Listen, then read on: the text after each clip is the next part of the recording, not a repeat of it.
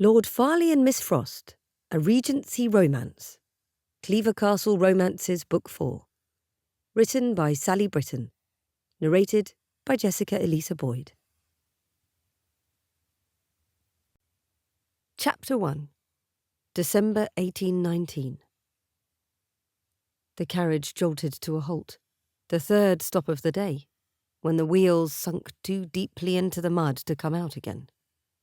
Isleen Frost winced while her mother closed her eyes and started whispering in Irish. Eileen's older brother Teague, Baron Dunmore, cast an apologetic smile to his mother. He winked at Isleen, who sat across from him, then gave a gentle tug to their younger sister's escaped curl. Fiona glowered at him as though holding poor Teague responsible for the state of the road. "We are nearly there, ladies. This will be the last time we stop, I'm near certain of it." He opened the carriage door, not waiting for the driver to jump down and inform the passengers that they must all climb out again. Teague did not bother trying to avoid the deep muck. Dried mud already covered his boots nearly to their tops. Isleen looked down at her far less sturdy travelling boots and winced. The boots were fair ruined. Fiona grumbled. "This isn't much of an adventure." They'd tried to cheer Fiona when she'd discovered she'd spend the holiday away from her friends in Dublin by appealing to her exploratory nature. The 10-year-old wouldn't be happy until she set sail across an ocean or climbed the Alps. She inhaled adventure novels as some would their favourite pastries. Their brother held out his hands to help Isleen jump from the carriage. Then he swung her over to the higher and dry rise of earth beside the road. She gave him a thankful smile as she put her hand atop her head to adjust her bonnet. Then she peered uphill, her view filled with trees and not much else. There was supposed to be a castle at the top of one of these hills. The tree-lined road made it impossible to spy the edifice, though she'd been searching for it through her window since they'd entered Vale of Clairvoir. Apparently, approaching from the south meant the castle hid behind trees until one was only 100 yards away from it. Maher came down the carriage step next, and Teague swung her to the same little rise as Isleen. Neither of them complained, though Isleen could guess well enough what they were all thinking. They ought to have stayed in Dublin for Christmas, and remained in Ireland until Parliament reconvened in January. But when the Duke of Montfort invited an Irish representative to his home for Christmas and Twelfth Night celebrations, folly alone would keep that Irishman from attending. It took time enough for England to grant any kind of support, thanks to the bickering lords, to have their country's needs met. And the Irish had a long road yet to travel. Fiona made no such effort to bite her tongue. As soon as Teague had settled her boots on the dry dirt next to their mother, she heaved a large sigh. "Why must it be so wet and mucky?" "I am not sure mucky is a word, Fee," Isleen said before her mother could respond to the complaint. Teague spared Isleen a raise of his brows before he tromped to the back of the carriage to help the driver and the secondary coachman push. Lady Dunmore looked up at the grey-cast sky. "At least it isn't snowing." Isleen avoided adding the word yet to her mother's sentence, but barely.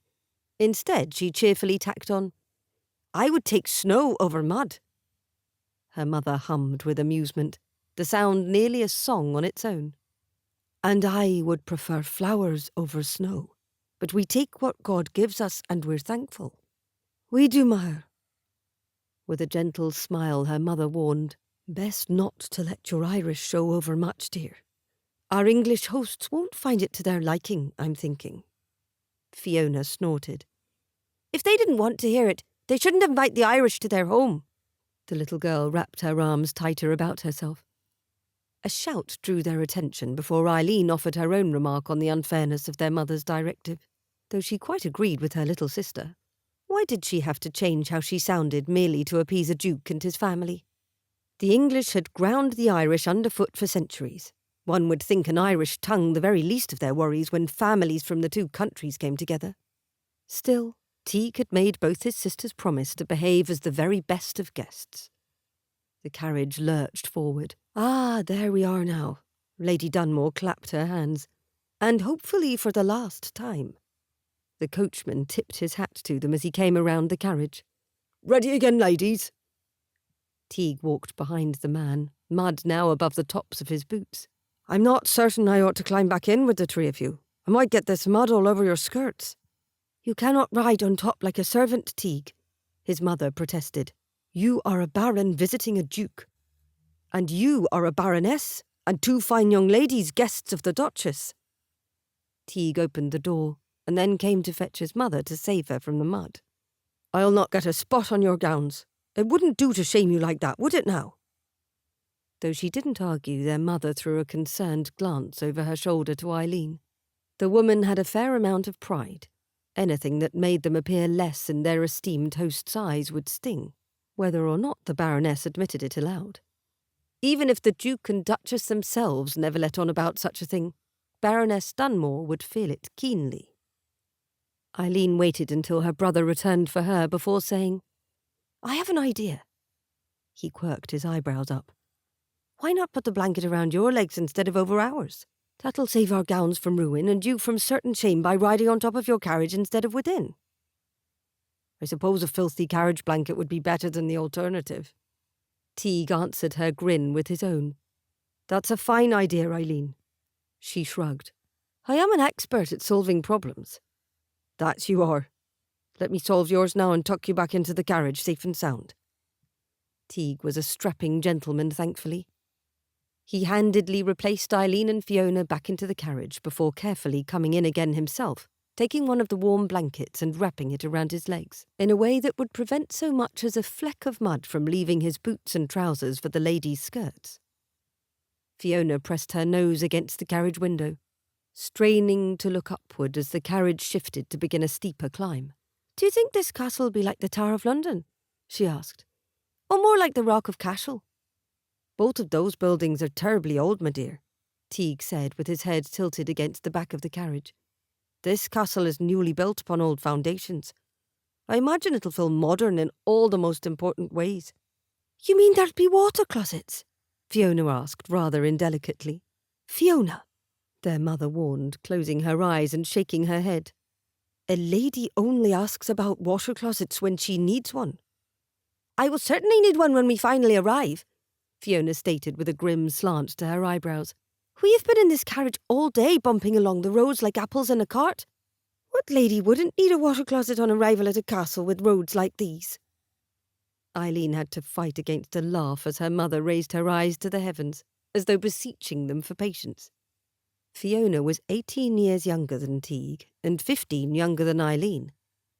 She'd been a late addition to their family, bringing great joy to their parents, but she'd also been spoiled rather more than was good for her. Thankfully, she had a kind nature overall. The long journey could be blamed for putting her out of sorts. We are nearly there, and once you've rested and had something to eat, I think you'll perk right up.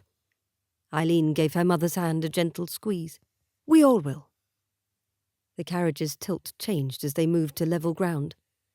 Isleen and Fiona moved as one to the windows and looked out. Isleen ignored her brother's amused chuckle. They had arrived at last. The carriage turned and neatly trimmed hedges came into view. And then a tower soaring above them. Then several smaller turrets, all of them with walls of bright yellow gold stone. The modern castle, despite its recent build, appeared quite medieval. What had she heard her brother call the style? Gothic revival. With the blue sky bright behind it, and the green lawn stretching away from the stone walls, she'd never seen a castle look more cheerful. Indeed, it made her think of summer and warmth, even though she wore gloves to protect her fingers from the December air. It looks like a fairy tale, Fiona whispered with reverence. The carriage horses walked with lighter steps up the gravel and stone drive and into a part of the castle itself. They entered a portico that offered protection from the elements for weary travellers. The sound of the horses' hooves echoed in the open stone chamber as the vehicle came to a gentle stop. Suddenly, Isleen felt quite small. Their family home in the country was nothing like this, and the house where they spent most of their time in Dublin could likely fit inside the main tower of Castle Clairvoir with room to spare. From the outside, the Duke of Montfort's seat of power was as imposing as it was beautiful. What would she find within? Hopefully just enough adventure to keep Fiona entertained, but not so much that she traded in being a respectable young woman to be a piratical maiden. A servant dressed in the Duke's livery opened the carriage door and bowed, allowing her brother to step out first and then take each of the women by the hand and assist them down to the ground. Isleen looked up at the long corridor before them, with windows high and bright, shields and tapestries hanging on the walls, along with rows and rows of swords. At the end of the hall a cannon pointed their way. Not the most welcoming sight, but certainly a statement of power, she thought. Then allowed herself to count the number of liveried footmen and starched-aproned housemaids standing along the corridor.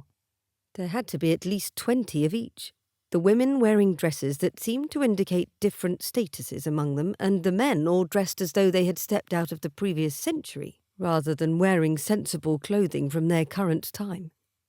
The servants at the farthest end from where they entered were the best dressed for certain, which marked them high in the household pecking order. Isleen couldn't help sorting out what she knew of the Duke of Montfort and what this display of wealth might mean. Her brother wasn't a high-ranking member of the peerage. A baron put him nearly at the level of the untitled. There was no need, therefore, to impress or intimidate someone of his status. Add to that his Irishness, and most Englishmen of rank would snub him. This wasn't a snub, or a show of power.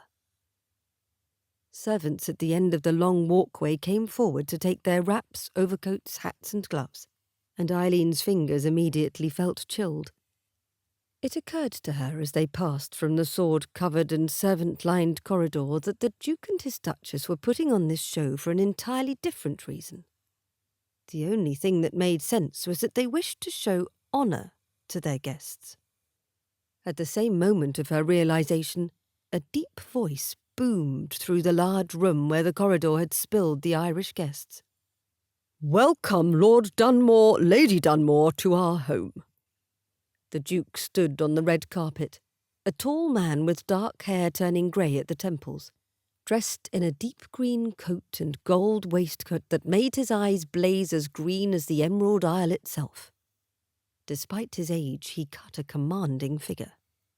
The floor around the carpet looked like a giant chessboard, black and white marble squares stretched in all directions, and 2 hearths large enough to roast a pair of boars blazed on either side of the room. The fires kept the room from falling to the low temperatures outside, but they wouldn't warm Eileen's hands from their respective places in the room. "Thank you, Your Grace." Teague hadn't stopped walking, nor had her mother. Fiona had to give her a poke to the small of her back before she realised she'd fallen 3 steps behind. Someone giggled, only to be immediately shushed. Isleen kept her chin high and a smile on her lips. Her gaze immediately found the source of the giggle. A boy near Fiona's age stood at the end of the Duke's family line. The girl next to him had shushed him, and she smiled kindly when Eileen's gaze met hers. The Duke spoke again, and Isleen forced herself to stop gawping at the finery like a country bumpkin and pay attention to a man with nearly as much power as the regent himself. "I am honoured by your acceptance of our invitation, Lord Dunmore.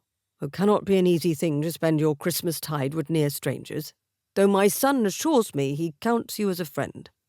Will you introduce your family?" "With pleasure, Your Grace. We are honoured to be welcomed into your home. This is my mother, Lady Dunmore." "An honour, Your Grace." Maher's polished curtsy left nothing to be desired.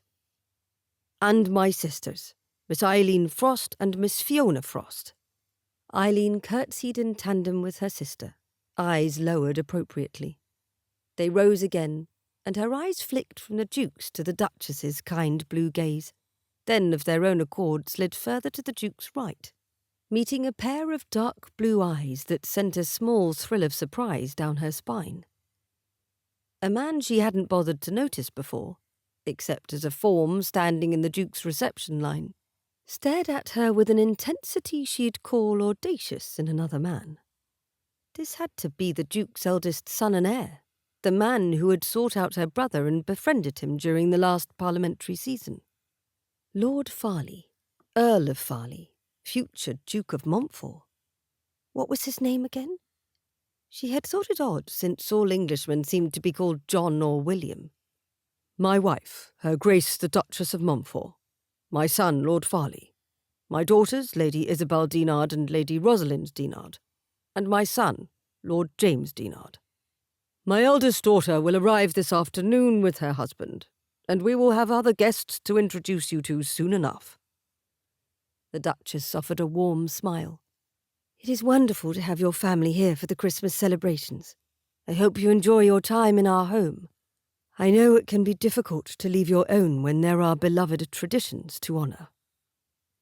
It is a delight to be here, Your Grace, Mahur said with sincerity. Thank you for thinking to invite us. Fiona shifted her weight from one foot to the other, and Isleen quite suddenly recalled her sister's carriage conversation regarding water closets. She tried to subtly take her sister's hand to offer a squeeze, the only reminder she could give to exercise patience when a duke and his family stood on such ceremony to welcome them. Her gaze wandered as those bearing titles continued to make the usual sort of conversation people would upon introductions and welcomes. Suits of armour stood between pillars above the staircase that led up and into the castle.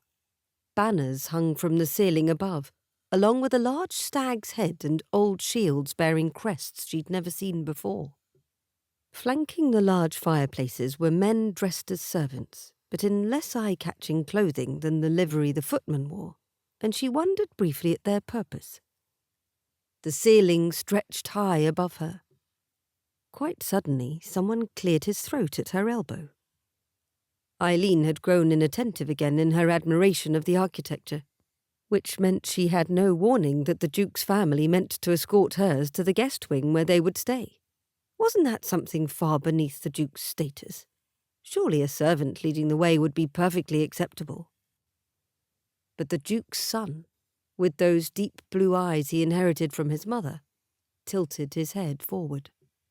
No smile touched his lips as he held his arm out to her. Miss Frost, may I escort you upstairs? Isleen saw in an instant that the Duke himself already led her mother to the first step of the elegant staircase, with her brother escorting the Duchess, which left her to be on the arm of the heir, while the younger siblings followed behind. Of course. She laid her hand upon his forearm. Thank you. Belatedly she forced a tight-lipped smile. He must think her backward and strange to catch her gawking at his family's entryway as though it were the king's own palace. She'd been in grand palaces before, but had apparently hidden her awe much better. Already she had failed. She hadn't wanted to give anyone in the Duke's family reason to think less of her own. Isleen ground her teeth together and plotted her way out of the poor first impression she'd given the heir to the Duke. Simon hadn't meant to startle Miss Frost, but she'd not been paying any attention to the flow of conversation around her, which amused him somewhat. Most young ladies, when introduced to his family and to him, pretended that every word flowing from a member of the Duke's kin was as intoxicating as it was fascinating. And here Miss Frost had practically ignored them all. Perhaps she had another game in mind. Most single women he met had one plan or another to gain his attention, or, in less honourable circumstances, his father's. Do you like the castle? He asked, his tone flat and eyes forward rather than upon her as he spoke. Simon Dinard, Earl of Farleigh, knew his duty when his parents invited guests into their home, especially with these particular guests. His father had wanted to meet Lord Dunmore ever since the man's appointment to the House of Lords. Simon had a duty to his parents' guests to see to their comfort, and to escort Miss Frost from one room to the next until a lady of higher rank arrived at the castle, or until his brother-in-law and best friend Sir Andrew arrived to take over that duty. Miss Frost must have heard something of his suspicions in his tone. She tilted her chin up and offered him a smile with a lot of teeth. "I find I do. It won't be difficult to enjoy our stay given the beauty of the castle. I understand your mother had her hand in its design. I hope she will not mind sharing how such things came to her mind as a fireplace without a chimney." He blinked and glanced down at her. "Not everyone notices that. You have a keen eye, Miss Frost." Was it his mother she wished to impress for social gain? It was a lesser-used tactic, but he'd seen it before. She gave a tight nod. "Have you been to Dublin, Lord Farleigh?" "Yes, I spent the better part of a year at our family's holdings in Ireland. Dublin is where I first met your brother." The abrupt change of topic didn't put him off the scent. He'd know soon enough if she meant to be more than a well-behaved guest. "Then you know how grand the cathedrals, castles and estates are where I come from." She raised her chin a notch. "I can admire the work that goes into creating fine buildings, both ancient and modern." "So it would seem." He couldn't keep the amusement out of his voice this time. She would speak to his mother then, and hope to win the Duchess's favour.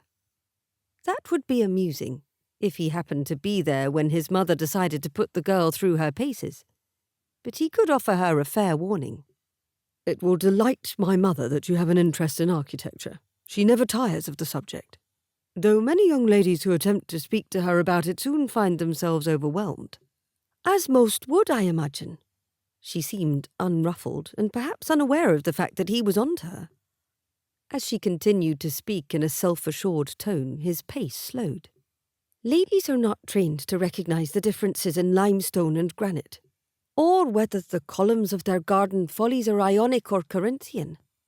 I myself have only found a recent interest in the subject, when I discovered how closely art, fashion and buildings follow such things as religious transformation or the transference of political power." Simon took a moment to sort through her words, then stopped completely in his tracks. No one noticed that he and Miss Frost had ceased moving. His parents were several steps further down the corridor of the guest wing, in the middle of their own conversations. His younger siblings had already turned a corner to take Miss Fiona to the nursery rooms where most children stayed until they were old enough to sit with the adults at dinner. Isabel had only just claimed that right, but she'd still take any nursery guests in hand until she was presented at court. He opened his mouth to respond to her, then closed it again, and couldn't help frowning. He'd never heard a woman of her age speak of the transference of political power. No one saw the way Miss Frost stared up at him, her eyebrows raised in challenge. Her eyes themselves, a shade of brown so dark it reminded him of rich earth and black coffee, sparkled with indignation, as though he had offered her some sort of insult. "The Irish are capable of producing well-educated women, my lord," she said, her voice soft so it would not carry past the two of them. "You needn't worry that I'll falter in conversation with anyone, even a duchess." Her directness startled his next words out of him. "That isn't what I meant." And then he wanted to kick himself, because her head canted to one side and she narrowed her eyes at him. He'd thought her only interested in impressing his mother, or him, but she seemed to hold no interest in gaining anyone's regard at that moment. "Then what did you mean?" He jerked his chin upward, resetting his posture. Women didn't talk to him like that. At least most of them didn't. He supposed his sisters did, and Emma, who might as well have been a fourth sister to him. Must he admit to Miss Frost he'd been certain she meant to set her sights on his mother for her own gain? That wouldn't be polite or acceptable coming from a gentleman, let alone a duke's son. "Lord Farleigh?" she repeated, expression unchanged. Her determination to catch him out on his poor manners rankled, but with good reason. She was in the right. "Will you not clarify what you meant?" "It was nothing of importance," he said, then added before she could question him again. "We've fallen behind the others. I'm sorry for delaying your rest, Miss Frost." Her expression clearly shared that she knew his excuse for what it was, a diversionary tactic. I am perfectly content with our pace, my lord. Then she turned away, letting her eyes wander the walls as he walked with her down the corridor past portraits of ancestors and thin tables covered in candlesticks, flowers from the hothouse, and small treasures from his parents' travels. Her genuine interest in her surroundings made Simon wonder if he'd miscalculated in his assumptions. Miss Frost might not have any interest in him or climbing higher up the social ladder. Considering what Simon knew of Lord Dunmore, it wasn't so difficult to imagine his sister sharing a similar disposition. "Are you not eager to see your quarters?" Simon asked, keeping his gaze ahead. "My mother chose your room herself." "How kind of her." Miss Frost sounded not in the least impressed. Had he offended her? In the first quarter hour of their acquaintance? He couldn't recall ever managing such a feat before. "Your rooms overlook the gardens, I believe." The woman nodded once, and when she responded her tone remained cool. "That sounds lovely." Yes, he'd offended her, though not with his actual unvoiced thoughts. She had taken exception to his challenge of her knowledge, and bristled up like a hedgehog. They arrived at the guest wing as his parents turned and walked toward them, having seen their other guests settled in comfortably. His mother's eyebrows were raised, but his father appeared his usual steady self. The Duke rarely gave away his thoughts by his expression.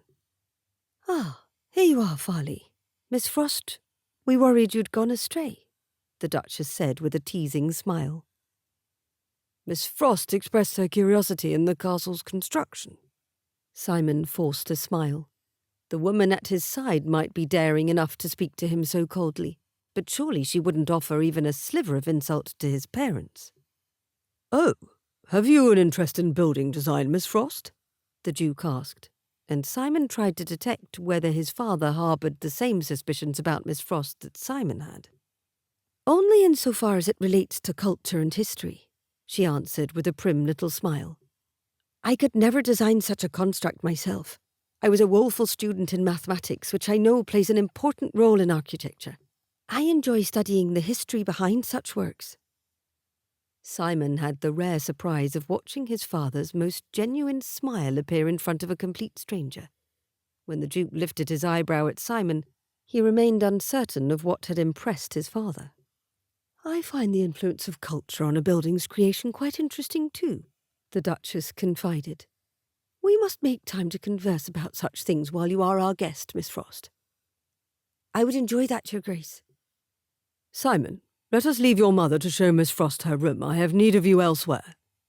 The Duke bowed to the women, and Miss Frost curtsied low as Simon and his father took their leave. As soon as they were safely away from the women, the Duke spoke. "You aren't usually distracted by our guest, son?"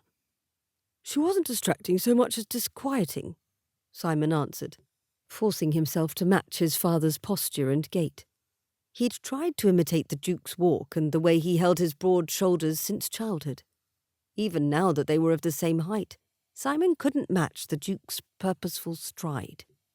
"Really? In what way?" the Duke asked. "She seems an ordinary enough sort of young lady." Black hair, brown eyes, and fair skin might sound ordinary, Simon supposed. But there was more to Miss Frost than that. Her heart-shaped face and slim build were enough for most men to declare her pretty. Simon admitted such with ease, though not out loud to his father. But there was something more than that. A fire in her eyes that set her apart. "She is quite forthright," Simon said at last, unable to think of a better way to describe the effect she'd had on him. "And I have the feeling she's not easily impressed." At this the Duke chuckled, and Simon could have sworn his father muttered, "The ladies most worth impressing never are." The Duke quickly changed subject, however. "Your sister and Sir Andrew arrive in a few hours, returning with your grandmother. Emma comes with her ambassador the day after next. Do you think you can manage the amusement of our more youthful guests until then?" "Of course, father." "Excellent." They were going to the library in the Duke's personal office. Simon didn't ask why, and his patience was rewarded the moment they stepped inside. 2 members of the Duke's guard waited within, standing at attention. Captain Rockwell had served under the Duke for decades, beginning his place as a guard to the Duchess. The younger man standing beside him, Sterling, was the most likely candidate to one day take Rockwell's place. Sterling had spent the majority of his time on duty watching after the now-wed Lady Josephine. Now he acted as second in command. "Rockwell, Sterling, what have you to report on our new arrivals?" The Duke didn't mean the Baron's family, but the servants. The Baron's servants had arrived earlier that morning, as was typical. Generally, servants from other households poured into the castle ahead of their employers. Most of them would never know or guess that the Duke employed a number of trained soldiers whose purpose was to protect the family and castle from all threats, within and without. In Simon's lifetime, they'd only needed that kind of protection a handful of times. In the last year, with the political unrest that had led to a violent and deadly massacre in Manchester 3 months before, the Duke had grown more serious about the guard's place in his home. "Nothing stands out as unusual at this point, Your Grace," Rockwell announced. "Though it's early days yet, most of the servants will keep to themselves until they're more comfortable in the common areas." "And you, Sterling? What have you to report?" the Duke asked. Rockwell commanded all the guards, but Sterling possessed a natural charm that made it easier for him to form new friendships with other servants. "I agree with the captain, Your Grace. There are no signs of trouble as of yet." "Thank you. I'm most concerned about the male servants," the Duke added, "and their political leanings. If anyone has connection to the Lancashire movement, I want them watched carefully." In the days since the St. Peter's Fields incident, more than one man had sworn that the politicians of England would have vengeance visited upon them. It didn't matter that the Duke was one of the few who championed the people's needs. He was still a Duke, and a strong symbol of noble rule over the people. Political agitators had attacked the Duke's carriage, with the Duchess inside, during the summer. The Duke dismissed the guards after asking a few more questions and ensuring they had what they needed for the coming weeks to see to their duties. That left Simon and the Duke alone in the office. "Simon, keep your eyes and ears open too, son," the Duke said as he relaxed into the chair behind his desk. "I cannot shake the feeling that we have not seen the last of violence. Our people are desperate in many respects." "Yes, father." Simon let the weight of the Duke's trust settle on his shoulders. All his life he'd trained to one day take the reins from his father. The Duke's family, lands, estates, and political responsibility would all fall to Simon, though he hoped it would be decades yet before he took his father's title. "But we can hope for a quiet Christmas." "With Josephine and Emma back under the castle roof?" the Duke asked, one eyebrow cocked upward. "Unlikely." Simon chuckled and took a seat across from his father. "You have missed them." "I have." The Duke steepled his fingers together before him. "Do you think our Irish guests will feel at home during the celebrations? It has been a decade or more since I spent a Christmas in Ireland. I confess I cannot remember much of the traditions I experienced there." "I am certain they will enjoy our English hospitality, father." Simon tapped the arm of the chair as he spoke. "I can ask Lord Dunmore what we might do to help his mother and sisters enjoy their time here. Perhaps incorporating some of their traditions with our own." "A good idea. I am pleased how well your friendship has progressed with Dunmore. He is an intelligent man, but not too solemn to enjoy a conversation." "Andrew will like him," Simon added with a grin. "Dunmore has a keen sense of humour, so I feel the two of them will get on well." At his father's request, Simon had made a point of searching out and befriending the Baron in order to extend this invitation to Castle Clairvoir. Simon knew what was at stake politically, and he knew what his father expected of him. He'd agreed to keep Lord Dunmore and the elder of his 2 sisters amused, at least until Josephine arrived to take charge. He'd genuinely come to like Lord Dunmore. The man had a good head on his shoulders, didn't show a temper, and had a sense of humour that made him easy to be around. Simon hadn't imagined the sister might be the same. His own sisters and he were nothing alike in temperaments. Simon rose to take his leave. "If you have need of me, father, I will be in the saloon." "Simon," his father called as Simon's hand touched the door handle. He turned to face his father. Good luck with Miss Frost." Given the way his father smiled at him, Simon thought it best not to question what the Duke meant. His father rarely teased his children, but it was best to leave off speaking about any single young women. Simon kept his response to a mere bow, then went on his way. Good luck with Miss Frost. He was a duke's son. He didn't need to impress anyone, nor did he need luck, especially where a temporary house guest was concerned. Simon had too much else to worry about. Miss Frost was the least of his concerns. Chapter 2. Isleen's annoyance with the handsome and arrogant, smug, proud, irritating Lord Farleigh diminished somewhat as she rested in her well-appointed guest bedroom. By the time she rose to prepare for dinner, the Irishwoman had sorted him out. She, not the lordling, had equated his indifferent tone and treatment with her place of origin. He hadn't said a word against Ireland, nor had Teague made it seem as though either the Duke or his heir were prejudiced against Dubliners. She slipped into the gown Darry, her maid, had pressed for the evening, admiring the fabric even as she eviscerated a certain nobleman in her thoughts. Lord Farleigh had stated that young women were overwhelmed by his mother's knowledge of building. He hadn't actually said anything directly about her Irishness causing an intellectual lack, though casting dispersions on her sex certainly did him no credit. Men thought themselves so clever when they put women down, and it always disappointed her. A man like Lord Farleigh, with such a clever mother, ought to know better. Obviously, the man needed work when it came to his view on female intelligence. Since that wasn't her responsibility, not in the least, Isleen dismissed the Earl from her mind and focused on pleasanter things. Isleen wore a gown of deep blue, the material thick and warm despite her bare arms.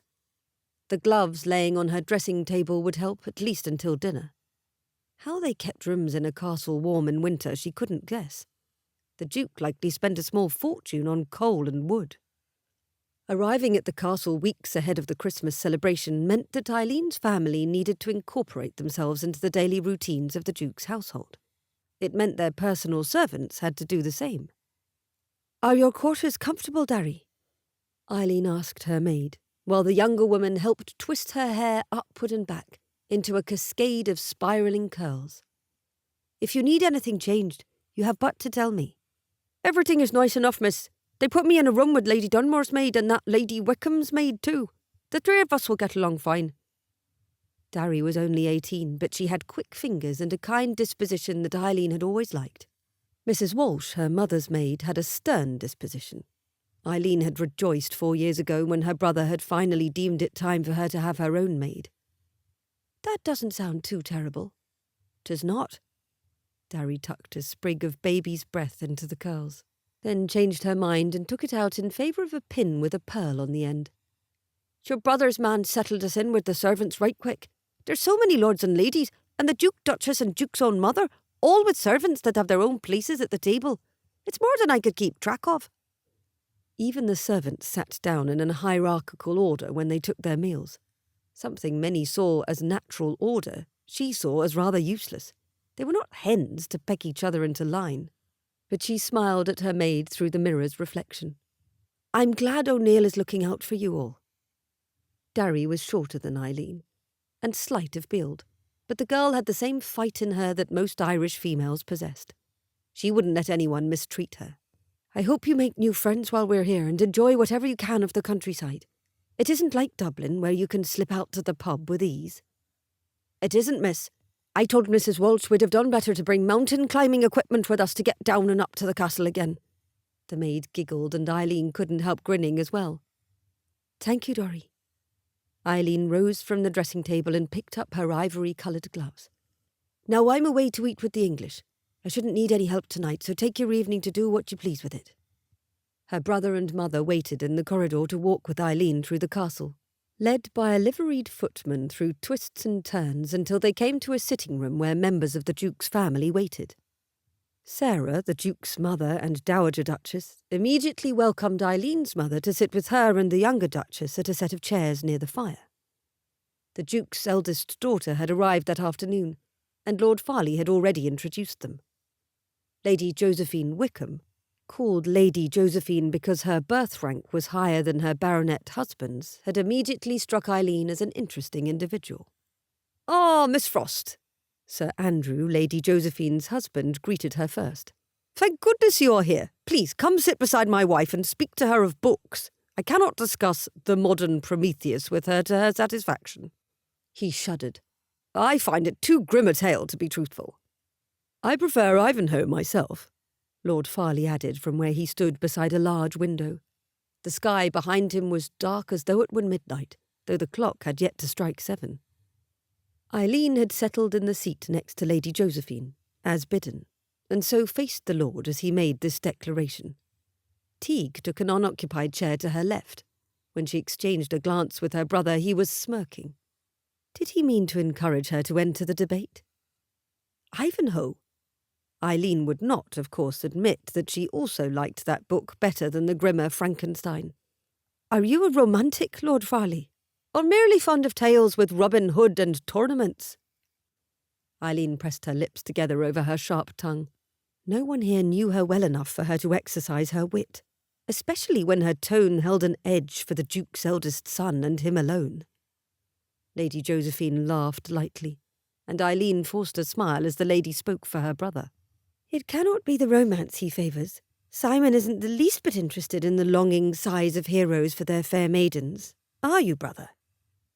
The Earl shrugged one shoulder and smirked at his sister. "I would have said the same of your baronet, yet he turned traitor to bachelorhood the moment you gave him leave to court you." The banter the three of them exchanged testified of a long friendship. Though Sir Andrew and his wife were newly wed, the baronet possessed an easiness with them that could only be born of a long acquaintance. Sir Andrew's grin turned crooked. "I cannot let you blame Josephine for my defection. Not entirely. Bachelorhood is quite dull, it turns out. I much prefer married life." "Do you hear that, Dunmore?" the Duke's heir asked, one eyebrow raised. "This traitor thinks our lives dull." Teague raised both hands in an attitude of defence. "I have no wish to argue against matrimony, Lord Farleigh, and I would never dare tell a lady she is wrong on such a subject." He nodded deeply to Lady Josephine. "You have my support in your argument, my lady." "There you have it." Lady Josephine grinned in triumph. "Bachelorhood is dull, matrimony is the highest order of life, and you, my dear brother, would do well to note such a thing as truth." Lord Farleigh groaned and rubbed at his forehead as though vexed by his sister's words. Strangely enough, it was to her he seemed to address his next question. "Why is it when people you know marry, they must go about insisting everyone else do the same?" Isleen related well enough to that and spoke before she thought better of it. "My dearest friend in Ireland married at the beginning of summer. She has taken every opportunity to point me towards eligible bachelors ever since." She shuddered theatrically. "And while she is a perfect companion in almost every respect, her attempts at matchmaking have horrified me." "There you see." Lord Farleigh crossed his arms as though Eileen's words settled the matter. "Leave those of us still unfettered to find our own way, Josie." He drew himself up. "And if I prefer Ivanhoe actually doing something about the troubles he faces, rather than Victor Frankenstein, who spends the whole of his novel moping about the problem he created, that is my right." Even Isleen could see the spark ignite in Lady Josephine's eyes, and the lady drew in a breath before releasing a slew of words in support of the Frankenstein novel. Teague's jaw dropped open at one point during her literary lecture. Her husband propped his chin in his hand and listened with a crooked smile as though he adored every word that came out of her mouth, and her brother bristled with impatience. Or so it seemed, until he made eye contact with Isleen when Lady Josephine spoke about the true moral of the tale, and Isleen caught the glimmer of amusement in his eyes. The man actually enjoyed his sister's diatribe. "Now, dear wife," Sir Andrew said when she paused for a breath, "you make excellent points on the fallen state of man. None of us can argue with you when it comes to literary matters. Not if we hope to win." "I am not arguing," she countered. I am stating my views. Then her cheeks pinked and she turned with wide eyes to Isleen. I am terribly sorry. This all started with asking you for your opinion. I've prattled on most self-indulgently. I have not minded, Isleen assured the younger woman. I'm fascinated. I suppose I must admit that I didn't enjoy Frankenstein during my first reading. Now you have given me reason to try the novel again. Lord Farleigh's low chuckle preceded his dry statement. I would not willingly torture myself that way a second time. What had happened to the man he'd been during their last interaction? He no longer acted coolly or with indifference. Around his friends he appeared relaxed, amused, not the least bit prideful or even aloof. Pay him no attention, Lady Josephine said, giving Eileen's hand a pat even as she narrowed her eyes at her brother. We two will have fascinating literary conversations while he is still trumpeting about Robin Hood and Friar Tuck. Before anyone could respond to Lady Josephine's comment, the butler declared the table ready for them to dine. The shuffle began as the ladies each accepted escort through to the next room, except for Isleen. The Duchess had explained earlier in the day that they had invited the rector to keep the numbers even, but he had sent his regrets rather than acceptance. An uneven table might have made other hostesses miserable, but the Duchess had seemed troubled for Eileen's sake alone. But Isleen didn't mind following at the tail of the procession without escort. She'd never given much merit to the sillier parts of society's traditions. What did it matter who entered a room first or last? It simplified things when everyone was of nearly the same rank. The Duke escorted his mother, his son escorted the Duchess, which meant Teague escorted Lady Josephine, and Sir Andrew gave his arm to Eileen's mother.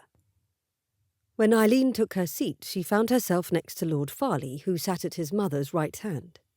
She slipped her silken glove from one arm and then the other, laying them across her lap before taking up her spoon. The feast laid out before them would be considered modest by the wealthiest members of society, but Isleen couldn't help feeling rather impressed. Chestnut stuffed pheasant, glistening rolls, jellies, roasted vegetables in many hues, and more stretched from one side of the table to the other. Boats of gravy and plates of butter were within easy reach of everyone, and the food still steamed as though it had arrived from the kitchen at that exact moment. She hoped the kitchen staff ate after the family, otherwise the food might well go to waste. Lord Farleigh served Isleen from their nearest platters, then answered a question from his mother. He was quite attentive to both of them before serving himself. Once his own plate was full, he turned toward Isleen with a determined gleam in his blue eyes. I hope you don't mind our literary argument, Miss Frost. My sister and I have had a long history of reading the same books merely to debate them later. Her friend, the former Miss Arlen, and Sir Andrew also took part in those battles. We forget ourselves in company from time to time. I found the conversation stimulating, she admitted with a tiny lift of one shoulder. Holding Lord Farleigh to the first impression he made no longer seemed fair, especially since she had made a poor presentation too, first by gawking and then by challenging his opinion of her quite rudely. Seeing him interact with his sister and friend had made him far more likeable, and deserving of another chance. You never told us which of the two novels you favour. If I promise not to reveal the secret to anyone else, will you confide it to me? The tilt of his head to one side betrayed his curiosity, and one corner of his mouth crept upward. Perhaps he was much friendlier than she had thought. I think it best I do not declare a favourite, as I'm so new to your household. I have no wish to pick a side until I know what both have to offer. Are you a politician, like your brother? No, merely cautious in declaring my allegiances. She gave attention to her meal when Lord Farleigh's sister asked him a question from across the table. Whatever the Duke paid his cook, it certainly wasn't enough. Every bite of the meal was delicious. A variety of sauces made the tenderest fowl rich to the taste, while rosemary, thyme, and hints of spices she didn't have names for made the roasted vegetables as much a treat as the fruit-flavoured jellies. The conversation flowed freely around her as the Duke's family spoke with informality of the happenings at the castle and the nearest village, Lambthorpe. It was amid the general chatter that Lord Farleigh leaned closer to her to say, in that same low voice as before, Miss Frost, I hope you don't mind my presumption. Earlier today I think I said something that made you cross with me. If that is the case, I apologise for it." An heir to a dukedom, apologising to her? She nearly choked on the bite of potato in her mouth. She had to cover her lips with her napkin while looking at him askance. Yes, she had misjudged him. Once certain no unladylike coughing fit would take hold, Isleen answered him. "I think I was cross when I arrived at your doorstep, my lord." The admittance cost her nothing and was the truth. "We had travelled a long way, and I was more sensitive than I had reason to be. I likely didn't make a fair impression on you either." The man's smile remained somewhat crooked. "As a gentleman, I will insist you made the very best of impressions." "Come now, my lord. We both know I leapt on every word you said like an antagonised house cat. You were making conversation, and I took your remarks as a critique of my education." "Ah, is that what happened?" He seemed genuinely surprised, confirming all the more how horribly Isleen had misinterpreted him. "I didn't mean to do such a thing, Miss Frost. I would never question a lady's education or intelligence in that way." Isleen stared at him a moment, sorting through their exchange from earlier that day. "Then what, pray tell, were you trying to get at? I feel even more at sixes and sevens with that conversation." He blinked, and the man's face turned a shade more red than before. It was a good thing Eileen's mother sat at the other end of the table. She'd be mortified to see how easily her daughter had put a future duke to the blush. Simon hadn't expected Miss Frost to continue asking forthright questions.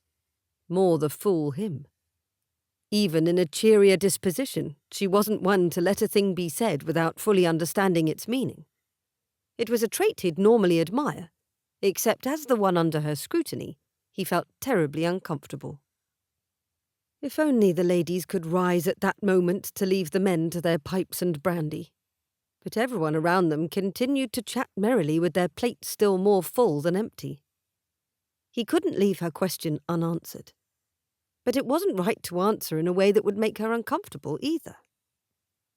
"I was merely trying to remain aloof," he said at last. Her eyebrows drew tightly together, creating a small crease between them. Aloof? What a strange thing to be when welcoming a guest. He could leave it at that.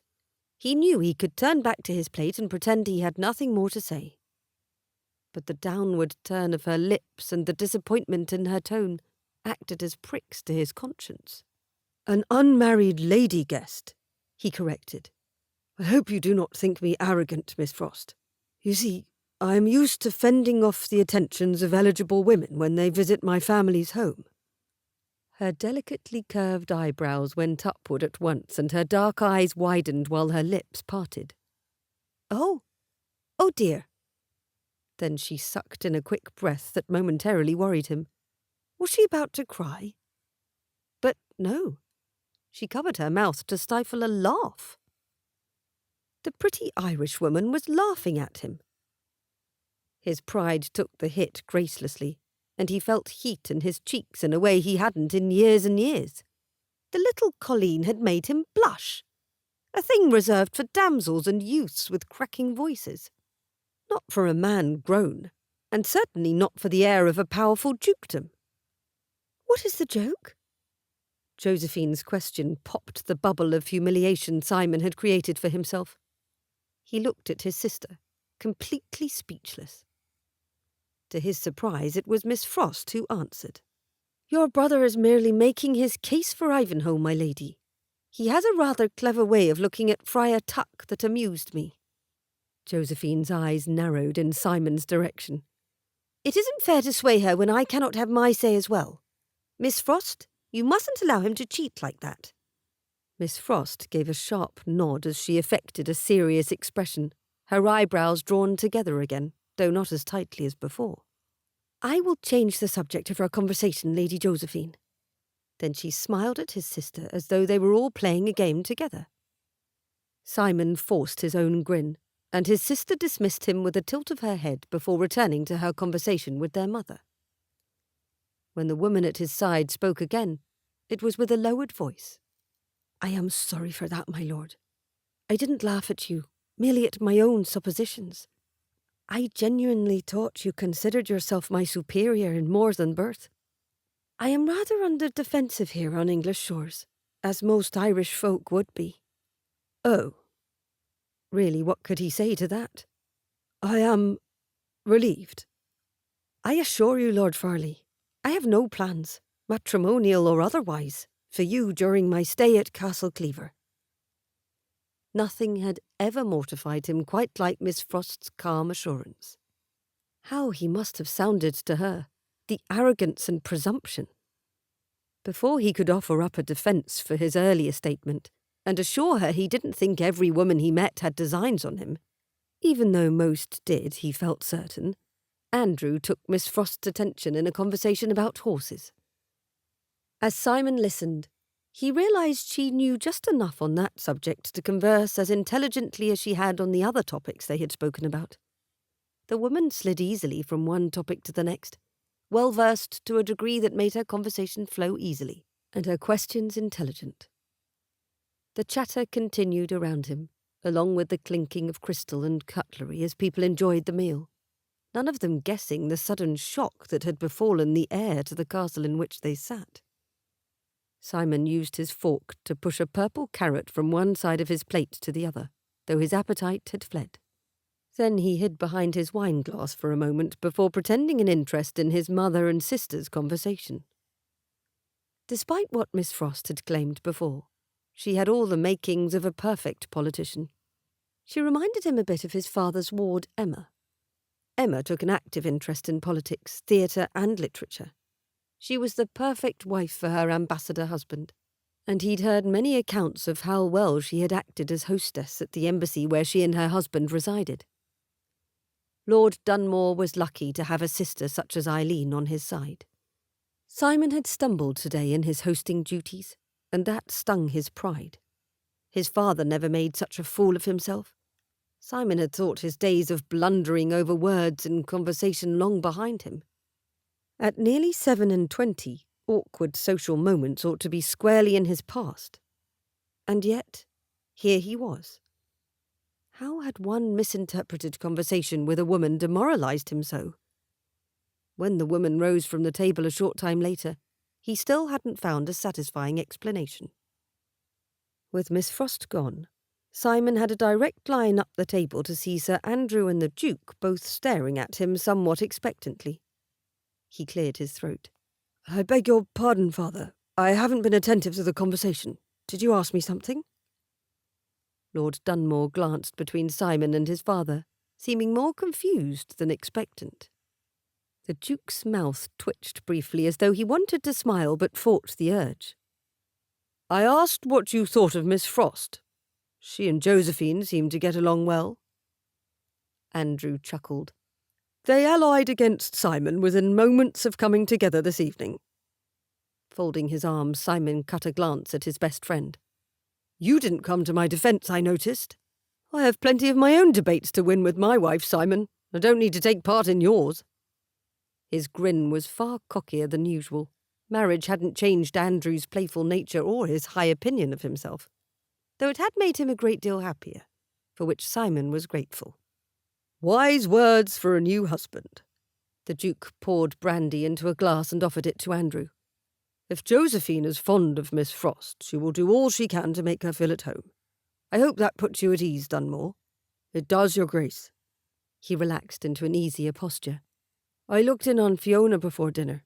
She seemed pleased with her welcome by your younger children." The Duke's smile warmed. "Good. I hope we give her a holiday she will fondly remember." He had a soft spot for children, Simon well knew. His father had always made a point of treating children, his own and any others he came upon, with respect and as though their words and feelings had value. Though the conversation moved through other topics that Simon ought to have paid attention to, especially given his place as heir, his mind snagged on Miss Frost's words. Rather like a wool scarf might stick on a protruding door handle, causing distress even if it did not cause damage. Why had the idea of setting her cap for him caused such mirth? And why did it bother him? People took him seriously. They always had. Even his own family treated him with respect when he stood as the heir to his father's title. His grandmother rarely even called him by his Christian name, insisting it was more appropriate to use his title. Somehow, and without looking like an even greater clod, he wanted to understand what had made his way of thinking so very absurd to the pretty Irishwoman. Chapter 3. At 11 o'clock the next morning, Josephine dragged Simon out of the library and down to the main floor. "I will not give this tour with Andrew," she said as she pulled him along. "You know how he likes to make up stories about our ancestors, and I cannot listen to his joke about great-grandfather Charles and the beagle again." "I thought you and Andrew couldn't get enough of one another's company," Simon said by way of complaint that he had been pulled away from his book. "Oh, I adore him. Do not mistake me on that matter. I merely do not wish our poor guests to bear witness to his ridiculous antics. If Emma had arrived already, I would ask her to join us. But as she is not here and Mother has the headache, so I am left with you." "You flatter me," he said, the words dry of all sincerity. They had arrived at the divided stair, and he could hear the voices of their guests in the guardroom where they had met the day before. Josephine pulled him to a stop, pretended to wipe his shoulders free of dust, then nodded at once. "Yes, I suppose you will have to do." Simon glowered. "You realise I am doing you a favour, Josie?" "Of course I do. But do you understand the favour I am doing for you?" she asked, nose wrinkled. "Whatever do you mean?" "You stared at Miss Frost most intently last evening after dinner, and you two seemed quite cosy during the meal, speaking in low voices so the rest of us could not eavesdrop upon your conversation." Simon took his sister's arm and pulled her farther away from the staircase, then whispered with urgency. "What are you talking about? Miss Frost? Surely you do not think I desire more time in her company than any other guests?" "Your attention was quite pointed," Josephine said, matching his tone. "And she is quite pretty.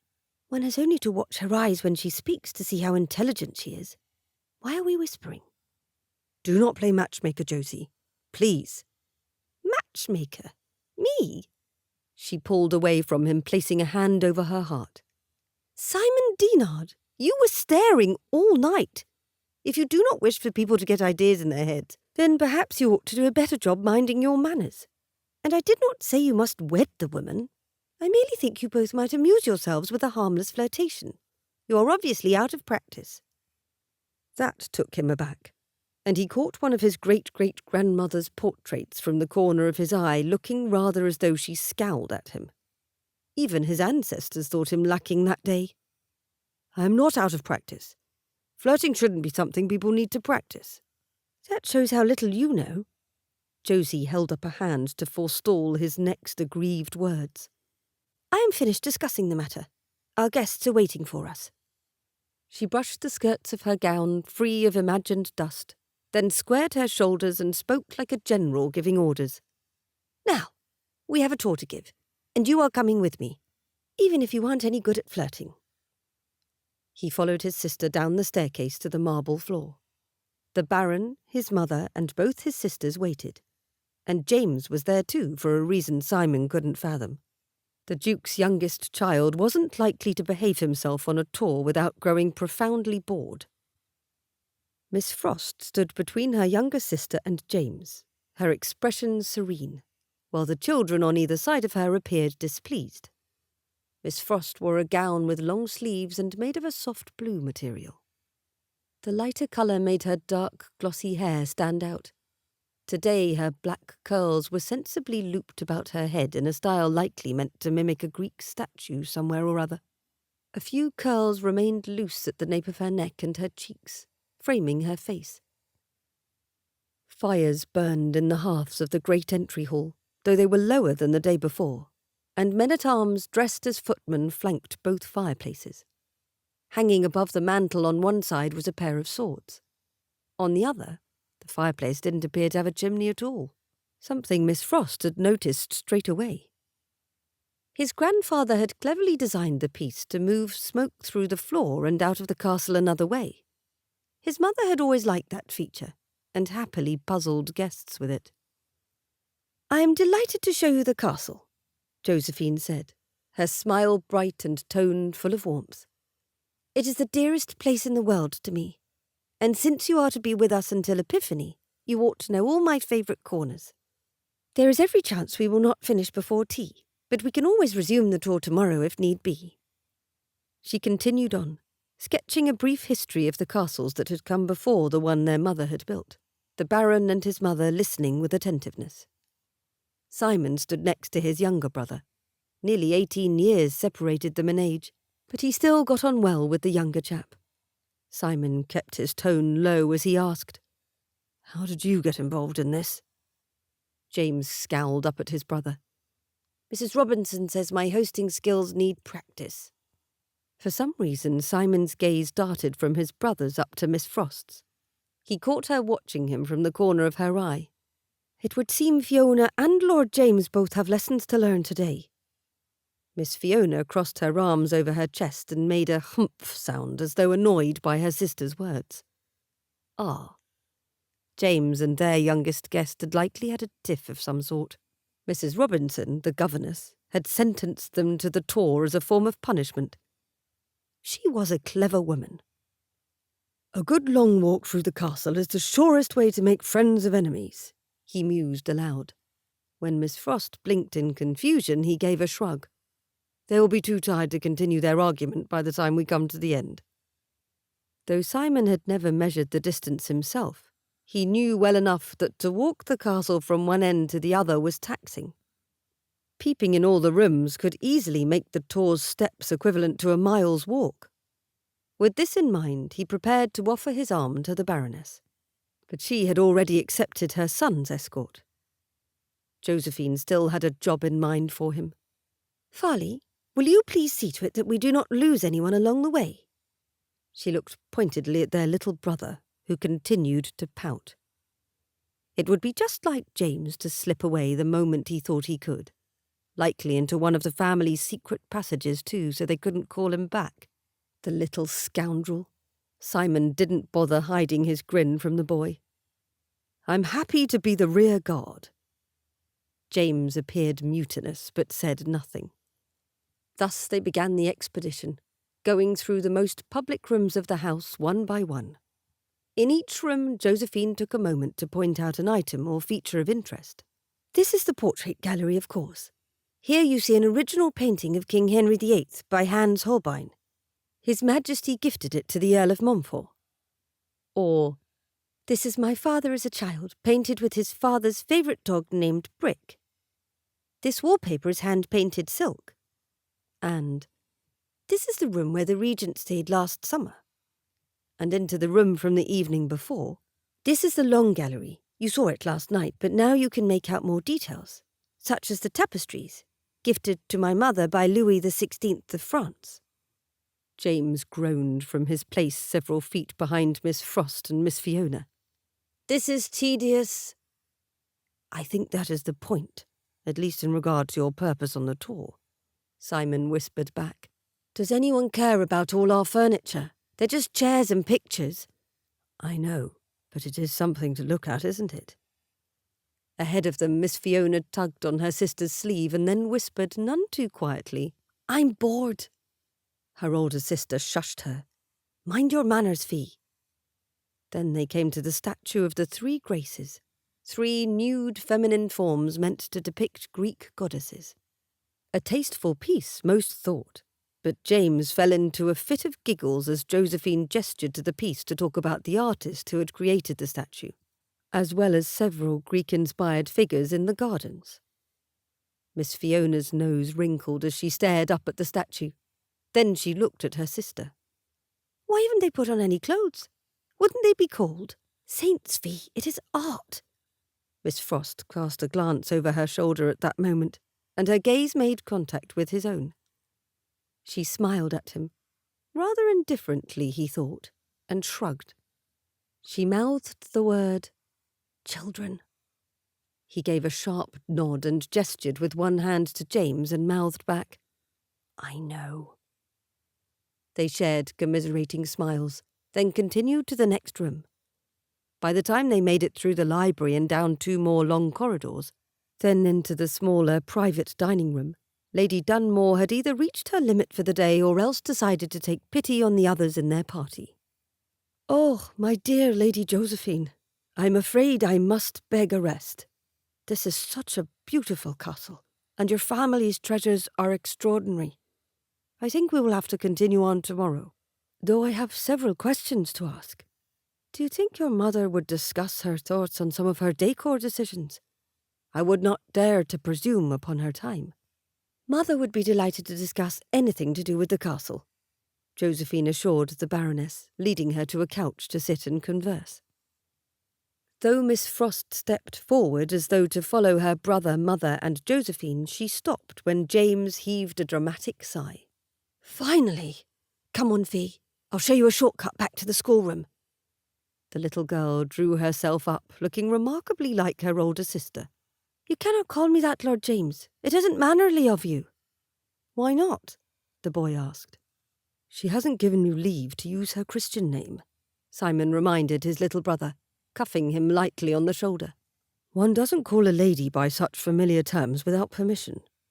"Oh, that," James scoffed. "Listen, you can call me James, but don't call me Jim. I had a tutor who did that once and I hated it. If you don't like Fee, I can call you Fiona, but Fee saves time." He used his thumb to indicate the door behind them. "But if you want to get out of here before they make us look at even more furniture, we should leave while Josephine is distracted." Simon checked to see how Miss Frost was taking this strange conversation, and found her biting her lip, her eyes dancing with amusement. Why was she only cheerful when he wasn't speaking with her? Puzzling woman. "Fine," Miss Fiona said with a put-upon sigh. "If you try to scare me with ghosts in the attic again, I'll call a banshee down on you." At that, Miss Frost gasped. "Fee, we do not jest about such things." She shrugged. "He told me his great-grandfather haunted the attic and cellars, and would chain me up in the dungeon if he caught me out after midnight." As ridiculous as that tale was, Simon had a difficult time sounding disapproving, even though it fell to him to take his brother to task. "James, is that how this started?" The boy shrugged, quite unconcerned. "Castles without ghost stories are boring, and we don't even have a dungeon." "That is beside the point." It was no wonder, Simon thought, that the governess had banished the two children from the schoolroom. Mrs. Robinson was a saint to put up with his brother's antics. Now an Irish girl was threatening them with a keening, ghostly creature that heralded misery and death. "Doesn't matter," James said, taking Miss Fiona by the hand. "Come along, Fee, before Simon lectures us too." He gave her a tug, and with a mighty sigh the girl followed him out the doorway and into some other mischief. Miss Frost stepped beside Simon, watching the two run down the corridor. "Should we go after them?" she asked, laughter in her voice. "Or trust that he will not find an attic in which to lock her up? Of course, she's as likely to pretend at laying a fairy curse on him as anything." "If she is as feral as he is, I cannot see any harm in them disappearing together." "Can you not?" Miss Frost canted her head to the side and eyed him with obvious amusement. "Even if they are not a threat to each other, imagine the havoc they could cause in a castle this size." His lips twitched. "Shall we go after them?" "I think we must take our chances on them behaving themselves." Her smile reappeared. "Lord Farleigh, you differ greatly from what I thought when I met you yesterday." "Oh?" Simon looked down at himself, then up again at her. "I feel the same as I was then." "You struck me as rather pompous," she said without hesitation. "And then quite presumptuous at dinner."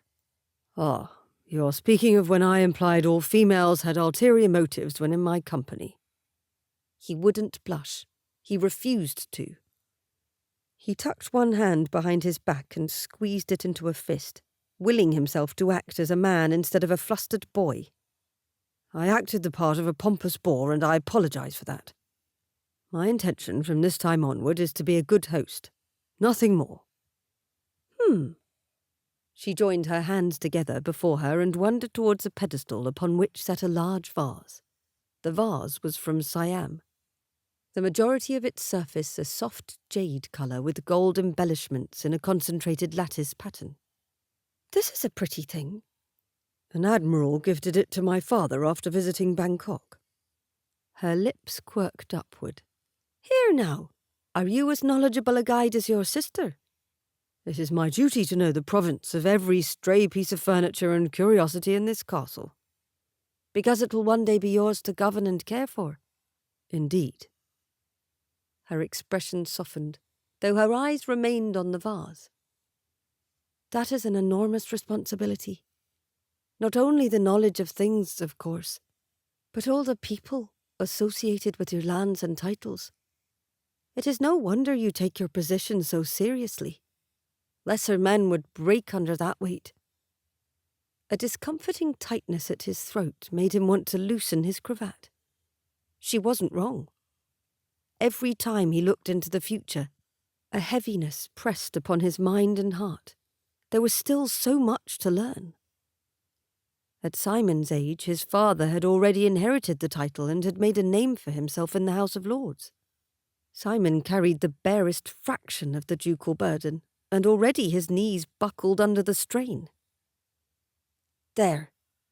Miss Frost's gentle tone pulled him from his bleak thoughts. "There's the man I met yesterday. All seriousness." He found her dark eyes trained upon him, her eyebrows lifted. Josephine's voice pulled Miss Frost's attention away. "Miss Frost, we've not yet seen the library. Your mother must be allowed to rest, of course, but I'd be happy to show you where you might find a book or two, if you need a way to pass the time. Do you have an interest in seeing the library?" "I do." Miss Frost turned away from him, and as she approached his sister, Simon considered her words. All seriousness. Lesser men would break under the weight of his future. All of it would be his to govern and care for. No longer needed as a secondary tour guide, Simon yielded to his sudden impulse to flee and left the room without looking back. Had anyone dared address him about what was to come when he inherited? Not really. Except for a few ill-informed ladies who thought bringing up the fact that his father's death would make him a powerful man would somehow endear Simon to them. No one talked about what it would mean to him personally. Simon's father prepared him for his future role, of course. The Duke hadn't explicitly stated, "I will die and you must carry on as I have." But it was implied in every interaction. Had always been implied. His father loomed large in Simon's mind, as the Duke did in life. He was as complex a man as he was powerful, and he wielded his influence with the same precision as a master swordsman would a rapier. No matter how he tried, Simon remained in the Duke's shadow, trying to mimic a man he loved and admired. Yet fear remained and haunted his dreams that he would never achieve the standard set by Gregory Dinard, the Duke of Montfort. Chapter 4. 2 English duchesses, a Sicilian contessa, an Irish baroness, a baronetess, and a mere Irish miss, sat together in the Elizabethan saloon. Isleen smiled at her lap. There ought to be either a joke or a mathematical equation at hand. Though she had sat in company with ladies of varying titles before, it had never occurred to her how often those of even higher status had to remember whom outranked whom. "Miss Frost, I hope you are not sitting in a draught so far from the fire," the Dowager Duchess said rather than asked. "Thank you, Your Grace. I am comfortable here." As the lowest-ranking member of the women's party, Isleen needed only to remember she must defer to everyone else, and speak when spoken to. "Would you like a shawl, Miss Frost?" Lady Attella, wife to the Sicilian ambassador to England, had arrived the day before. The Duke's household welcomed her and her husband as family, and the cheerful Contessa wasted no time in acquainting herself with Isleen. "There are dozens of hidden shawls tucked in nooks and crannies all over the castle at the ready." Isleen smoothed the arm of her gown down to her wrist. "I am quite comfortable, though I thank you for your concern." She exchanged a glance with her mother, who sat directly opposite the Dowager and near the hearth. The current Duke's Duchess sat in the chair beside hers. The Duchess held a sketchbook, while Eileen's mother worked on needlepoint. Lady Josephine rose from her place beside her grandmother to flank Isleen's other side, bringing with her the scent of jasmine and oranges. That put the three younger ladies on the opposite side of the rug from the others, giving them the ability to converse without their elders hearing. None of them had objects to keep their hands busy, though Isleen had been offered several little projects should she wish for them. The younger girls had accepted an invitation to join the adults too. Mrs. Robinson, the governess, had her two female charges and Fiona with her on the rug opposite the duchess's. They were all working at embroidery. Fiona had a mutinous look about her, but at a warning look from Isleen concentrated her efforts on her needle and thread. Conversation was the order of the day for Isleen's set. The two ladies on either side of her spoke with easy familiarity, soliciting Isleen's comment often enough that she didn't feel out of place.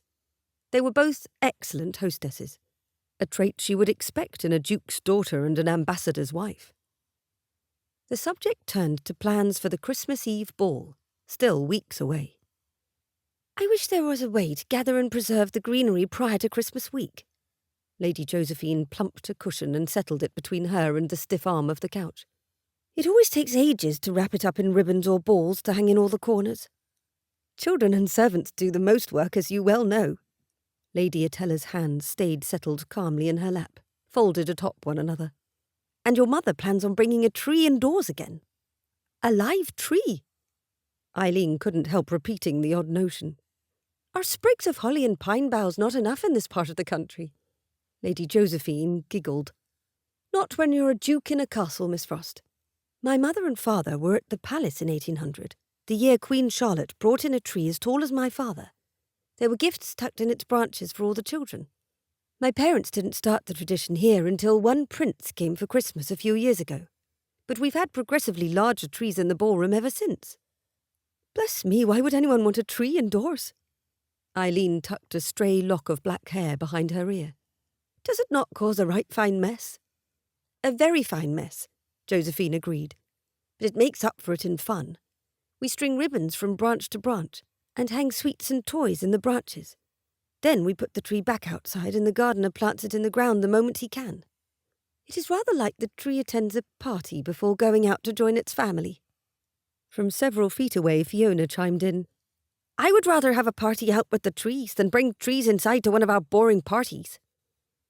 Mahur calmly gave a more powerful look toward Fiona than her older sister could manage. "You best mind your manners, Dove, or you will stay in the nursery for the best of the festivities." That made the little girl duck her head.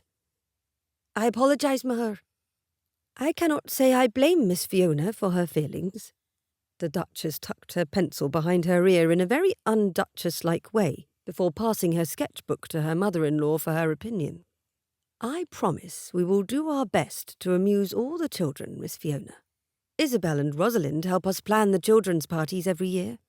I am certain they will include your ideas. Will you, dears?" "Yes, Mamma," both young ladies said, smiles upon their faces. Lady Rosalind, the younger of the two, bounced a little in her chair. "It will be ever so much fun, Fee. You will see." At last the little Irish colleen responded as she should to her betters. "Thank you, Your Grace. Lady Rosalind. I would like that." Her cheeks blazed scarlet, but she smiled as she lowered her gaze to her work. Lady Rosalind patted Fiona's hand and started talking with cheer about the games they had played the year before, kindly distracting Fiona from her embarrassment. In a lowered voice, Lady Josephine murmured to Isleen, "Your sister is a force, Miss Frost. I quite like her." "As do we when she minds her manners." At this remark, Lady Atella grinned brightly. "We were all her age once, and you haven't heard anything until you were at an event with James. Last year, after a recitation for guests, he had a frog in his pocket that took up a performance of its own. His Grace had to fight to keep from laughing." "A frog?" Isleen couldn't imagine the stoic Duke responding with humour to such an event. Then again, she did not know him very well. "What did your elder brother think of that?" She put the question to Lady Josephine, tipping her head to one side. "I cannot imagine someone as serious as he being best pleased with his brother's games." "Simon?" Lady Josephine blinked, then frowned. I cannot recall him acting put out by it. He used to be as mischievous as James. He and Sir Andrew were always running about the castle, playing jokes on people and performing the oddest pranks. They have done little of that in years. Lady Attella picked up a biscuit from the table before them, laden with treats of various sizes and sweetness. Simon hasn't, Lady Josephine corrected. Andrew is still determined to act the part of a jester whenever the opportunity presents itself. She spoke with affection rather than disapproval, which made Isleen wonder at the nature of her relationship and history with her baronet husband. Lady Attella tapped her finger on the arm of the couch. I suppose that is true enough. The last thing I remember Simon having his hand in was that time he moved all the mistletoe in the castle in the middle of the night. She shared an exasperated smile with Isleen. We had spent hours the previous day finding the right spot for each kissing ball, large and small.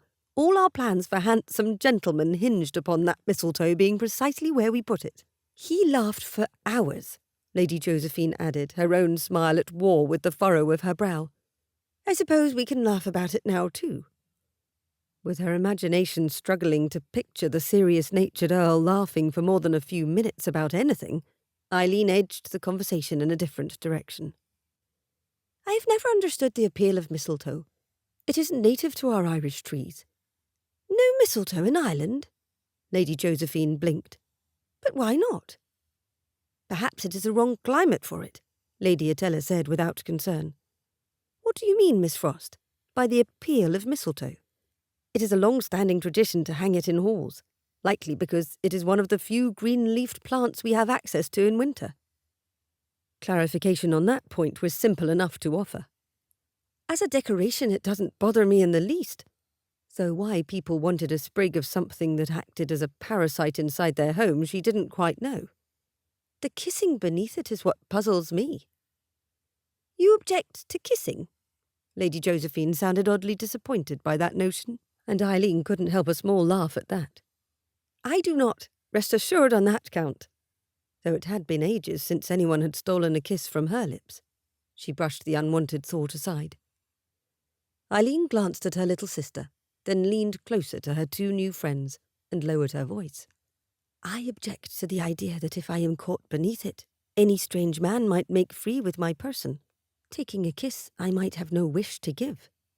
She shuddered. It sounds like the very trap it is. The two married women exchanged a wide-eyed look. Lady Attella spoke with some hesitancy. I haven't ever thought of it that way.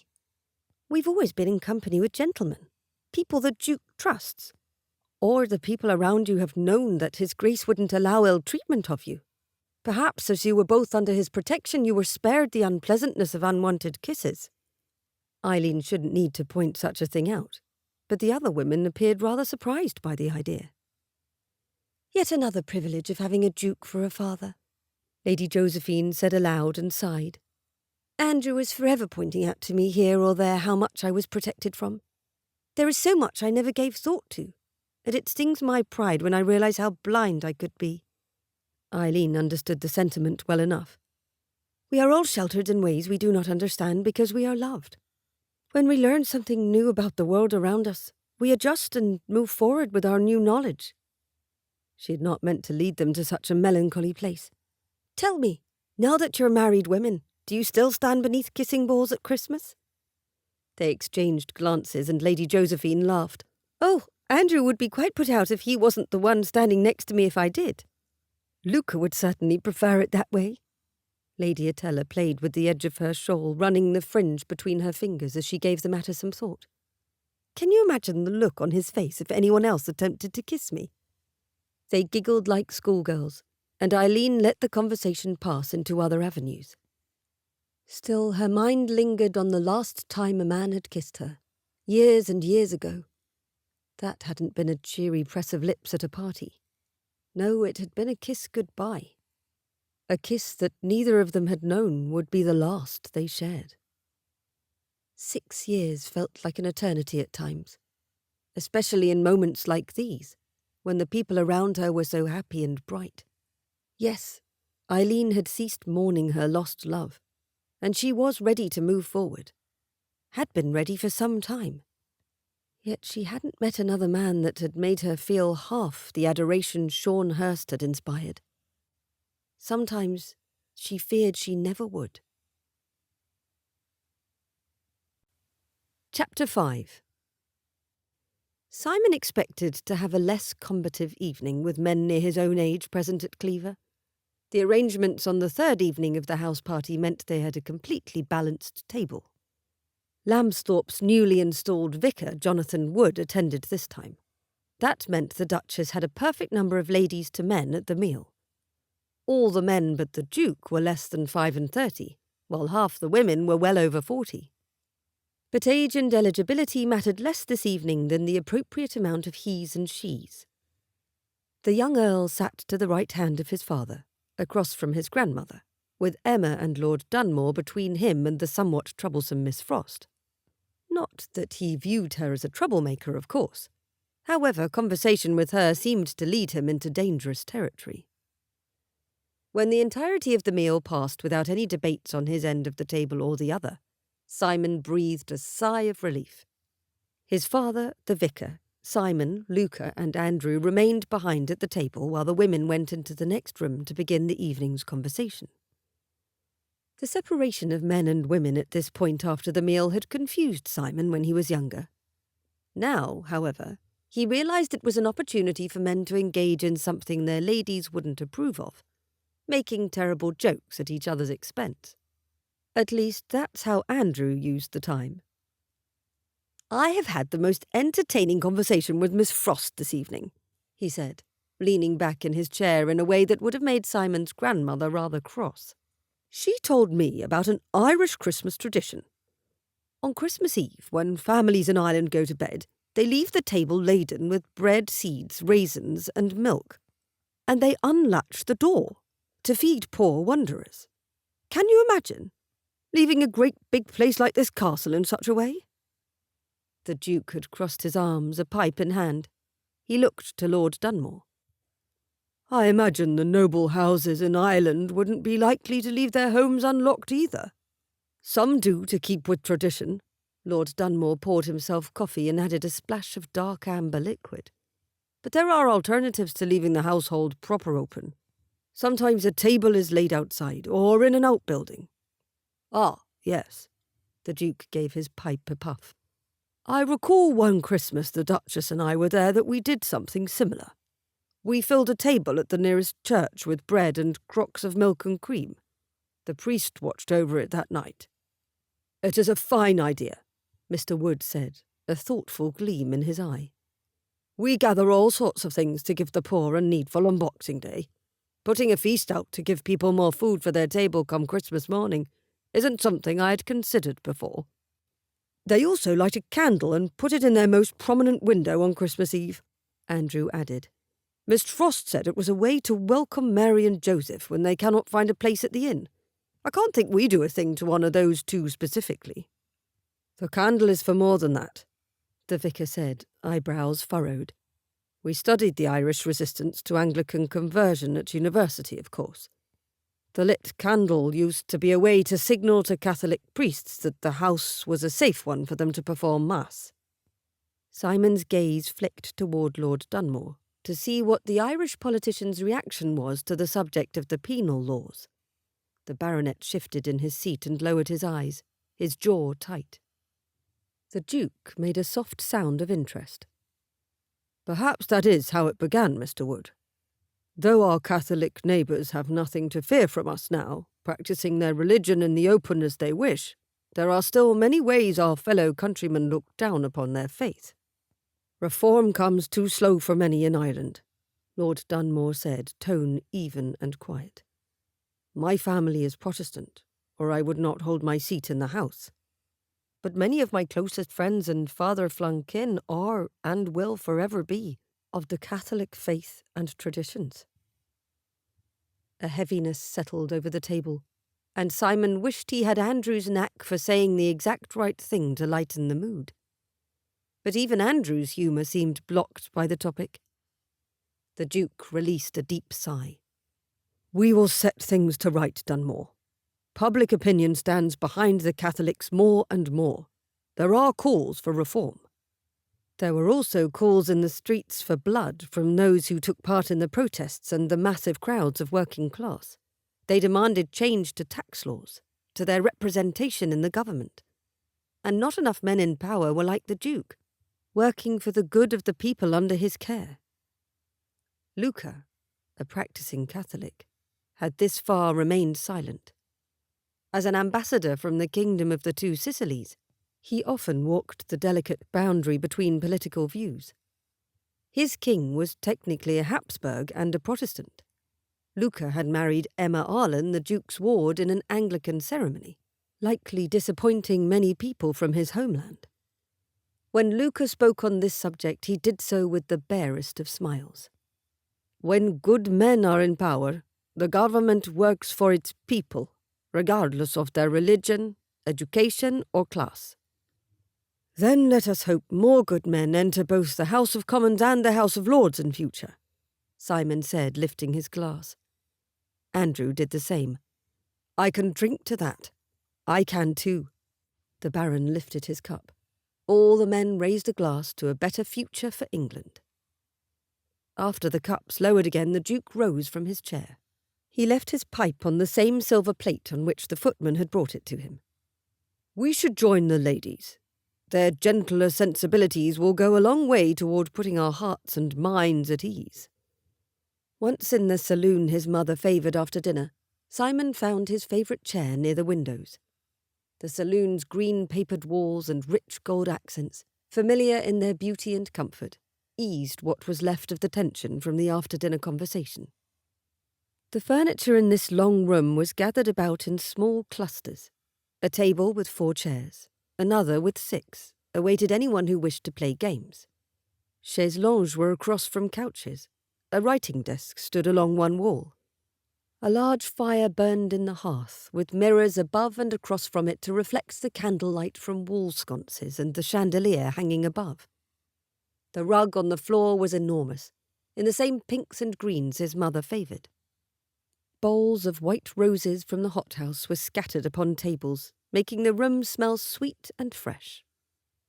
Simon turned to the chair nearest his, a comment rising to his lips that Andrew would appreciate. But Andrew hadn't followed Simon to the far end of the room and the darkness of the windows. He had stopped at the chair of his wife, Simon's sister, to whisper in her ear while she grinned. No one had followed Simon. Luca, like Andrew, stood next to his wife, as though even their brief parting had been too much for him. The Duke had taken up his chair next to the Duchess and held her hand in his, fully attentive to whatever it was she said to him. And the rector sat on the couch between Simon's grandmother and Lady Dunmore. The Earl of Farleigh was alone in a corner. Marriage had certainly changed things for his friends. While he didn't begrudge them their happiness, Simon hated feeling left out and alone. His position as his father's heir already left him without many true friends. Too many wanted Simon's ear for their own gain or popularity. He never quite knew who to trust when Andrew wasn't there. He had been fooled a time or two by men who acted one way in his presence, and another the moment he left the room. Simon sighed and tilted his head back against the chair, turning his eyes upward. In the dim candlelight, the murals on the ceiling weren't easily visible, but he knew them all quite by heart. They were all domestic scenes of women and children, frolicking in meadows, leaping across streams. Idyllic, peaceful, completely unlike anything he had ever experienced. A lilting voice broke through his thoughts. "Have you grown tired of company already, my lord?" Simon opened his eyes and shot to his feet, as one must when a lady approached. But Miss Frost had already settled in the chair next to his, leaving him to tower awkwardly above her while she fussed with the blue and green shawl around her shoulders.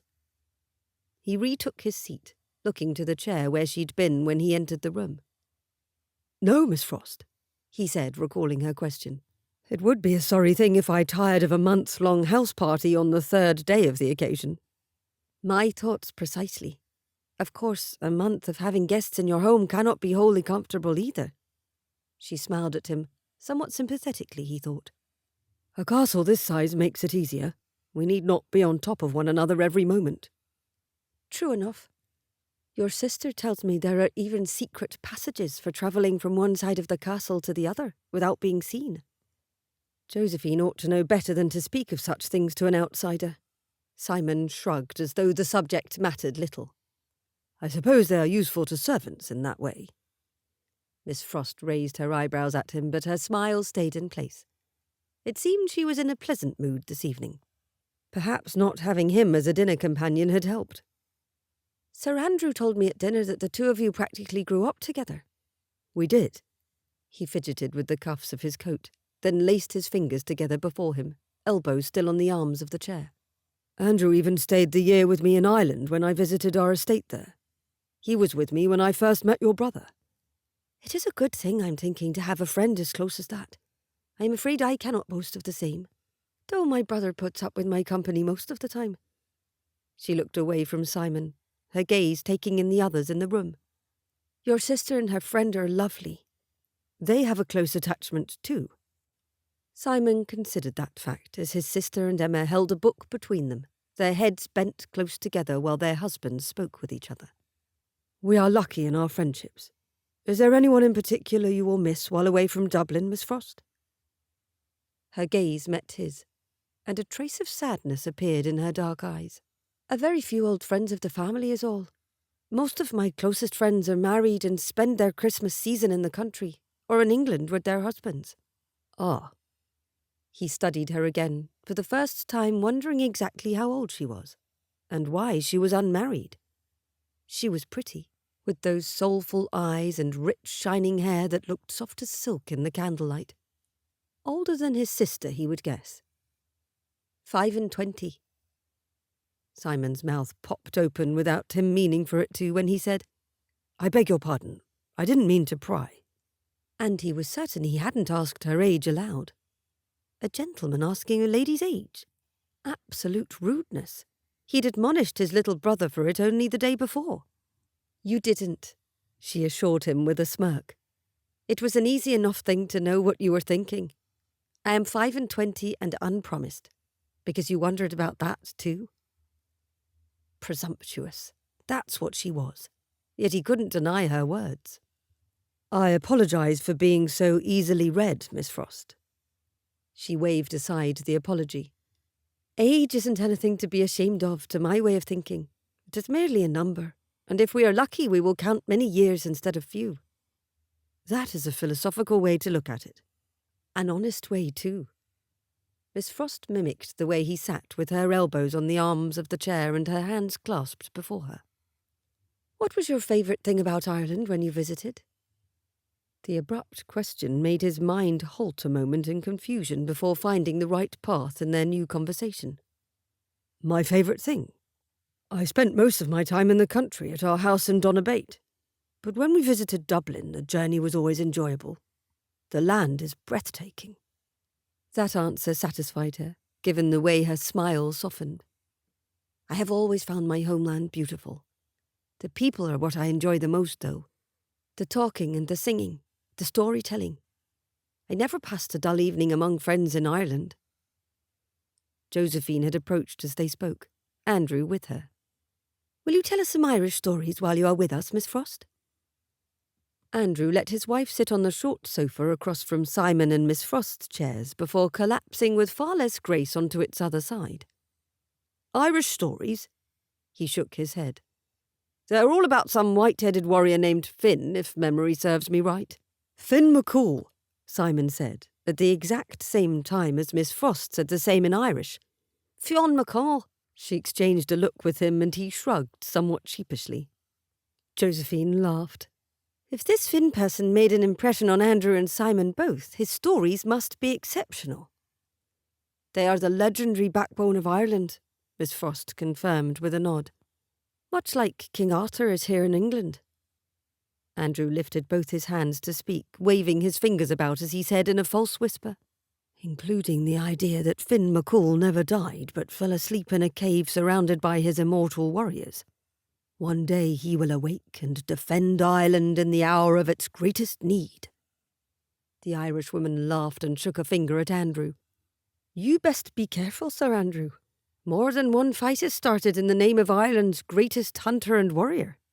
Luca, Andrew called over his shoulder, unfettered by any worry of manners at the moment. Luca, are there any Sicilian legends about warriors who never die? The ambassador tucked his hands behind his back as he approached, his expression thoughtful. You remember I was taught primarily by monks, do you not? Truly. Miss Frost leaned forward, her eyes wide and expression one of fascination. What a unique upbringing. Luca shrugged.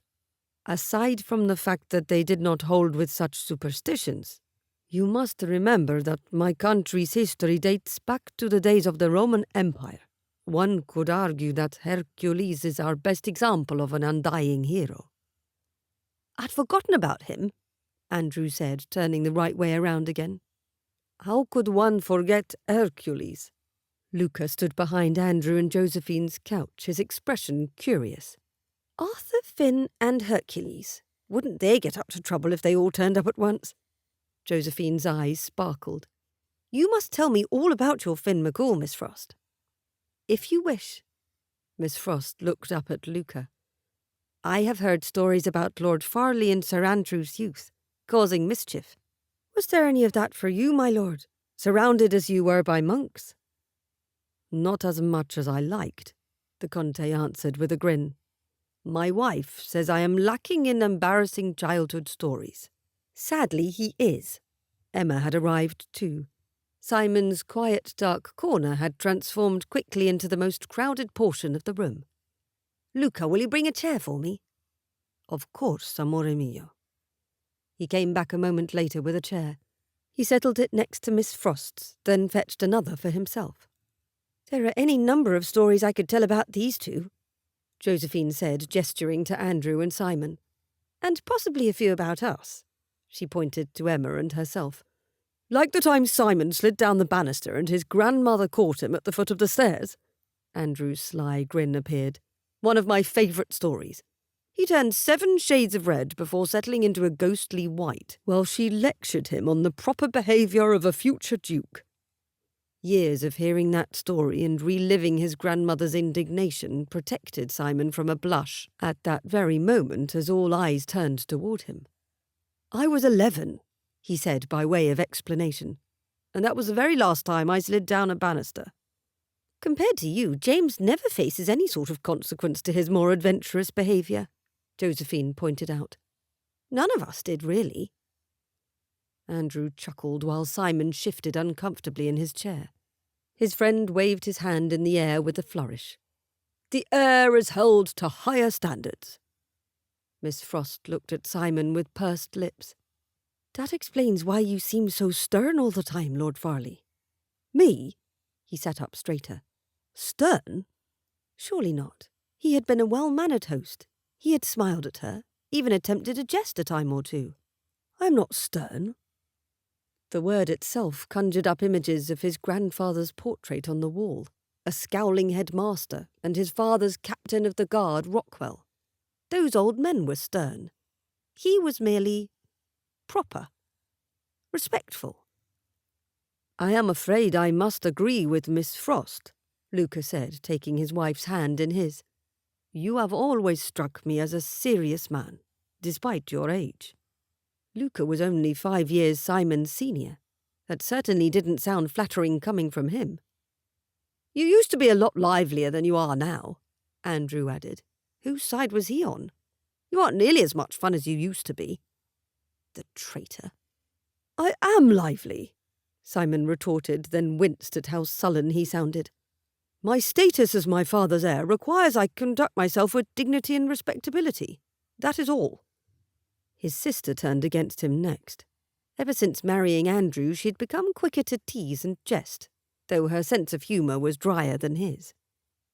It sounds as though you think a duke's offspring should be the dullest person in company. Josephine put her chin in her hand and made a show of studying him while her eyes sparkled with mirth. Dear me, I hope I'm not expected to behave that way. I will disappoint everyone terribly. How had everyone turned against Simon in the 5 minutes since they had sat down with him? He glowered at Andrew, feeling his friend was the most to blame for this sudden attack on his character. His friend smiled with complete innocence. Andrew looked pointedly at Miss Frost. I suppose he isn't all bad. It is more the idea that he doesn't wish to make a spectacle of himself. Simon opened his mouth to give a retort, but Miss Frost spoke before he could. I can understand that motivation. Having anyone stare at me for less than flattering reasons is off-putting. What would a less than flattering reason be, precisely? Josephine asked. Almost as though she and Andrew were working together, driving the conversation to a particular point that Simon could not yet see. But no, that was ridiculous. He had obviously spent too much time studying his father's military books. Why else would he get the feeling he was being led into an ambush? Oh, well, Miss Frost's fair cheeks darkened to a soft pink hue. When we spoke of mistletoe before, that is a distinctly uncomfortable situation for a lady to be in, I would think. Isleen hadn't the faintest idea why the conversation had turned on her. She'd thought Lord Farleigh's friends wanted to draw him out. She needn't be involved in whatever scheme they were concocting. Except Lord Farleigh turned toward her, one of his eyebrows cocked upward. You do not hold with the mistletoe tradition? I haven't ever taken part in it, she admitted with what she hoped the others would see as a confident smile. Mistletoe doesn't grow in Ireland, and I have never celebrated Christmas anywhere else. But you would object to someone stealing a kiss beneath a kissing ball? Lord Farleigh seemed flummoxed by her reluctance, and she couldn't help bristling. It is still called stealing, which would imply a kiss not freely given. Then she turned to Josephine. You cannot tell me that there is any other point in the year in which one would think it an acceptable pastime to go around kissing women merely because they stand beneath a certain plant. That confounded them for a moment, and Isleen thought she'd won her point across. But it is tradition. Lord Farleigh still stared at her with bemusement. One doesn't go about wearing masks unless invited to a mask ball. That particular behaviour is reserved for the right time. So too are mistletoe kisses. She had never sat among a group of men and women discussing the topic of kissing to this extent. Perhaps it was all well and good for them, who knew each other or were connected via their marriages. But Isleen shifted uncomfortably, then met Lord Farleigh's gaze. The man being lectured for his lack of frivolous behaviour hardly seems the right person to take me to task for disliking a holiday tradition. I am perfectly capable of being frivolous, and I am capable of taking part in a tradition, ridiculous as it may be. But that didn't mean she wanted to take part in it. A wager, then. It was Sir Andrew who said the words, yet Isleen was staring at the Earl when he reacted to his friend's words. Lord Farleigh turned pale, and his eyes widened. Then his eyebrows came down sharply as he turned a hard-edged smile to his friend. What did you say, Andrew? A wager, Lady Josephine answered for her husband. What a wonderful way to begin the month. We will issue a challenge to the both of you. I am not one to gamble, Isleen said, trying to understand the gleeful light in Lady Josephine's eyes. She looked to Lady Attella to see a similar expression. We never wager with money, Sir Andrew said with a wave of his hand dismissing the monetary notion entirely. That would be quite dull. All your wagers are dull, Lord Farleigh said between clenched teeth. Lord Attella chuckled and leaned back in his chair. I would not say that. My introduction to your family consisted of wagers for boat races, horse races, a puppet theatre. Isleen very much wanted to follow that trail of conversation. Puppets seemed safer than whatever they were discussing at present. Here are the terms, Sir Andrew said, steepling his fingers together. How had they come to having terms? We challenge our dear friend Simon Dinard, Lord Farleigh, to put aside his fears of frivolity and embrace the ridiculous during this month. If he fails, meaning we catch him acting the part of a bore without reason, then he pays the forfeit of making a fool of himself at the Christmas Eve ball. The reaction of Lord Farleigh's friends to this idea was far too appreciative and supportive. Lady Attella's gentle smile turned into a wide grin. What a delightful challenge! This is ridiculous, Simon muttered as he slouched forward to rub his forehead. I do not agree. Oh, but you will, because Miss Frost will determine whether or not you succeed in your challenge. And if you do, her forfeit will be to knowingly stand beneath the mistletoe at the Christmas Eve ball until she has been kissed. I will not. Isleen sat up a little straighter. Are you saying you do not wish to hold Lord Farleigh, heir to an English duke, beneath your Irish heel? Lady Josephine asked, batting her eyelashes at Isleen. Think of telling all your friends the tale when you return to Dublin. Curses. An appeal to her Irish pride was the quickest way to obtain her agreement. How had Lady Josephine guessed at such a thing? Isleen narrowed her eyes and looked for the first time to where her brother sat, on the other side of the room next to their mother. He met her gaze as though he had been watching the proceedings from afar, and winked at her before turning back to his conversation with the Duke and Duchess. Had her loving brother set this whole thing up? He knew how she felt about the English and their opinions about the Irish. What if he had a hand in this? What if it was his attempt to teach her a lesson? She looked to Lady Josephine again. The challenge in the woman's eyes made it difficult to deny the appeal of being an earl's keeper for nearly an entire month. Let me see if I understand you, Lord Farleigh said before Isleen had quite thought everything through.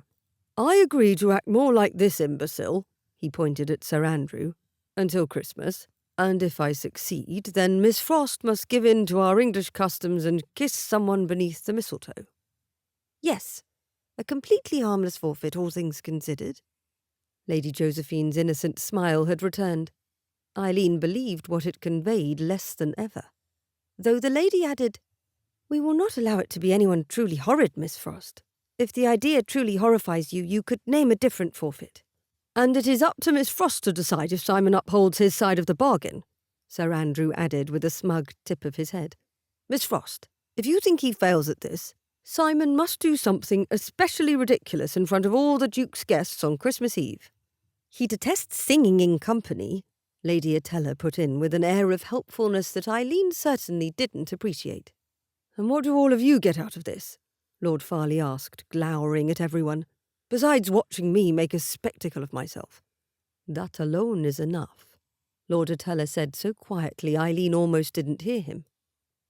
Lady Josephine leaned against her husband's shoulder. We receive the pleasure of watching you enjoy the Christmas season for the first time in years. Lord Farleigh looked to Isleen for the first time in what felt like ages, and she stiffened her spine beneath his gaze. He appeared tired, perhaps defeated, and when he spoke to her his voice was low and deep. They will not relent until we agree. Are the terms favourable for you, Miss Frost? Do you wish to be my keeper for the rest of the month? He leaned closer while speaking, over the arm of his chair, and she leaned in too, the better to hear him. They were mere inches apart. A trickle of warmth began in her belly and moved outward as she stared into his blue eyes. Warmth that had nothing to do with the almost intimate tone of his voice. No. It had to be satisfaction. The idea of bossing around a future duke satisfied her immensely. Of course she would do it. I do, she said at last, the two small words sealing her fate to his for the month of December. I have spent limited time in your company, but I think you will find it quite difficult to behave frivolously. You will have to give him lots of direction, Sir Andrew stated, and Isleen abruptly remembered they weren't alone, that 4 others stared at them with varying expressions of interest and delight. Why did she have the feeling that she had just been tricked? Chapter 6. Isleen didn't speak to her brother about the odd wager until the next morning. She had turned in earlier than he had the evening before. Finding a moment alone with him wasn't all that difficult. She trapped Teague in an alcove with an alarmingly lifelike marble cat before he could leave the guests' corridor. Considering his part of the wager may have included betrayal, Isleen approached him gently. Did you put your English friends up to playing a joke on me, brother? I did not, he said, easy as you please. Then he bent to look closer at the marble tabby. At least, Whatever joke they played wasn't my idea. But when Lady Atella asked what might provoke you, I may have mentioned you have more than a touch of the usual Irish pride. He poked at one of the marble cat's fangs. Stop playing with that. Isleen crossed her arms. What if that tooth breaks off? You'll be buying the Duke a new one. Teague snorted but withdrew from the statue. Lady Atella assured me she didn't mean any harm. But they did plan my part in their little wager. Isleen rubbed briefly at her eyebrows, then paced away from her brother. I have to think their scheming has more to do with the Earl than it does with me. I never found out what their plans were. Will you tell me the whole of it, Izzy? He only used her old pet name when he wanted something, and she never begrudged him for it. He was a good brother, when he wasn't telling people how best to rile her. Isleen sketched out the details of the wager and what it meant for the Earl if he lost. Her brother's eyes and grin widened in equal parts until he laughed. Faith, 'tis a grand joke. They'll have you following Farleigh about, ensuring he makes a fool of himself, and you'll enjoy every moment of it, will you not? She sniffed. I will indeed. Then she fixed her brother in place with a most serious glare. So you do not think I have reason to worry? There isn't anything in this that is dastardly. It isn't a play, Izzy. There aren't any villains here. Teague held out his arm. Come, let's have breakfast. Sausage, eggs, toast and ham. Did you fight a giant in your sleep to make yourself that hungry? Isleen took his arm. We might need to warn the Duchess that you intend to empty her larder. I can't imagine such a thing is possible. Have you seen the size of the kitchens? No, none of my tours included the servants' areas. They started down the stairs, a beautiful rich blue carpet muffling their steps. I find it strange that yours did. It wasn't so much a tour as it was a liberation mission. Liberation? She scoffed. And what was down there to be liberated? Catholics wanting the vote? He laughed, then coughed away the sound. The jam and rolls might well have been Catholic. You never know. Sacrilegious. That's what you are, Teague Frost. Not so, sister. Hungry. That's what I am, almost always. A panel of the wall a few steps ahead of them opened, and Isleen had the unfortunate reaction of squeaking and jumping backward in her surprise. From the concealed doorway, Lord Farleigh stepped out into the corridor. I apologise for startling you, Miss Frost. I was not startled, she retorted quickly, then felt her cheeks warm when both the Earl and her brother looked at her with confusion. Merely taken aback. Ah. Lord Farleigh smiled a little and pushed the door closed behind him, making it appear rather like a wall again. Then forgive me for causing so unpleasant a reaction. She bit her tongue before she could say something else ridiculous. Where are you coming from, my lord? Teague asked, smiling as though earls popping out of walls was a common occurrence. There is a spiral staircase behind the wall, mostly used by servants, but it was more convenient than going down to the ballroom staircase or the chapel spiral. The family's private rooms are above the small dining room. Isleen took in the Earl's appearance, looking for a hint of change in his clothing or person for the start of the wager. He looked as perfectly dressed as he had the day before. Are you as eager for breakfast as my brother? More so that I am eager to stay out of everyone else's way. If I came down the corridor at the same time as my former best friend, he would likely insist I slide down a banister or perform some other sort of foolishness. Lord Farleigh's grimace made her wish there was a banister at hand at that very moment. I will not have the wherewithal for that sort of spectacle until I've had breakfast. Isleen tried not to smile. He seemed quite discouraged in that moment. I suppose I can understand that. But you know, my lord, you did not have to accept the wager at all. Why did you agree to the thing? Teague asked, head cocked to one side. How did they persuade you? I will happily tell you all at the breakfast table. Lord Farleigh gestured to the remaining length of the corridor. If we can make it before Sir Andrew steals all the bacon. In as practised a movement as breathing, the Earl extended his hand to Isleen. May I take you in, Miss Frost? She accepted without thinking, taking his arm as naturally as he offered it. The corridor was wide enough for the three of them to walk abreast, so the escort shouldn't matter or be necessary. The man had impeccable manners. She could say that much for him. They were not the first to the table. Lord Atella already had seated himself, and he sipped at a cup of steaming coffee with the news sheets in hand. He rose when they approached and bowed. "Good morning, Farleigh. Dunmore, Miss Frost." "Atella." Lord Farleigh pulled her chair out for her before circling the table to take a seat directly across. Her brother sat down in the seat beside hers. "Is your lady exercising her privilege today?" Married women often took their breakfasts in bed and at their leisure. Isleen sometimes wondered if she would use the hours of the morning in such a luxurious manner, when and if she ever married. "She does not plan to leave her room until she must." Luca's smile turned crooked. "In London, she is awake before I am to see to the staff and all the social aspects of her role. I do not blame her for taking advantage of her stay here." The business of preparing plates and cups, of exchanging small pleasantries, took up several minutes before Teague brought up his question from the corridor.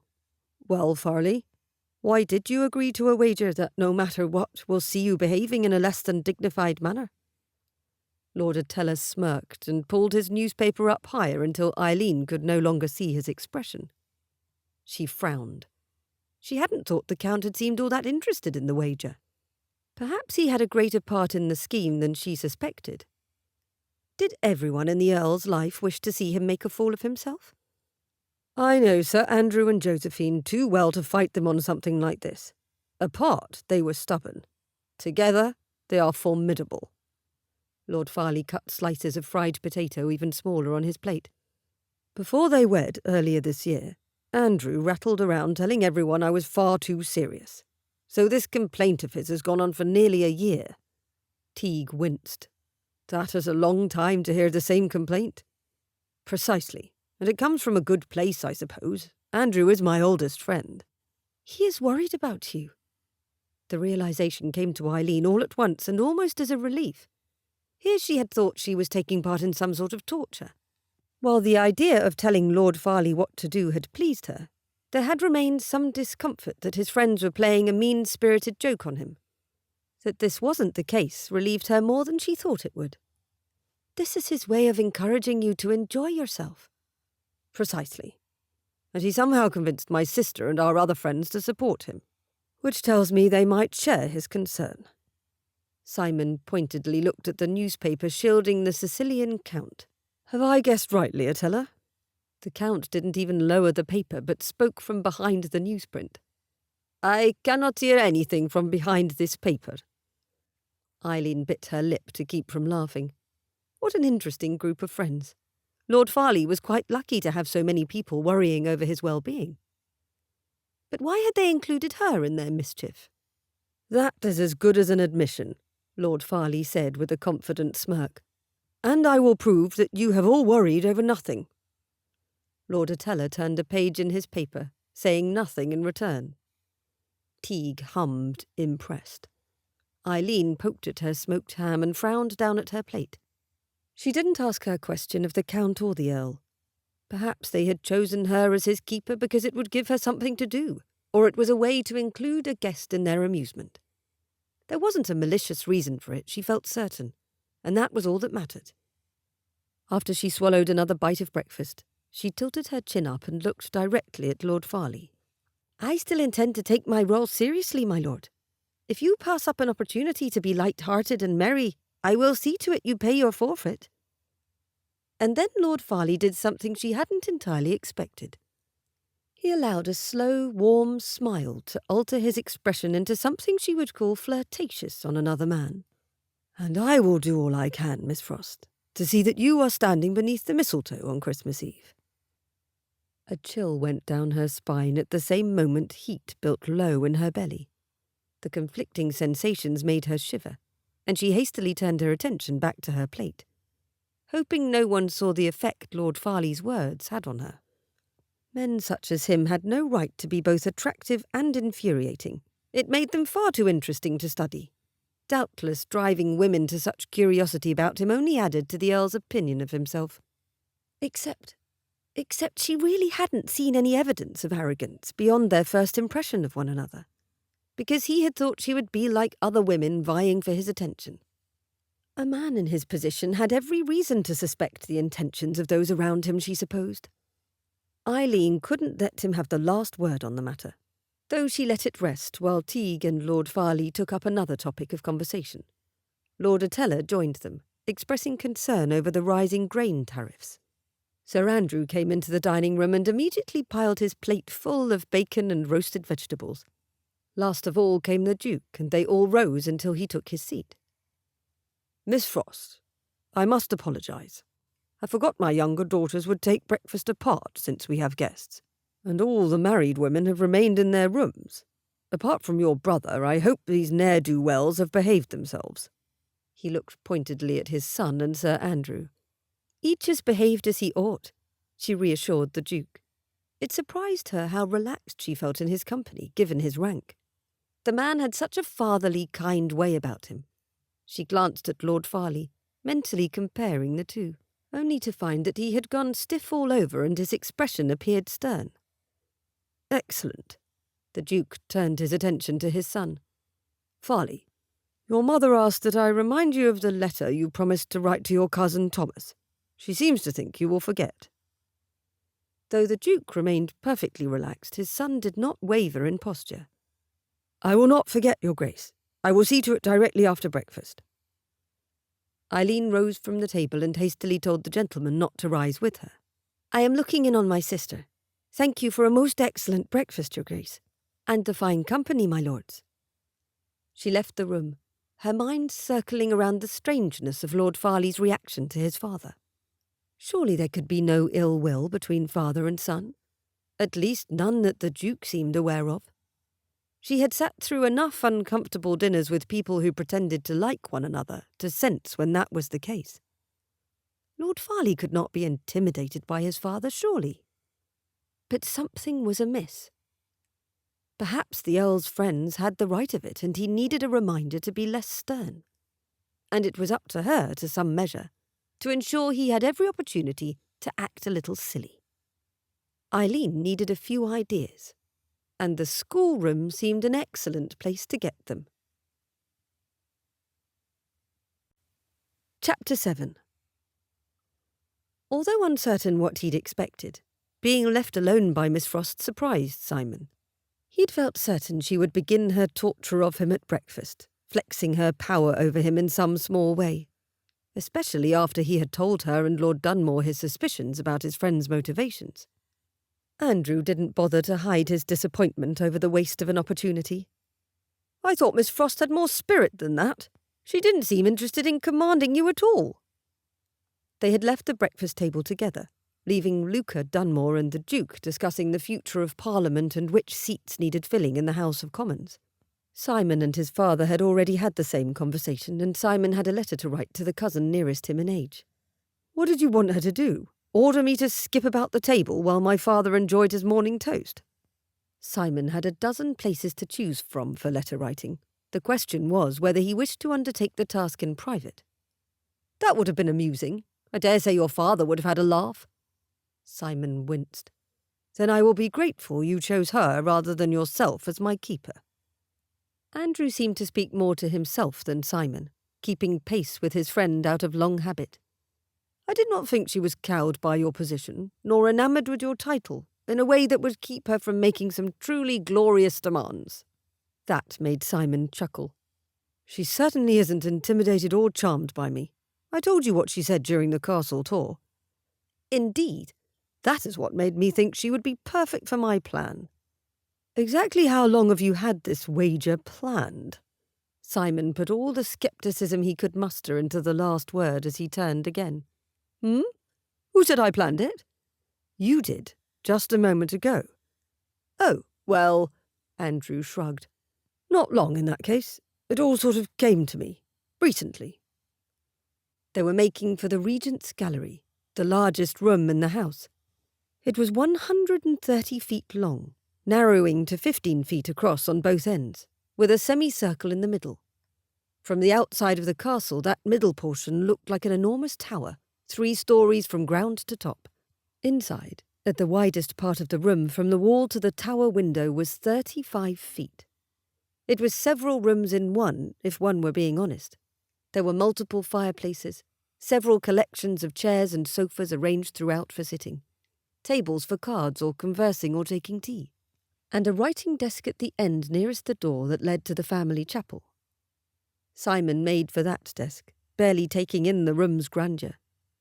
Their family spent a lot of time in this large room.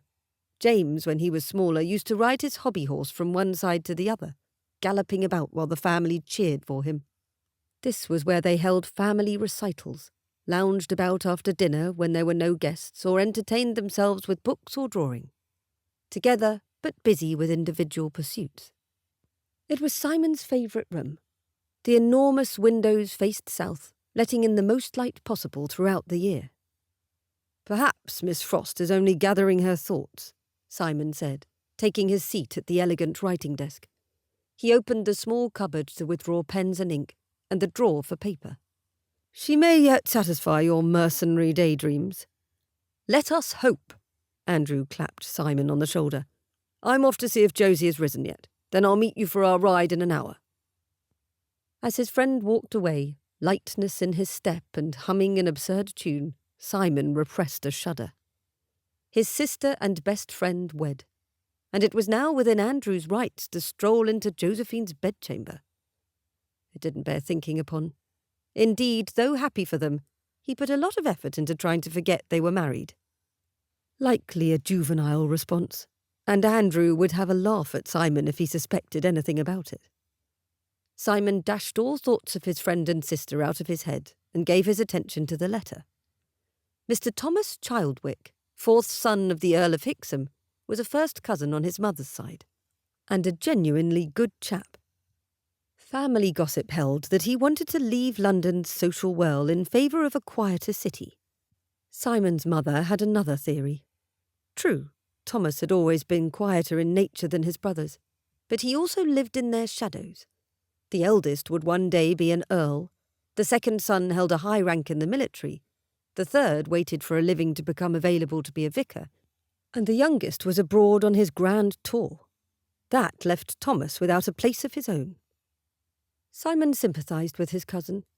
Despite being the eldest son, he often as not felt overshadowed, but not by elder siblings, by his father.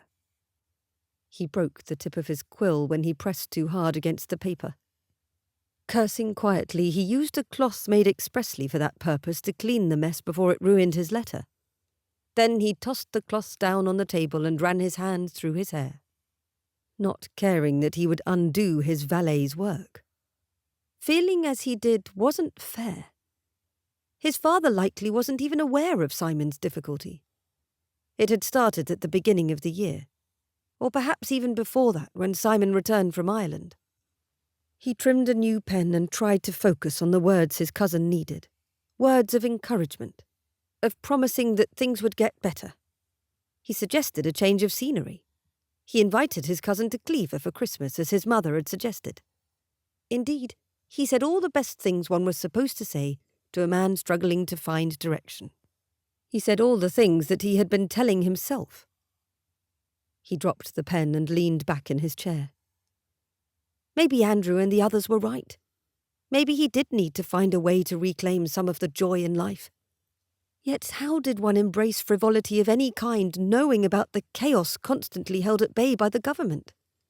How could he waste a moment in mischief when a single illness or dark moment could take his father away, leaving Simon to carry a mantle far too heavy for him? Hours later, after posting his letter and his ride with Andrew, Simon had come no closer to finding answers to the what-ifs that plagued him. At the end of the long afternoon, he climbed the stairs up to the top floor of the castle to prepare for dinner.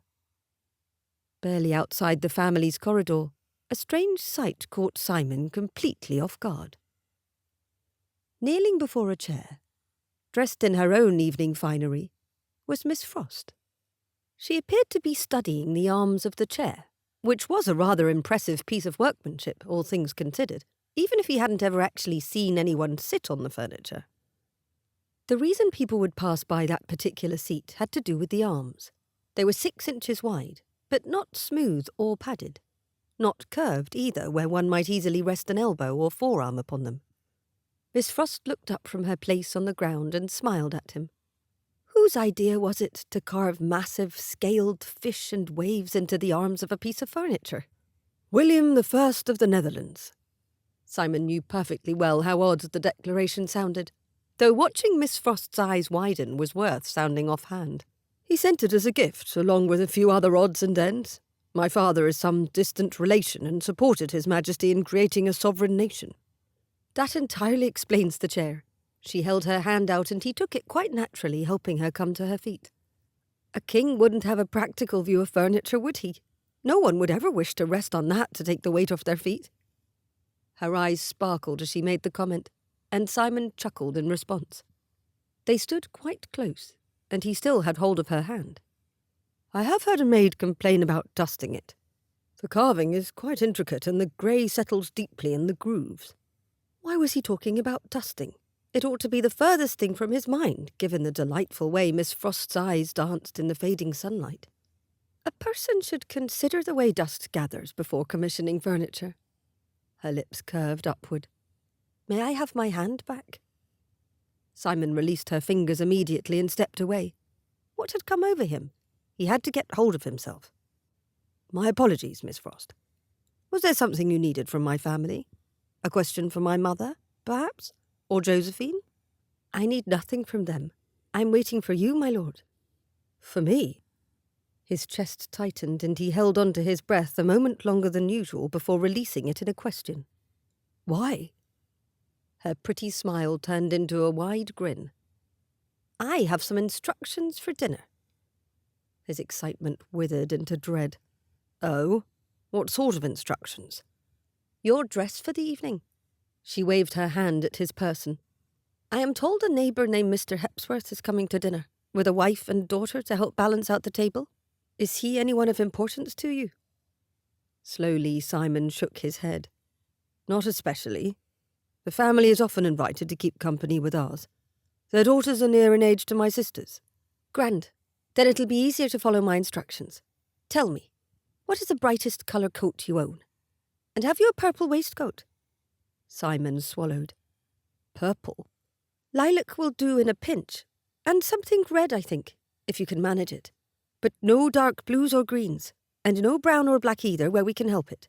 How large is your largest stick pin? It seemed Miss Frost might yet uphold Andrew's hopes for merciless torture, after all. The hearth in the Elizabethan saloon burned bright, and candles set about in the room helped add to the warm and cheery setting. Isleen stood apart from where the women near her in age sat, all of them discussing the Christmas Eve ball, though it was yet weeks away. She kept her fan moving, wafting already cool air into her face while her neck prickled with nerves. Ever since leaving Simon with his instructions on dress, Isleen had questioned the wisdom of her idea. Who did she think she was, telling an heir to a dukedom to dress like a fool? What madness had possessed her? The madness of children. A half-hour in the company of her sister and James, Lord Farleigh's little brother, had led to the idea that she had thought of as brilliant only hours ago.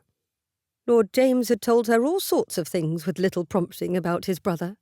Simon hates purple, but Grandmama keeps commissioning purple things for him because she thinks it looks good on him. And he'd told her, Simon doesn't care about fashion. He dresses like a vicar all the time. Then her little sister had come into the game, describing a caricature she had seen drawn, with a man who wore his shirt points so high they had nearly obscured his eyes. Perhaps it was Lord James's fault that Isleen had started calling the Earl by his Christian name. Only in her own thoughts, to be sure. She would never say it out loud. Ever. The Duke's deep voice carried across the room. Are we all here? Where is Farleigh? As though summoned by his father's voice, the doors to the saloon opened. 2 footmen in livery each held one handle, perfectly dressed and coiffed. Lord Farleigh stood between them, wearing enough bright and bold colours to put a peacock to shame. Eileen's jaw had fallen open, and she shut it with an audible snap before hiding her blush behind her fan. Oh dear. Mortification had overtaken her on his behalf. What had she done? Simon Dinard, Earl of Farleigh, wore a coat in a shade of mint green more suitable to a pastoral watercolouring than a real article of clothing. Beneath the coat were 2 waistcoats, the purple, as requested, with a second golden-yellow waistcoat peeking out. His trousers were velvet and deep green. His cravat was snow-white, as befitting dinner, but it was enormous and frilled. A stick-pin larger than Isleen's thumbnail flashed bright red. And he wore a quizzing glass on his chain. With the room utterly silent at his appearance, Isleen wanted to sink into the floor, or leap from the window out into the cold night air, if only she knew how to fly. Simon, wearing a singularly bored expression, took up his quizzing glass and pretended to polish it a moment. Then he strode into the room and directly up to his father and mother, where they sat together on a settee. He bowed deeply. "I apologise for my tardiness, Your Graces. I had some trouble with my dinner preparations." A loud snort made Isleen jump. She turned to see Sir Andrew biting his gloved knuckle, shoulders shaking, tears in his eyes. Lady Josephine at his side appeared horrified. Lord Atella was staring at the ceiling and fighting a smile. Lady Atella had placed a gloved hand over her mouth. Maher and Teague appeared rather stunned. Mr. and Mrs. Hepsworth had turned still as statues, and their daughter gaped openly at the man she had, moments ago, told the room at large he found the very picture of nobility. The 2 gentlemen dinner guests, the young vicar and a local schoolmaster, Mr. Sprague, appeared somewhat bemused. It was the Dowager Duchess who broke the silence. "You still appear to be having that trouble, Farleigh, but I'd rather go into dinner than sit here and discuss your regrettable foray into fashion." That snapped everyone to attention, and as the Dowager Duchess stood, so too did the rest. In due course, the line formed by the ladies' ranks as the men escorted them into dinner. Isleen was far enough back from Simon, who led his mother, that she couldn't hear whatever it was the Duchess had leaned in to whisper to him. Isleen wound up sitting directly next to Simon, who was in the middle of the table from the Duchess's right. On Isleen's other side was Mr. Hepsworth, who didn't seem at all inclined to give attention to anything other than his well-laden plate. Simon turned to her with a pleasant smile, but had the nerve to hold his quizzing glass up to his eye. "Miss Frost, I hope you find the meal to your liking." "I do," she said softly, resisting the urge to sink beneath the table. "And yourself?" That was when she saw the glint in his eye, a knowing, dangerous sort of light that gleamed more than twinkled and promised retribution. "Yes, though I had not expected just how much I would enjoy it." They were not talking about the meal. Lord Atella sat directly across from Isleen, and perhaps he had overheard their conversation. "I am glad to hear it," he said. "This is a similar menu to the one I prepared last year. Do you remember, amore mio?" Lady Atella laughed, the sound light and polite. "I will never forget, though I am thankful we did not make the pasta this time." "I have never heard this story," Miss Hepsworth, sitting on the other side of Simon, said happily. "Will you tell it, Lady Atella?" "After dinner," the Contessa promised. The conversation broke into pieces again, and Isleen dared to look at Simon from the corner of her eye. Oh dear. His clothing really was absolutely terrible. Isleen had to hastily raise a napkin to her lips to smother a hysterical inclination to giggle. Chapter 8. Though most considered the weather too cold in December for outdoor painting, Isleen had decided to brave the temperatures despite the chill in the air. The sun was out, the sky was blue, there wasn't much of a breeze. Surely she could manage an hour or so in the gardens with an easel and watercolours. After, she would join the party of people going to Lambsthorpe to explore the village. The party included everyone in the castle under the age of 30 and over the age of 12, which meant Simon would be there. Though the rest of the previous evening had passed without incident, apart from the jests Sir Andrew made at Simon's expense, Isleen intended to stay out of Simon's way as much as possible. Darry had looked at Isleen as though she had been the one wearing the purple waistcoat when Isleen spoke of her plans to venture out of doors. In the end, the kind-hearted maid had insisted not only on wrapping Isleen up in several layers of wool, but on coming outside with her mistress.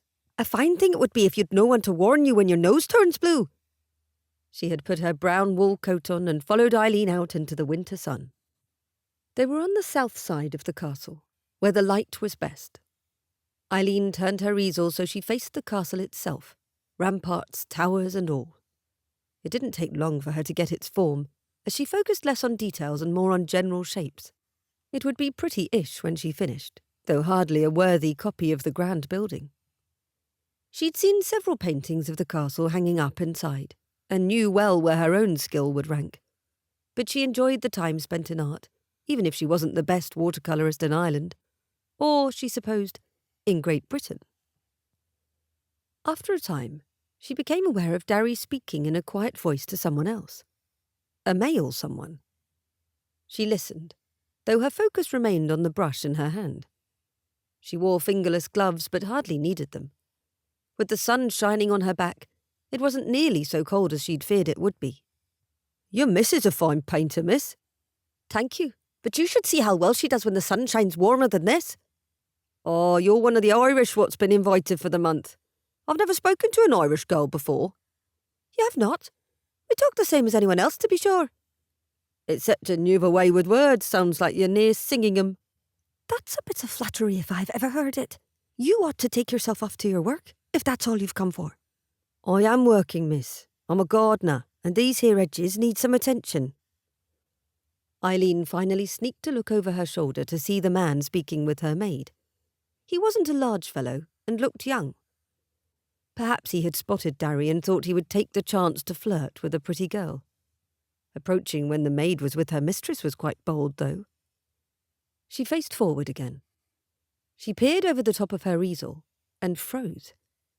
Lord Farleigh was coming down the sloping green grass toward her, dressed for the weather, walking stick in hand and frowning into the sunshine. Botheration. She hadn't thought he'd come outside, even if he saw her through one of the castle's many windows.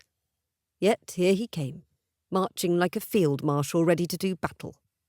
She ducked her head and painted faster, as though that might somehow defend her from what he might say next. He stopped directly beside her. "Miss Frost." "My lord?" she said, narrowing her eyes and leaning closer to her painting, pretending to work on a minute detail atop one of the towers. It did have an exceptional stained glass window she wouldn't mind seeing up close. "It cannot be time to visit Lambsthorpe already." "Not quite yet, no." He didn't sound affronted, but then he asked, "Are you avoiding me?" "If I were, I would be a fool to admit it." She still didn't look at him. He sighed heavily and turned to face the opposite direction from her. "You there, Horton, isn't it? You're the stablemaster's son?" "Aye, my lord." The gardener sounded sulky, even though Simon had addressed him civilly. Ah, perhaps he knew he had misstepped in coming so close to a guest. It impressed her that Simon knew the man's surname at all.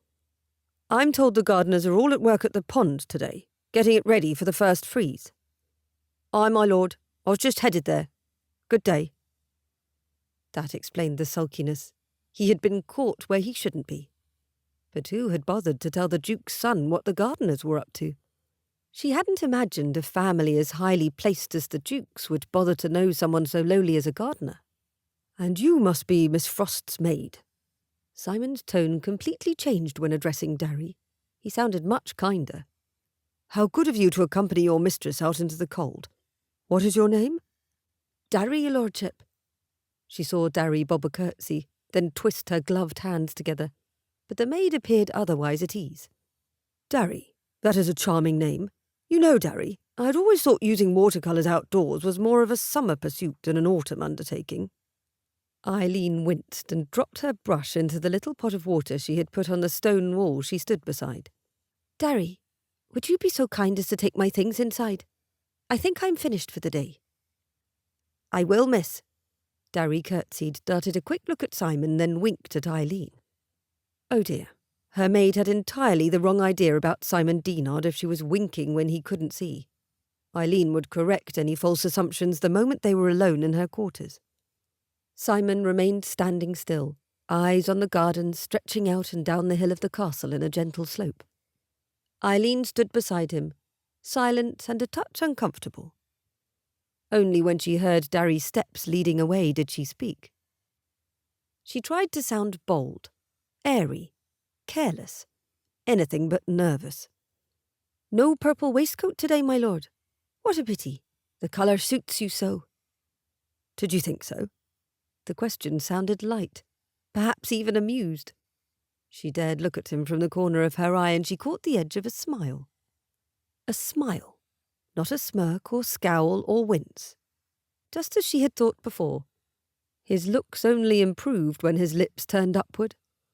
What else could anyone expect, given the handsomeness of his parents? Some things truly weren't fair. She caught him looking back at her, his smile curving higher, and she hurried to avert her gaze to a distant treetop. Perhaps a dark blue would be more favourable. "Royal blue is my favourite colour." "Is it now?" "Yes." "Ah, mine is emerald green." "Could it be anything else when you're an Irish girl?" "Woman." He cocked his head to one side. "An Irish woman. I stand corrected." She nodded once, sharply, and released a shaky breath. "Well, now, my lord, we know each other's favourite colours." A sound way to begin a friendship. She looked up, and up a little more to study his profile. He was quite tall, but then so was the Duke. Her brother was quite average when it came to height. What must it be like to always be eye level with most people's heads? She nearly asked him. Instead, she asked him something more impertinent. "Is that what you're up to? Trying to make us friends? Have you an objection to such a thing? You are rather embroiled in a wager made amongst the people I hold dearest in the world. That gives you a sound step in that direction." That creeping warmth came over her again. The one that always seemed to happen when the two of them were near one another for more than a moment. Did he feel it too? A friendship with a future duke is nothing to sniff at, I suppose. He laughed outright that time, a sharp, quick laugh that seemed to surprise him as much as it did her, given the raise to his eyebrows and his wide grin. "When you put it that way, I sound like an excellent catch, or a rung in a ladder that would take you right to the top." Ah, yes, they'd tread this ground before, when he'd mistaken her for one of his eager admirers. She smiled through her wince, understanding him better now. There was reason enough for his caution. "I'd rather not think of people as things to be stepped on, my lord." "Not even someone like me?" Hint of something else coloured his voice, made the humour sound melancholier than it had the moment before. Perhaps he was used to people seeing him as nothing more than that rung on a ladder. As a duke's son, any relationship with him was desirable. He was quite near the top of all things English. The man could probably visit Carlton House or any other important home in England with no notice or invitation needed. "Not even you, my lord," she answered gently. For a bare moment she wished to reassure him, offer him compassion. A man of his position and power needed neither of those things from her. Remembering that pulled her back to more reasonable thoughts. "Of course, if you offered me your hand to climb atop a horse, I'd gladly give you a step then. But otherwise, I'd rather keep my feet on firm ground." She had to lighten the moment again. Serious topics were dangerous if she wanted to maintain a respectable distance between herself and the handsome English lord. Which she must, or else find herself in danger. In danger of what, she'd rather not consider. Gossip, for certain, though she had never much cared for what people thought of her. But there was another danger, one that she could feel coming ever closer when he turned his handsome blue eyes upon her. His smile returned. "Did last evening go according to your wishes, Miss Frost? Did I make enough of a fool of myself?" "No one there thought you foolish, till your grandmother seemed to doubt your choice of dinner attire." She sighed as though harassed. "Obviously, changing your manner of dress isn't enough to test your dedication to, as your friend puts it, enjoying yourself more." "Andrew's definition of fun and mine are quite different." Simon examined the walking stick in his hands, his thumb rubbing at the silver top where she spied a large letter S. "For his name?" Usually men of his status carried around a symbol of their title, or the first letter of their title. His would be an F for Farleigh, or an M for his future place as the Duke of Montfort. He saw her looking and held the stick out to her. "Would you like to see it?" "Oh!" Isleen raised both hands to ward off the offer, but instead found him placing the fashionable cane into her hands, which immediately dropped beneath its weight. It was much heavier than it looked. "Careful," he warned, helping her catch it, his hand sliding close to hers along the polished black surface. His gloved hands brushed her bare fingers, and a shiver went through her. Once he seemed certain she wouldn't drop his strange accessory, he released the walking stick and stepped back a pace, clearing his throat as he did. Was she not the only one affected when they stood that near? That trail of thought led to madness for certain. She turned the cane around in her hands, then held the head of it up to study the silver S. It wasn't set in the metal, but stood out from it, like a raised stamp or seal. "Is the S for your Christian name?" "Yes, Simon. My father gave it to me as a gift before I left for Ireland." "Why is it so heavy? The wood cannot be this weighty on its own." Simon folded his arms across his chest, and the sleeves of his greatcoat pulled it tight against his shoulders. "Make a guess." There were only a handful of things it could be, given the man who carried it. "It must conceal something." She took the handle in one hand, held the length of it with the other, and gave a twist. A quiet click was the only sound it made, and she raised her eyebrows in alarm and held the thing out to its owner. "Did I break it?" He laughed softly as he accepted it from her. "No, merely unlocked the secret." Then he pulled the handle and wood apart by no more than 4 inches, but it was enough for her to catch the shine of metal and a sharp edge. "A concealed blade," she whispered, and tales of daring bandits and spies flooded her mind. But why ever would you have need of such a thing?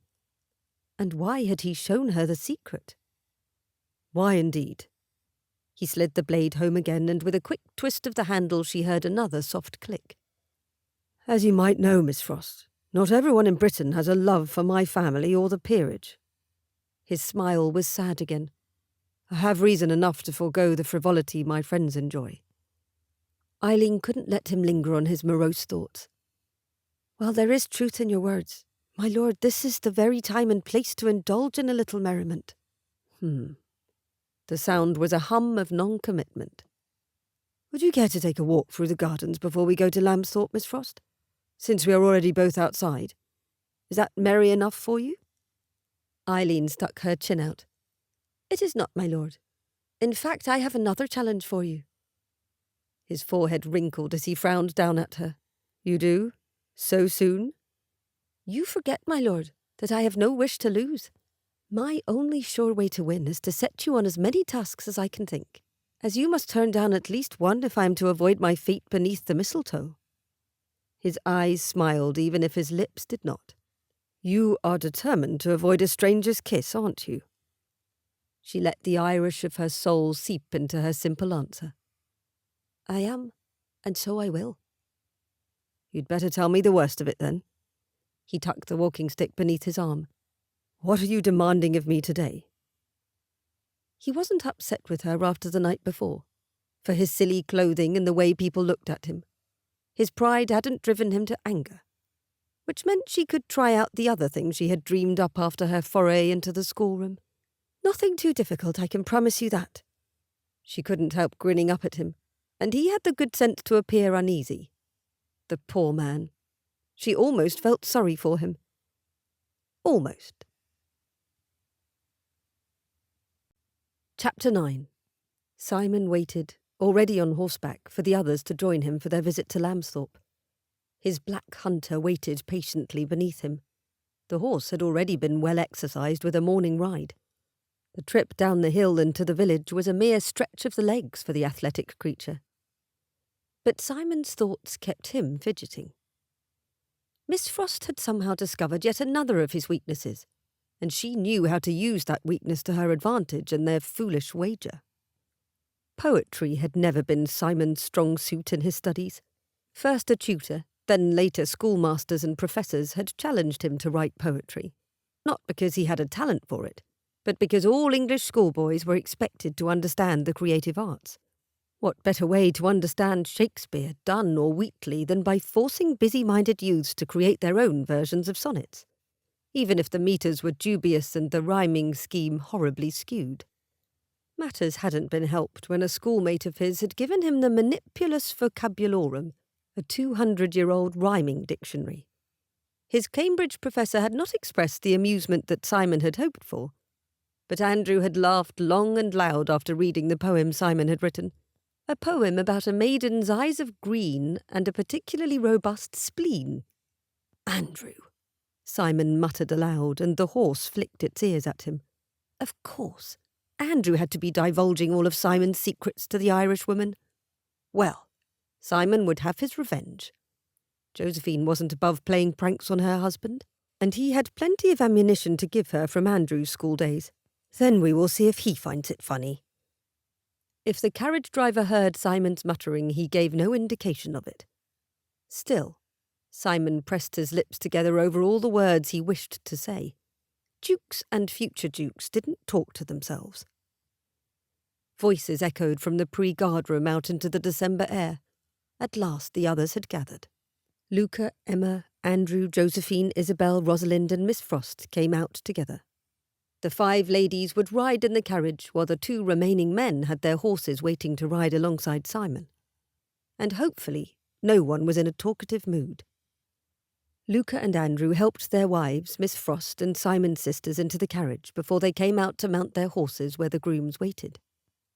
Andrew came up beside Simon immediately, eyebrows raised to where they nearly disappeared beneath his hat. "What's this, Simon? Already outside? I didn't know you had such enthusiasm for a shopping trip." "Not so. If I could, I would gladly skip." There, he'd done it. He'd made his first rhyme. And if it was slightly awkward, Andrew didn't seem to notice.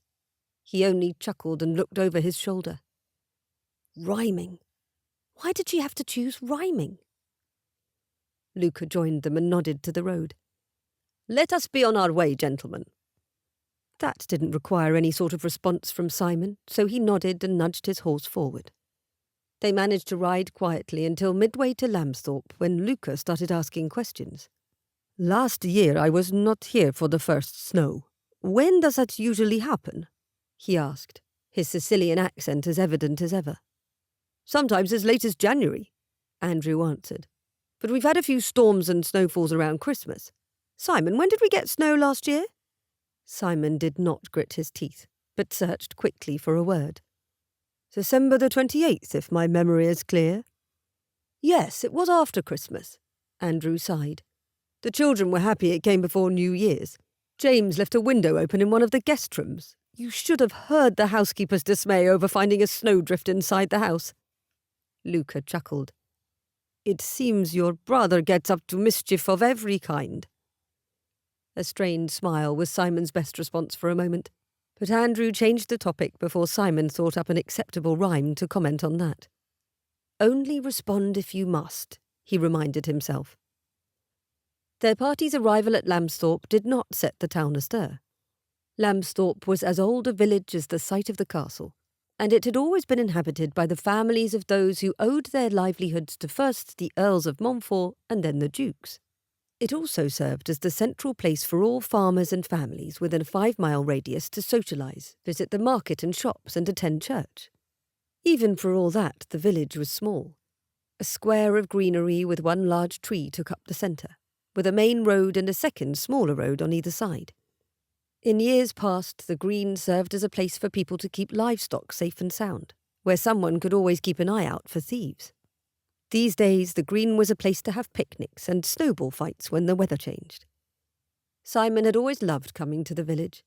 The people were familiar enough with the Duke's family to not be overawed by their position in society, which meant Simon and Andrew could misbehave and still be taken to task by the local baker. The village bustled with people today. In and out of shops went men and women from all rungs of society. Simon and the other men dismounted before the inn and public house, which was the best place to tie their horses. The women waited for Luca to open their carriage door, and he helped each of them step onto the street. Simon exchanged a look with Sterling and the other 2 guards who had accompanied them. Sterling gave a nod. He would move the carriage out of the way of the main road, and his men would follow the ladies at a discreet distance to keep an eye on everyone. Josephine and Emma would both be aware of the extra precautions taken, but Miss Frost would think the servants remained at hand to carry parcels or whatever bits and bobs the ladies purchased. "Are you men going to wander off to do your own browsing?" Josephine asked, approaching Simon and Andrew to take her husband's arm. "Or will you come with us to tell us how much certain fabrics and ribbons become us or match our eyes?" She fluttered her eyelashes at Andrew, who grinned unashamedly at her. Miss Frost appeared at Simon's elbow, smiling at the exchange. "They make a lovely pair." Then she raised her eyebrows, though she did not once look at him. He sighed. Of course she would test him. At least this was an easy one. Yes, one can't help but see their affection and stare. Her lips pursed. "Is that the best you can do?" "I am terrible at poetry. I thought you knew." She had fixated on the challenge quickly enough. Andrew must have told her. "I wondered who told you." There, that rhymed too. She started to snicker, then cut off the sound with a light cough. "Dear me. Well now, remember, the moment you're caught, you must pay a forfeit." He gritted his teeth and nodded. Surely she did not need him to rhyme that. But she smiled up at him, the look full of false innocence as she batted her eyelashes, her dark eyes flashing with humour.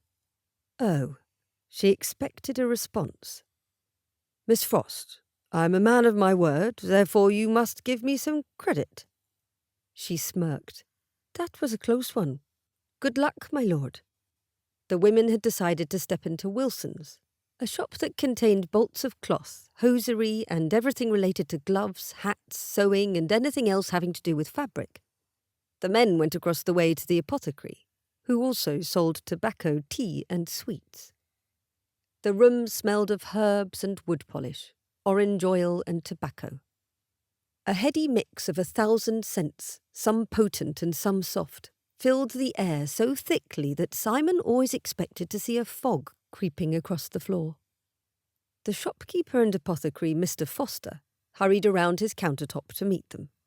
"Ah, welcome, my lord, Sir Andrew. What a pleasure to see all of you. How may I be of assistance today?" He looked directly at Simon when he asked. "My father is out of his favourite pipe tobacco, to his dismay," Simon said, wincing. "Ah, we cannot have that. I will send up an order at once." Mr. Foster withdrew a notebook from the pocket of his coat. "What else, my lord?" "A variety of sweets for the schoolchildren, to calm the horde." This was ridiculous. He felt heat rising up his neck. Someone was going to notice. Mr. Foster nodded and made the notation in his notebook. "And anything for you, Lord Atella, Sir Andrew?" Luca asked after mint pastels. Mr. Foster would measure and fill a tin for him. Andrew asked after something with ginger in it. "Ah, for something particular? Passing nausea, perhaps? Upset stomach?" Mr. Foster went behind his counter. "As a tea or a sweet? I find the sweets excellent in the moment, and the tea better to take in more serious cases. Either way, ginger is an excellent way to calm a stomach." "Some of them both, then, please. On my account, but have it sent to the castle. Except, perhaps a small tin of the pastels as well?" Mr. Foster shuffled about, measuring and tutting to himself while the men waited. He put their purchases in bags and tins and made several notations. As they were the only 3 in the shop, they had the apothecary's full attention. "Are you feeling unwell, Andrew?" Luca asked while they waited. Andrew was studying a row of glass bottles filled with various small seeds. He answered somewhat absently. "Josie ate something that disagreed with her, merely trying to ward off any other difficulties." Luca made a hum of understanding. "How has it been having her settle at Britton?" At this question, Andrew turned on his heel and grinned at them. "Josie has said it's wonderful, and I have every reason to believe her. Instead of the army of servants someone like her Grace would have to command, she has a small platoon of loyal men and women. She is free to entertain as often as she likes, which is almost never, and she spends most of her time in my office at her own desk. It seems the quiet life suits her best." "I find the opposite is true for Emma." Luca chuckled and tucked his hands behind his back. She flies through the rooms of the embassy every day, arranging parties, welcoming guests. I have told her she need not do so much, that we need not entertain so often, and she only laughs and plans another ball or dinner. He grinned with obvious pride. Our home is always alive with people, and I think we are both satisfied. That is the right word? He looked at Simon as he asked. Simon winced and shifted. It seems to fit, from what I just heard. Sounds like you are more than satisfied, Andrew put in. It sounds as though you two are happy. Ah, yes, happy is better. Luca grinned and seemed ready to speak again, but Mr. Foster took that moment to drop a final tin on the surface of his canter. Here we are. The small things you may take with you now, my lords and sir. I will send the rest up to the castle right away. With the highest rank among them, it fell to Simon to answer for their little group. Thank you, Mr. Foster, for your assistance and lack of delay. From the corner of his eye, Simon saw Andrew cock his head to one side. Simon picked up the small pouch of sweets for the children and tucked it into his coat pocket, then shifted out of the way for the other two to pick up their filled tins. Then he hastily led the way out the door. Where to next? He asked. There were no rules against him speaking first. Miss Frost had only said he had to rhyme the last word someone else said to him. Luca pointed down the lane. The stationer's, I think. I must purchase more ink. As must I. Andrew glanced to the shop where the women doubtless still perused ribbons and buttons. Onward, men. Simon had a moment to relax. Perhaps Andrew's look hadn't meant a thing. Except the moment they stepped into the shop, he picked up a bottle of ink. Ah, what do you think of this, Simon? It looks purple. Simon completely froze. What in thunderation rhymed with purple? Simon opened and closed his mouth. Luca stepped up to them to examine the glass bottle. Why would you wish for purple ink? It seems unusual. Does a colour like that have a particular purpose? So relieved was he not to have to rhyme the word purple, Simon answered perhaps too quickly. It isn't a colour for which I need a surplus. Andrew put the ink bottle down on its shelf with more zest than necessary, making the other bottles clatter and the poor shopkeeper wince. Aha! I knew you were doing something strange. Is this something to do with our wager? The forfeit might be worth it if he could stop speaking with such absurdity. He crossed his arms over his chest and glowered at his closest friend. You ought to know, handing my life over to a near stranger. Luca had caught on and laughed aloud.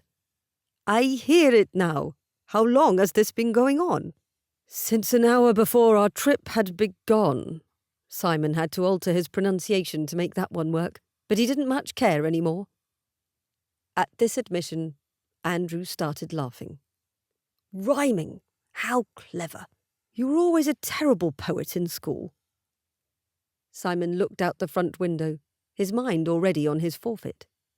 That didn't stop him from his accusatory words. I'm surprised you didn't pick up on it sooner, since you gave Miss Frost the idea. However would I have done that? When Simon looked at Andrew to challenge the question, he knew at once his friend meant it. Andrew wore a curious frown as he studied Simon. I had nearly forgotten about that rhyming dictionary incident, though it was exceptional. Remind me to tell you of it, Luca. You will appreciate the story. If you did not tell her, then who did? Simon rubbed the back of his neck above his collar and cravat. It is an odd challenge to issue without knowledge of my history. Not really, Luca said with a shrug. Every woman I know has a favourite poet. Perhaps that is where she found her inspiration. A general love of verse. Then he clapped Simon on the arm. I must find my ink. Excellent attempt at rhyming, my friend. As he walked away, Simon dropped his arms to his sides and he looked out the window again. No sign of the ladies. They were all still inside. And one of them would now ask him to do something else ridiculous. There's more to it, isn't there? Andrew's tone was positively joyful. He was enjoying Simon's torture, even if he hadn't masterminded more than the initial wager, which Simon still doubted his friend came up with alone. A forfeit paid as soon as I was discovered. I had hoped to at least make it to dinner. Better see to it then. Andrew laughed again. What will she do to you this time? A nervous coil wound itself tighter in Simon's stomach as he thought on the triumphant grin Miss Frost would soon wear. And the feeling wasn't entirely unpleasant. That thought startled him. How daft must a man be to look forward to interacting with his tormentor? Granted, not all taskmasters were as lovely as the dark-haired, fair-faced Isleen Frost. A man, any man, would enjoy her company. Not only for her wit, but for her pleasant manners, her fine features. And why was he cataloguing her good qualities like this? Simon? Andrew's voice came vaguely from behind him. Are you feeling well? You look addled. That was the right word for it. Miss Frost's ability to disconcert him multiple times, while still appealing to his sensibilities, had addled his brain. He answered Andrew in as unconcerned a tone as he could. I am perfectly well, merely preparing myself for Miss Frost's next devious instruction. I had better report my failure to her to get on with things. He made his departure swiftly, giving Andrew no room to speak. I must find the ladies. I will catch up with you both soon. He walked out the door and cast one helpless glance up at the cloudless sky before he stepped into Wilson's shop. Heaven help him, going into the den of women, especially with a triumphant Isleen inside. Isleen held 2 fans in her hand, one of mint-coloured lace and the other a cream-coloured fabric with hand-painted evergreens on one side. She didn't necessarily need a new fan, but with the upcoming Christmas Eve ball, having a new one for the occasion would be lovely. Which do you think is softer? Josephine asked, having appeared at Eileen's side holding out 2 scraps of fabric. Emma says the cotton will grow softer with washing, but this muslin is more what I'm used to sewing. It is what the intended purpose is that matters most, I'm thinking. Isleen had taken off her gloves when they first started their exploration of the shop, to better handle the tiny buttons she had sorted through. She felt both pieces of fabric with forefinger and thumb. Lady Atteller's right about the cotton. It will grow softer with time. I think it must be sturdier than the muslin too. I might need to get both then. Josephine bit her bottom lip and wandered away, swatches still in hand. The bell over the shop door rang and Isleen reflexively turned towards the sound. Swiping his hat off his head, Simon Dinard walked into the shop that was predominantly filled with women. The exceptions to this were the footman who had accompanied them, standing in one corner, and the shopkeeper. Simon stood still for a moment at the edge of the room, looking about. There were shelves everywhere, even in the middle of the stall, and tables piled with goods, including elaborate hat stands. Ribbons hung from rods attached to the ceiling. The room was a jungle of muslin, ribbons and feathers. The women in the shop became aware of Simon as his gaze landed on Isleen and stopped. Her stomach flipped as he charged forward, not taking his eyes off hers as he marched through tables and seemingly ignored everyone and everything else. Somehow having him storm toward her like a lion ready to pounce made her blush. Miss Frost. His tone was firm, the words quiet. I owe you a forfeit. She gulped, then stuttered out, Have you been discovered so soon? Bumps raised along her arm as she failed, quite miserably, to sound amused. Yes, I have. He leaned closer, his voice going lower still. What will you do with me now? Her jaw fell open. Never had any man said such a suggestive thing to her. Given his glower, he did not at all mean the words the way they had sounded to her addled mind, which meant she had interpreted them entirely wrong. Without reason. Oh dear. Her throat tightened, making it impossible for her to answer his question. Even if her mind hadn't been lost to confusion, words were altogether impossible. Rather, she caught herself studying his eyes, the brightness of them, the way his long nose set so perfectly between those eyes, and how very nice his mouth looked, despite the curious tilt to one side. Emma appeared at the man's elbow, a tight smile on her face. "Simon, what are you doing to poor Miss Frost?" "Asking her a question," he answered, not moving an inch. At that moment Isleen finally saw the flash of his smile. Those lips she had studied turned upward, but only just. Of course he wasn't angry with her. He was playing up the emotion for his friends, letting them think he resisted all their attempts at enlivening his life. "You're making a scene, more like," Emma whispered. "You look like you want to eat her." Isleen swallowed. Yes, that interpretation of his expression felt right. The man looked as though he might bite her, or taste her, or something terribly ungentlemanly. That admonition took hold of him and his eyes widened. Simon rocked back on his heels and let his smile stretch freely. "I beg your pardon, Miss Frost. Did I make you uncomfortable?" Not as uncomfortable as she was about to make him. "The apology isn't necessary, my lord. However, I have an idea for how you can make it up to me." She reached into her reticule and pulled out a slim volume of poetry. She had brought it for this very moment. "Choose one of these to memorize and recite later." With a distrustful look, he took the book from her and read the words embossed on its cover. "The poetical works of the late Thomas Little. What is this?" "Thomas More's book of poetry." She grinned up at him with more confidence than she felt, having a moment before been certain he did want to taste her. "I think you might enjoy it. He is, after all, an Irishman." "And when is my recitation?" "I haven't decided." She tipped her chin up. "In the meantime, perhaps you could help me decide something else." His eyebrows drew together sharply, and he took another step away from her before tucking the book into his coat. "What would that be?" "Should I get this fan or this one for the Christmas ball?" She snapped both open and held them out for him to inspect, and she appreciated the defensive effect they had, keeping him back. Simon stared at her, incredulous, and Emma looked between them with obvious confusion. "The one with the trees," he said, then bowed to both women. "We will meet you for tea in half an hour, ladies." He left the room, nodding politely to the clusters of shoppers as he went. The bell chimed again as he opened it and went out into the bright autumn day. "You had better call me Emma from now on," the lady beside Isleen said. "Really? Thank you. But why?" Isleen put the mint green fan back upon the table. "Why now, I mean?" "Anyone who could make Simon act like that, in public, is worthy of friendship." Emma picked up the fan that Isleen had discarded and turned it over, not meeting Eileen's gaze. "I haven't seen him wear anything other than a dignified mask when in public. Not for years, anyway. I think we'd better keep you close, Miss Frost."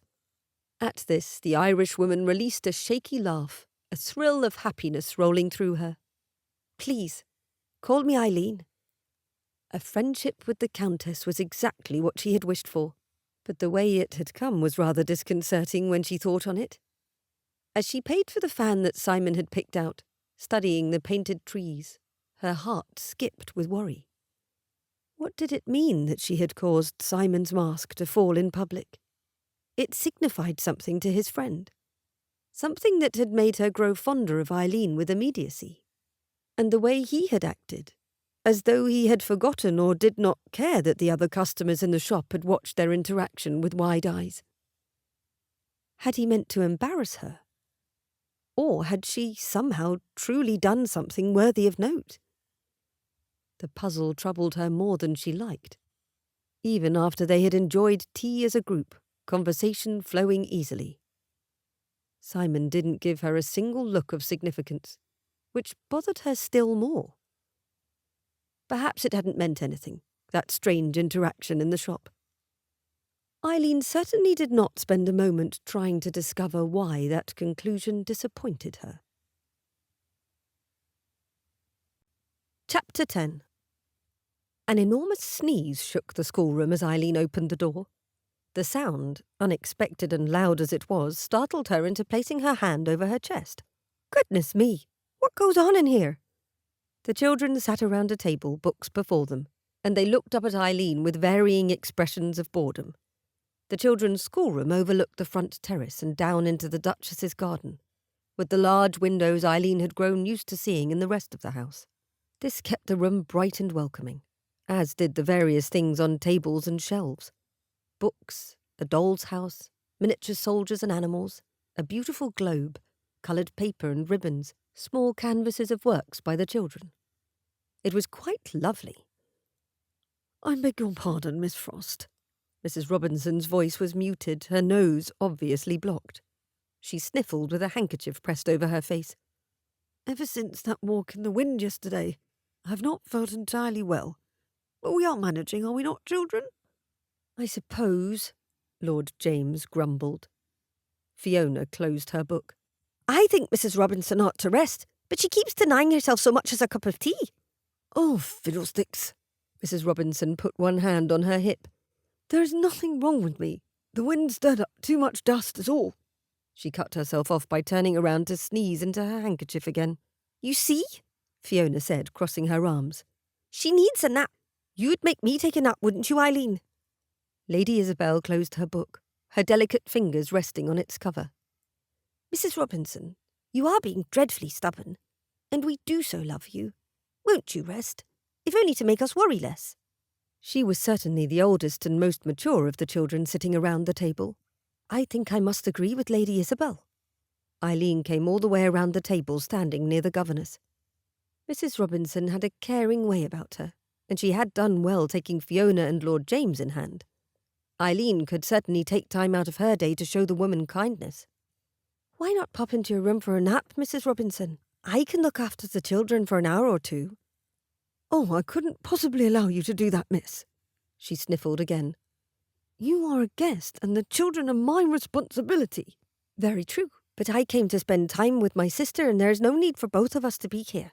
Please, Mrs. Robinson, I can keep them entertained, and when you wake you will be right as rain. I am certain of it. Of course you must take tea before you rest. Why don't you see to that while I settle in with the children?" Mrs. Robinson hesitated again, but finally nodded. "All right, but no more than an hour. I will fetch my tea myself. And if you need anything, fetch me at once, if you please." She pointed to the doorway that led to the nursery and through it to her room.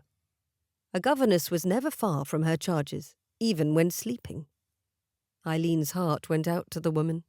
Whether she held her position out of necessity or for the joy of it, Eileen did not know. But it could not be an easy position, even in a palace with employers as considerate as the Duke and Duchess. As soon as Mrs. Robinson had gone, Eileen pointed at the books on the table.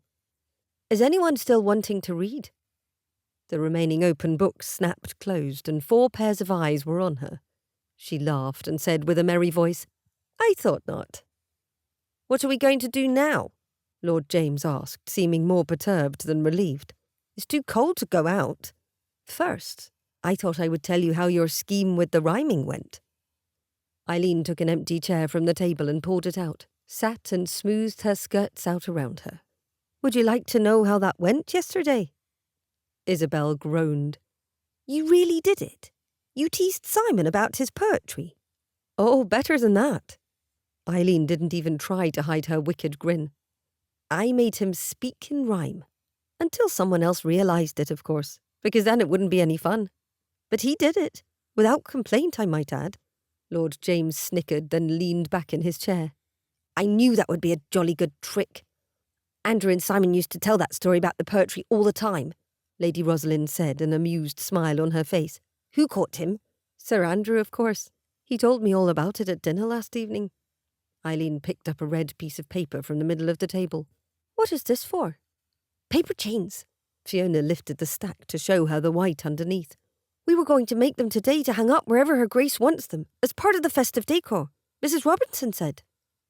"We hung them on the tree last year," Lady Isabel put in. "Paper chains, red ribbon and gingerbread biscuits." "And the toy soldiers," Lord James put in.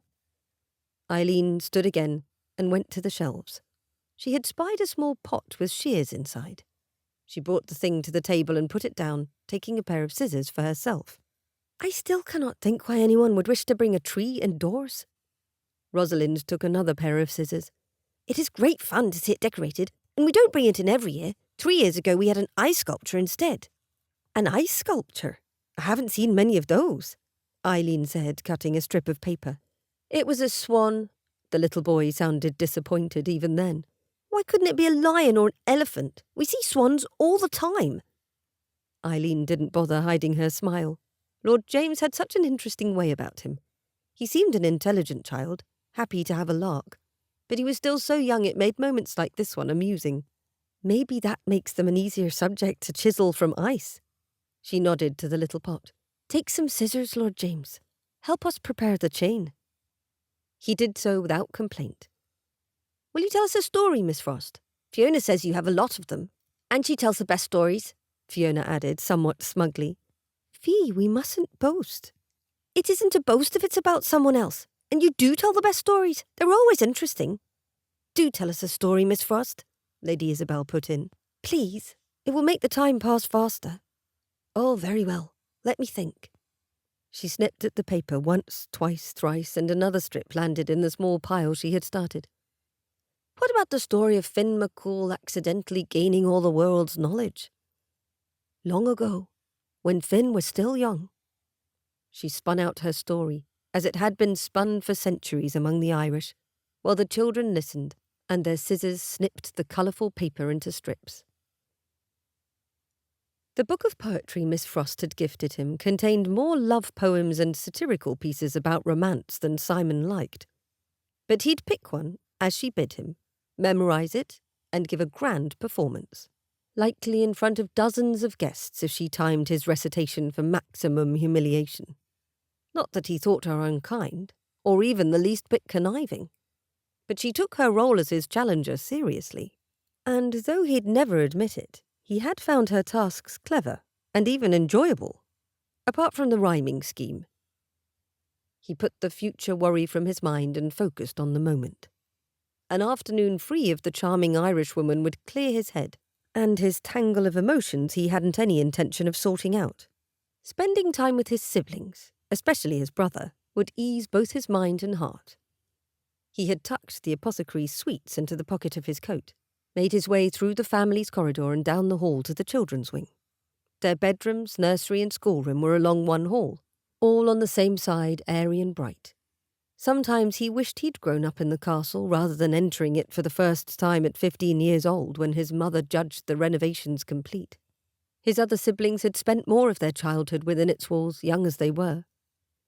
He stopped at the doorway to the schoolroom and prepared to knock. Then he hesitated when a burst of laughter sounded through the door. Mrs. Robinson had seemingly prepared an amusing lesson for the day. Hopefully she wouldn't mind him interrupting, at least for a short period of time. He opened the door, knocking lightly on it as he stepped into the room. "Good afternoon, Miss Frost." She sat at the children's work table, directly opposite the doorway, a delightful smile turning her full lips upward. "Lord Farleigh, welcome." She rose from the table to curtsy, as did her sister, but his siblings remained where they were, snipping at paper with scissors. "I'm afraid Mrs. Robinson isn't here at the moment." "Oh." He looked from her to the bent heads of his brother and sisters, noting the covert glances of the latter. "I came to visit the children, if you do not mind, Miss Frost. I have no wish to intrude." She blinked rapidly and lifted her hands, opening and closing them as she spoke. "Not at all. Shall I go then?" No, you can stay." Why, after he said those words, did he catch a strange expression passing between his sisters? Rosalind even giggled. "You may as well see how I treat my horrid younger siblings." His words had the desired effect, summoning James to arms. His brother might look to Simon with hero worship some days and with competitiveness others. Whatever the case, Simon tried to be ready, though it had been months since the two of them had spent a proper amount of time together.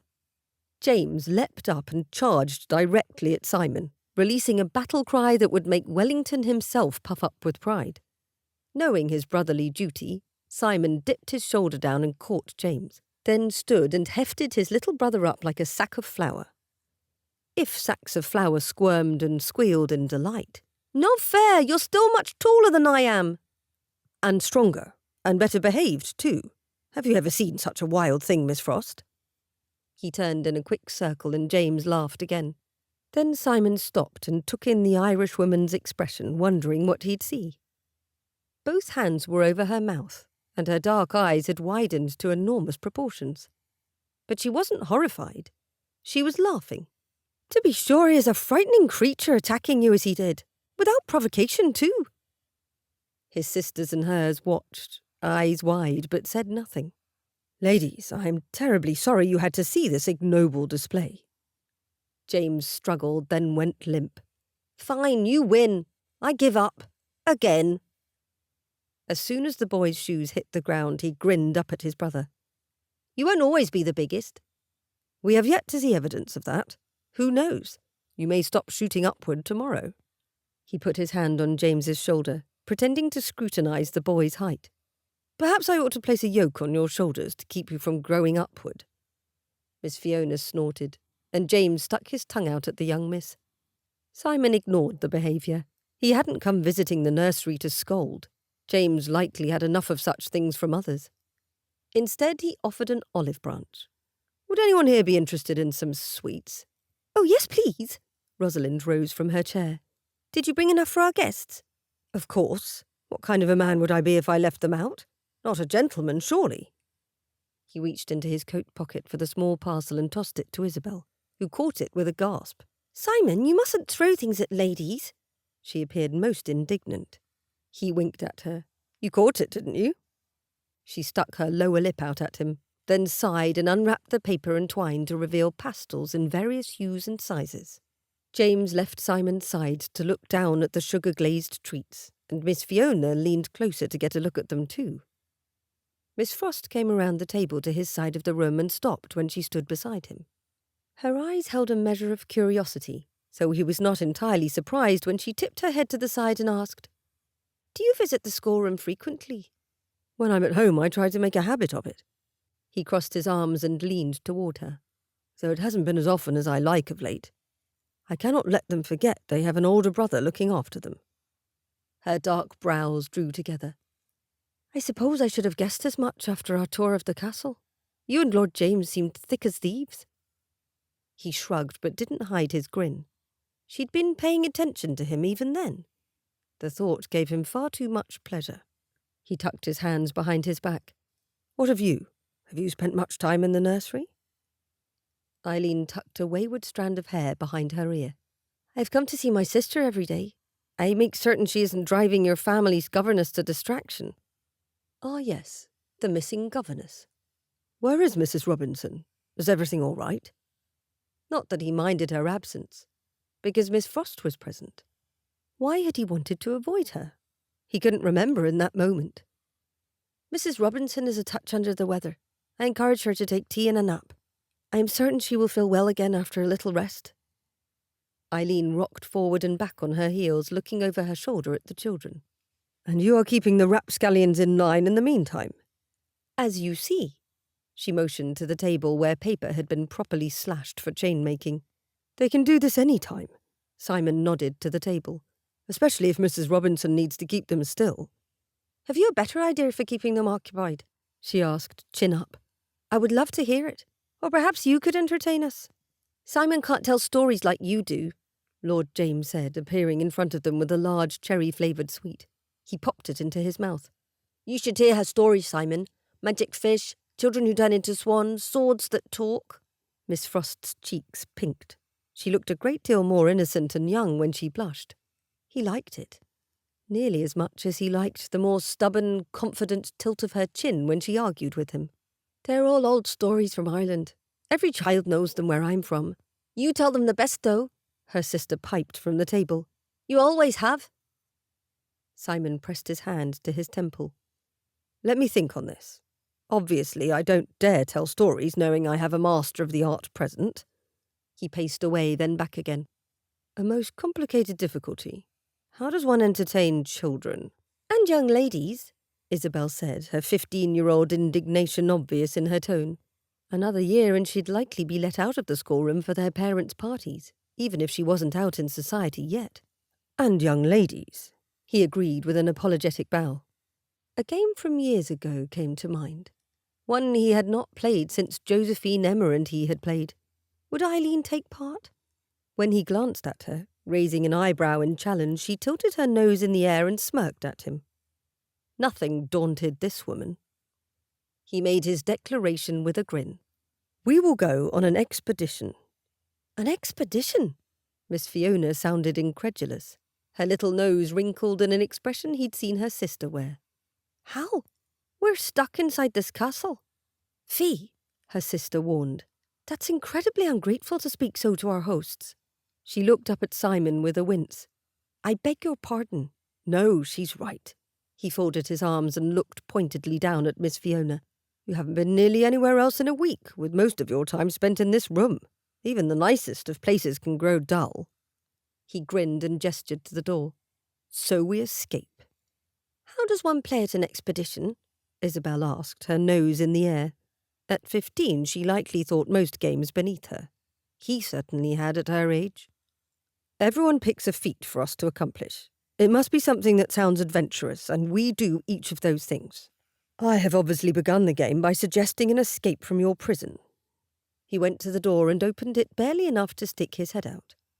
One of the guards was down at the end of the hall, dressed in servant's livery. Simon pulled his head back in. "Ah, there is a watchman in the hall. We must distract him to make our escape." Rosalind tittered behind her hand. "Simon, we can't sneak past the guard. Papa wouldn't like it." Simon caught a pinched expression on Miss Frost's lovely face. The mention of the Duke and guards may have perplexed her. He pretended it was part of the game. "I will distract him. The rest of you go down the hall to the servants' stairs outside Isabel's room. Go when the guard's back is turned and make your way upstairs to the library." Miss Fiona and James exchanged an excited glance, and Rosalind appeared rather curious. Isabel stood with a put-upon expression. "Oh, very well, if you insist. Though you are being quite silly, Simon." "And without any help from me," Miss Frost murmured softly, her lips barely moving. He was perhaps the only one that heard her, and when he looked to see her expression, he caught an amused smile on her pretty face. Was that a gleam of approval in her eyes? His stomach tightened, not unpleasantly, and Simon had to turn away quickly. "James, you be lookout. Watch for my signal." Simon opened the door and slipped out, then whistled loudly as he rambled down the hall toward the guard. Tibbs was the man's name, and he remained expressionless until Simon stood directly in front of him. "Tibbs." "My lord?" He bowed. "Might I be of service?" In a whisper, Simon explained himself. "Yes, please turn around and look out the window behind you for a moment. I am facilitating an escape from the schoolroom."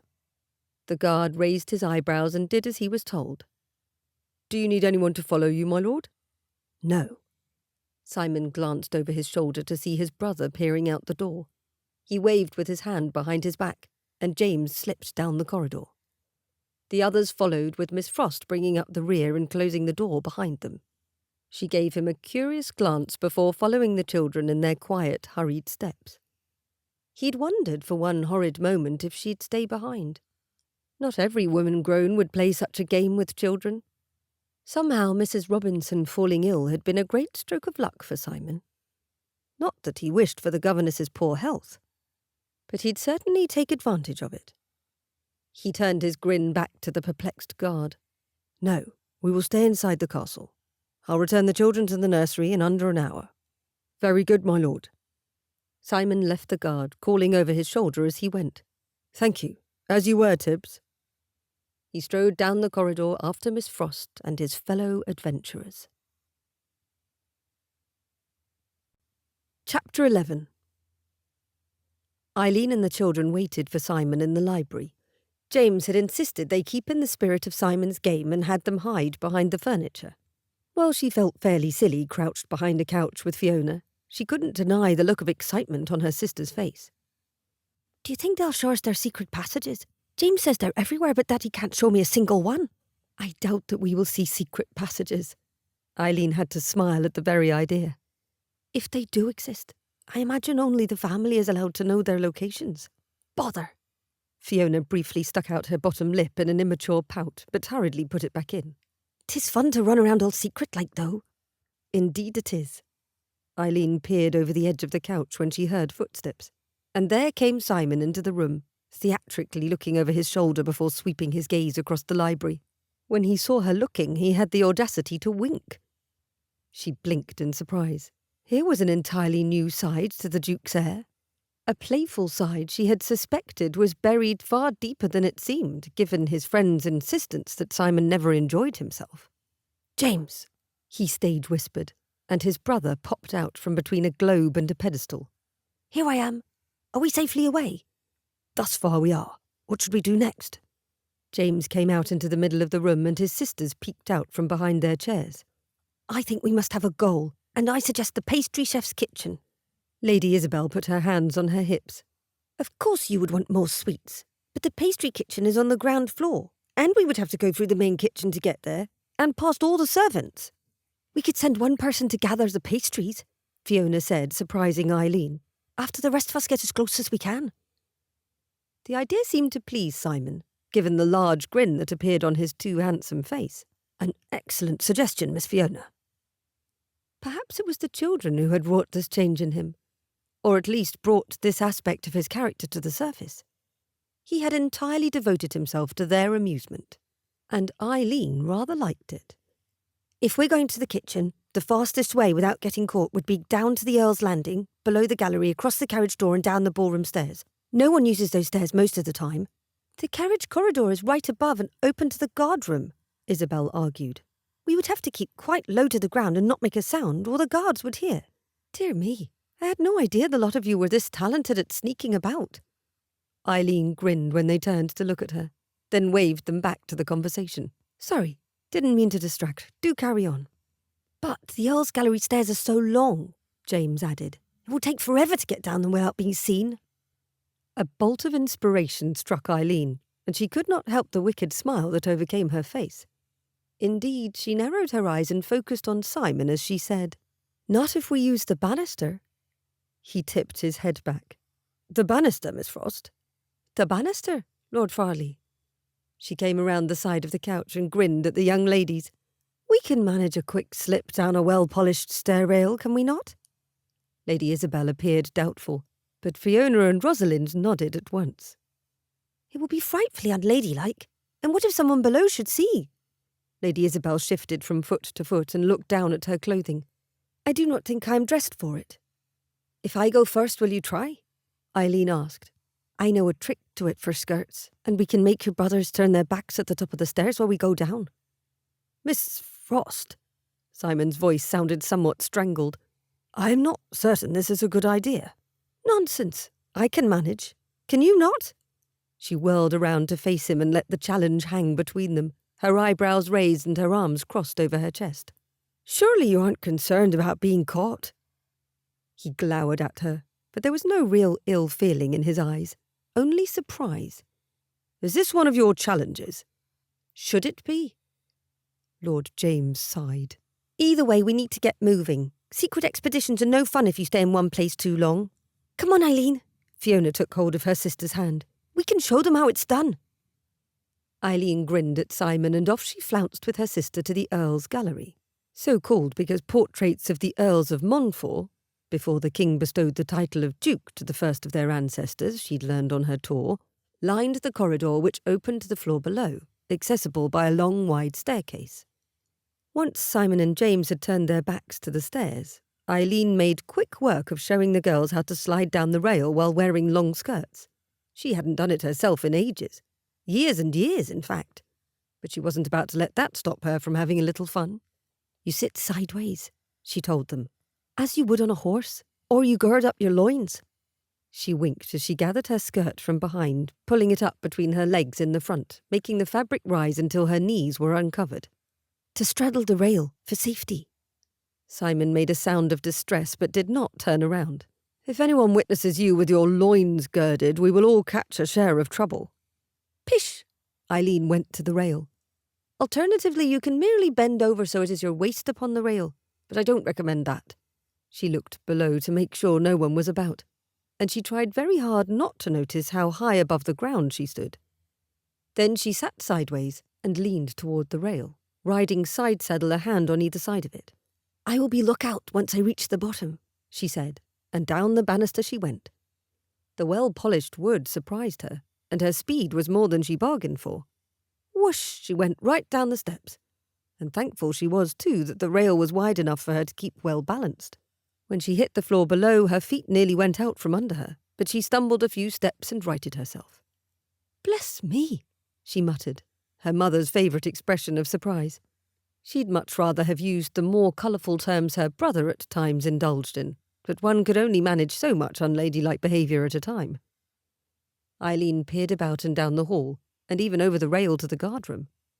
One of the servants looked up at her, a large man she'd heard the Duke call Sterling. She smiled cheerfully at him, and he went back to staring ahead blankly. She whisked herself back to the foot of the stairs and looked up. "Come down. I'll catch you." Fiona came next, straddling the rail instead of attempting to sit sideways, likely the safer of the two options. Down she came, and Isleen caught her sister around the waist. The two of them giggled and shushed one another. Rosalind braved the journey next, using Fiona's method, and they helped her come to a soft stop. Then Isabel, chewing her bottom lip, came to the top of the stairs and stared. She looked back at her brothers, then squared her shoulders and faced forward again. She tried Eileen's method, and likely was a fine horsewoman given how well she kept her seat. Her sister helped her land, and the two of them collapsed to the floor in a fit of quiet laughter. They nearly fell all over each other in their mirth. And suddenly Isabel stopped thinking of them with their titles. They were only children playing a game together. "I have never done that before," Isabel whispered. "Me neither." Rosalind shivered, then rose from the floor. "It feels dreadfully wicked.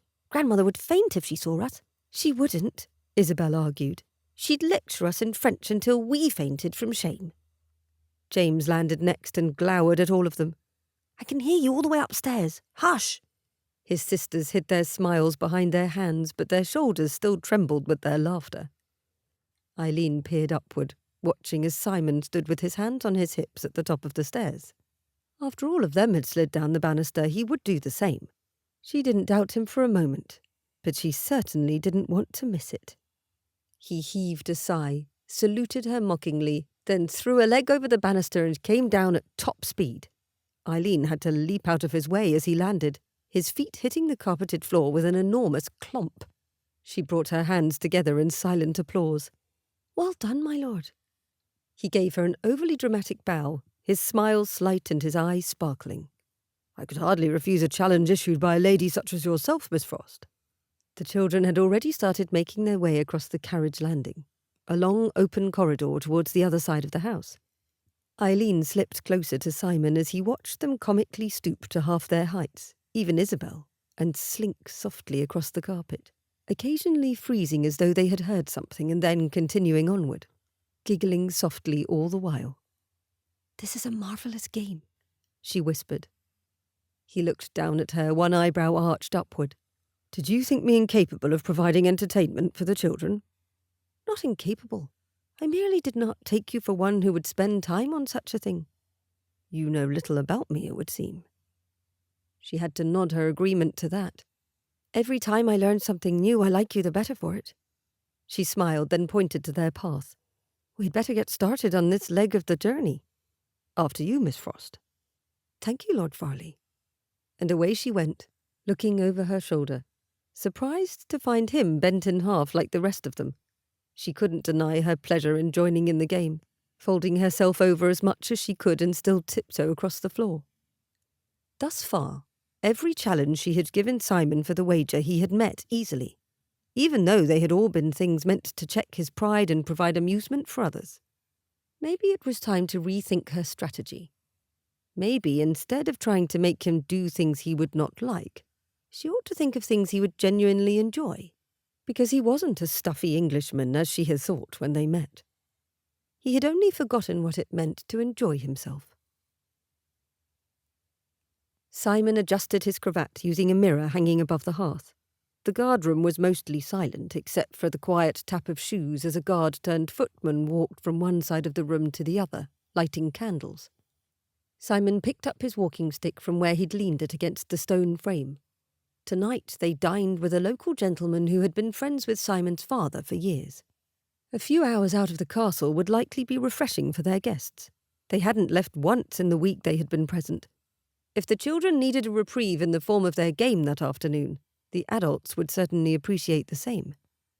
Somehow Simon had escaped a day with only that single challenge issued by Miss Frost, sliding down the banister, a thing he hadn't done in over a decade.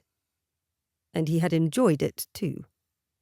He gave the stick a twirl in his hands, then tucked it casually beneath his arm. He couldn't help grinning as he thought of Miss Frost sliding down the stair rail. He wished he had seen it for himself, which was a highly inappropriate thought in need of a quick dismissal.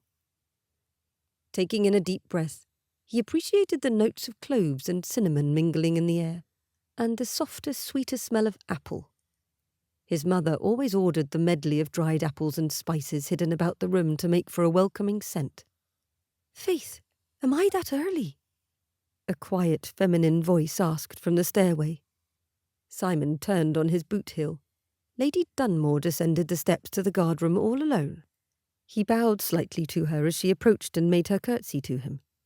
"My lady, you're not too early. I believe my mother intended everyone to gather in the Regent's gallery prior to coming down for the coaches. I am here to make certain all is prepared when they descend." "Ah." She turned and looked at the stairs. "Would it be terrible if I waited with you? The idea of going back up all those stairs is less than welcome." She smiled at him with a gentleness he wouldn't dream of denying. "Of course. We will send a man to let them know you wait with me." He met the gaze of a footman near the steps and motioned with his chin upward. The footman bowed and went on his way to carry the message to the Duchess. "There, easy as that. Do you wish to sit, my lady?" He motioned to a chair tucked against one wall. "No, though I thank you for the thought.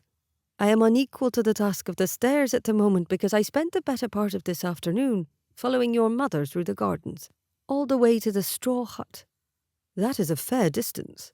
He had spent hours of his life roaming the gardens and woods, following the paths artfully grown over with moss or barely visible game trails. The castle's grounds extended around it in large, beautiful swathes of forests and fields. "My mother is so used to the terrain, I imagine she gives the ups and downs little thought." "The grounds are beautiful. I can see why she treasures them so." Lady Dunmore joined her hands before her, her posture relaxed. She wore a fashionable dress of dark blue, with black and gold feathers in her hair, and long blue gloves on her arms where they peeked out from her evening cape. Her ensemble was simple, but certainly appropriate for a woman of her age and status. She shared her eyes with her daughter, he thought, seeing how dark they were in the flickering light. Her daughter, Miss Frost. He sighed. "May I ask you an impertinent question, Lady Dunmore?" She blinked at him in obvious surprise. "Bless me! Can an earl ask an impertinent question? Go on and try, my lord." He looked down at the black and white patterned floor, considering how best to phrase his question. "Your daughter, Miss Frost." He hesitated. Mrs. Dunmore sounded amused. "She is mine, of course, but I thought we made that clear on introduction." He looked up, surprised, then couldn't help his chuckle. "Ah, you are where she gets her sense of humour, then?" "Perhaps. Isleen is entirely her own person in many ways, yet I cannot deny some influence here and there." Her eyes crinkled at the corners as she spoke. "Before you ask your question, I would like to thank you for treating her so well. I have noted your attention to her, as well as how your friends have brought her into your circle. I must thank you for that, my lord. Isleen makes friends wherever she goes, but she was nervous about doing the same in England." He hadn't expected a comment such as that. Had he gone out of his way in any way at all to make Miss Frost feel at home? Not especially. Even though after their first conversation he had found he enjoyed her company, even her forthright way of speaking. The woman did not mince her words, yet she never spoke an unkindness. "I hope she feels welcome." He shifted uncomfortably. "I realise that not all English and Irish get along." "'Tis a truth," Lady Dunmore said with a sad shake of her head. "They fight as cats and dogs on many a point." "Yes, which brings me to my question. Miss Frost seems cautious when it comes to the English. Not afraid or hateful, but standoffish. I wonder if she has a specific reason, or if there is something I might do to amend the feeling." Simon had the sense that if he could understand the wall between them, he might find something else behind it. More than a witty Irishwoman. More than her pretty face and bewitching dark eyes. His curiosity had kept him thinking on the feeling that she held back a part of herself. A part he would dearly love to see. Lady Dunmore's smile faded and she lowered her gaze to the floor. I am not certain it is my place to be telling you, my lord, though I suppose it isn't any great secret. She sighed, the sound heavy with maternal worry. I have no wish to pry, my lady. Simon spoke with all the sincerity he felt. Merely to better understand a guest in my home. You needn't reveal anything. It appears to me that you have a kind heart. I will tell you a piece of it. She nodded to herself, then lifted her eyes to meet Simon's gaze. My daughter had herself a sailor, years ago. An Irish lad, who joined the British Royal Navy in 1813. His captain was an Irishman too, as was most of the crew. After a skirmish their ship took on water. Another ship saw their distress and sailed on without offering assistance. It was a ship with an English captain who had exchanged words with the Irish. That captain used his personal hatred to justify leaving the Irishmen to their fate. Dread pooled in Simon's stomach. This would be reason to be suspicious of the English indeed. Lady Dunmore turned a little away from him, walking to the hearth to study the fire, likely taking a moment to collect her emotions. You can guess how the tale ends. Miss Frost's sailor didn't survive. True enough. We learned the news a fortnight before Christmas. Her shoulders slumped.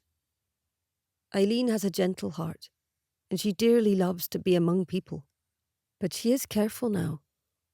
I imagine as a duke's son, you know how difficult it is to trust another's motives.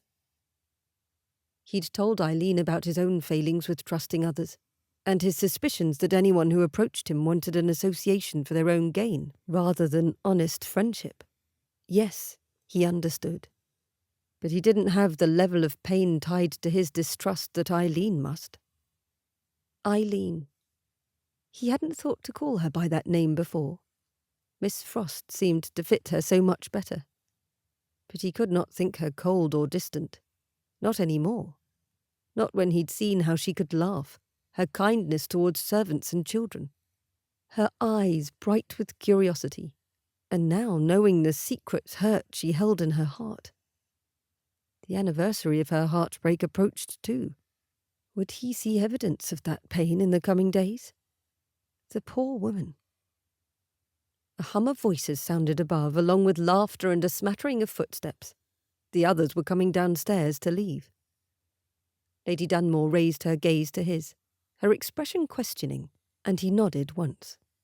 I will say nothing of our conversation, my lady. I promise. She smiled her thanks, and then he offered her his arm as the others appeared on the stairs. May I escort you to the carriage? Thank you, Lord Farleigh. She took his arm, and he realised she was much shorter than her daughter. The top of her head barely came to his shoulder. Eileen must have inherited her height from her late father. It is my honour, Lady Dunmore. He meant it too. She had honoured him with her trust, and he would not break it. But he would watch Eileen with new eyes and understanding. What would he discover about her next? Chapter 12. What do you have in store for me today, Miss Frost? Eileen looked up from the globe, blinking in some surprise. She hadn't heard Simon enter the library. She stood in the middle of the room, examining the enormous globe the Duke kept at its heart. The thing was so large, if it opened on one side, she could lightly crawl in and sit quite comfortably.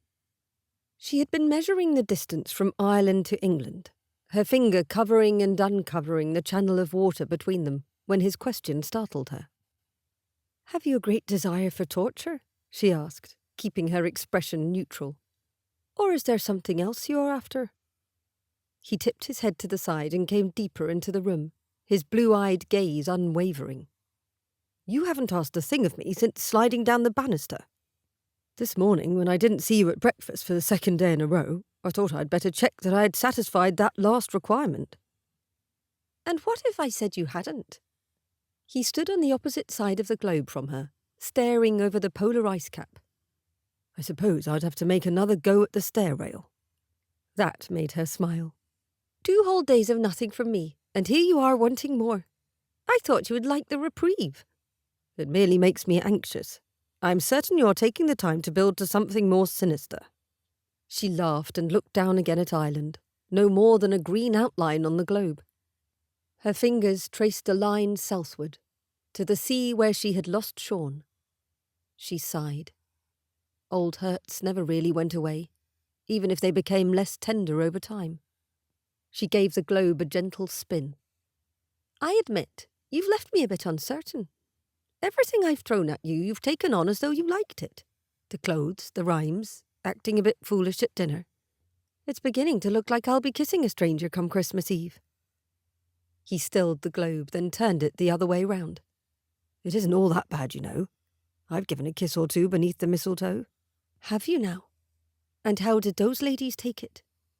She didn't look up at him. She kept her eyes on the continents and oceans rolling away beneath her. Did they gnash their teeth? Or swoon at your feet? Swoon at my feet? He shuddered. A dreadful thought. No, they battered their eyelashes and flirted. And one of them hinted that I could have more if I followed her out into the dark corridors. He winced and looked down. I apologise, I shouldn't have said that. It isn't necessary. I know about the games people play when they think they can bend the rules. She shook her head, imagining a person so brazen as to proposition a lord.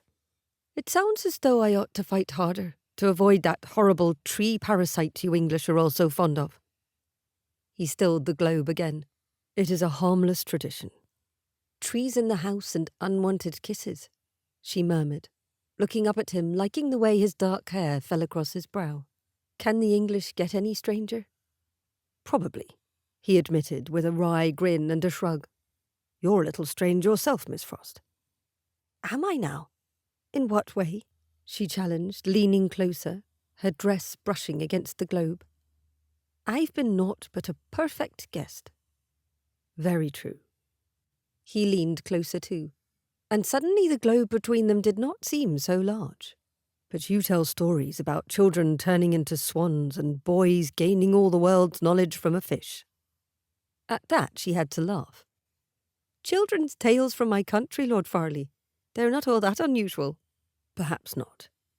He came around the globe to her side, and her laughter stopped at once. He stood so near. Her cheeks warmed despite her wishes to remain calm. Miss Frost, would you come with me on a ride? Ride? With you? She stared up at him, hating how breathless her question sounded.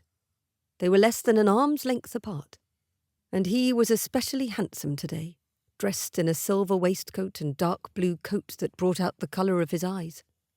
He winced and ran a hand through his hair, mussing it more than before. Her fingers itched to reach up and correct it, brush it from his eyes at least, the better to see that beautiful blue. Sir Andrew and my sister are coming too, he admitted. It wouldn't be seemly for the 2 of us to ride out alone. Not that I think you would want to be alone with me, that is. He stumbled over the words and stepped back, and she immediately felt as though she had lost something. A moment, perhaps, that could have been more. Do you wish to come? We asked Emma and she laughed at us. She's never liked cold weather. She stopped his ramblings as quick as she could. Of course I'd like to go riding with you. She took in a quick breath to hastily add the rest. And your sister. And Sir Andrew. Thank you. What had happened? They were talking in fits and starts like children. Simon had started it, throwing her into a muddle. Yes, she'd blame him for the sudden awkwardness of conversation. Except when his smile appeared, slow and somewhat crooked, as though her answer pleased him. She quite forgot what she wanted to blame him for. A smile like that shouldn't be permitted, not when it had the ability to warm her as though she stood outside on a summer's afternoon. Excellent. Is an hour from now enough time? Enough time? For what? Oh yes, he'd asked her to ride with him. More than plenty. The answer was easy enough so long as Darry hadn't disappeared down the hill like she had the day before. The maid had gone to the village with some of the castle servants for a shopping trip. It was good of the household maids to invite Darry, a stranger, into their midst, so Isleen hadn't minded the maid's disappearance until the dinner hour. Good. Then I will meet you in the guardroom in an hour. He bowed and strode away, a lightness in his step that she found quite endearing. Squashing the impulse to giggle, Isleen went to the window. Perhaps she needed a taste of fresh air to rid herself of these strange impulses. Isleen pushed open one of the windows, and the hinge moved without protest. The moment she put her face over the sill, a gust of cold air stole her breath away. Quick as a wink, she pulled the window shut again and rubbed at her arms. The cold air shocked her fanciful notions of summer sunshine away, and looking up at the sky, she noted the grey clouds hanging heavily above. Simon wanted to be out of doors, in this weather. How very odd. Doubtless he knew the weather in his home country better than she. If Sir Andrew and Lady Josephine were to ride as well, they likely saw nothing wrong with the grey sky and brisk wind. The exercise would do them all a world of good, most likely. She hurried on her way, planning to layer woolen stockings and as many other layers as she could get beneath her riding habit. Today, warmth was of far greater importance than the figure she had cut on horseback. A ride on a morning as bitterly cold as this one is not the best of my plans, Simon muttered to himself. Did you say something? Andrew rode beside Simon, their pace slow as they followed the ladies down the hill. Cursing the weather is all. He stared at Eileen's form, noting the jaunty angle of her hat, meant to mimic a man's in shape, though hers had a rather whimsical hollyberry twig and leaf tucked in its band. It seemed her disdain of winter foliage didn't extend to that particular bush. Andrew snorted, a sound more expected from the horses than a baronet. This was your idea. People think that I'm horse-mad, but I don't go dragging people out of doors when their noses are likely to freeze and fall off. You could have said no when I invited you. Pointing out the obvious to Andrew never helped an argument much. Simon ought to know better after all their years of friendship. You asked me in front of Josie, and made a point of telling us Miss Frost was coming along. You knew that would perk Josie's interest, and I could hardly say no to something your lovely sister asks of me. You used to say no to her all the time. Simon tried to sound severe, but given how happy his sister and best friend were with their match, he was bickering for the mere sake of bickering. That was before I fell in love with her. Simon cast his most disapproving glare at his best friend.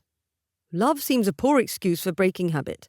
You two once seemed barely tolerant of each other, and now you're in love. I cannot understand it. Wait until your turn, Andrew warned with a knowing grin, completely unrepentant. You will turn your life upside down for the woman who holds your heart. I'd be willing to wager on it. No new wagers, if you please. I'm still caught up in the middle of your last game.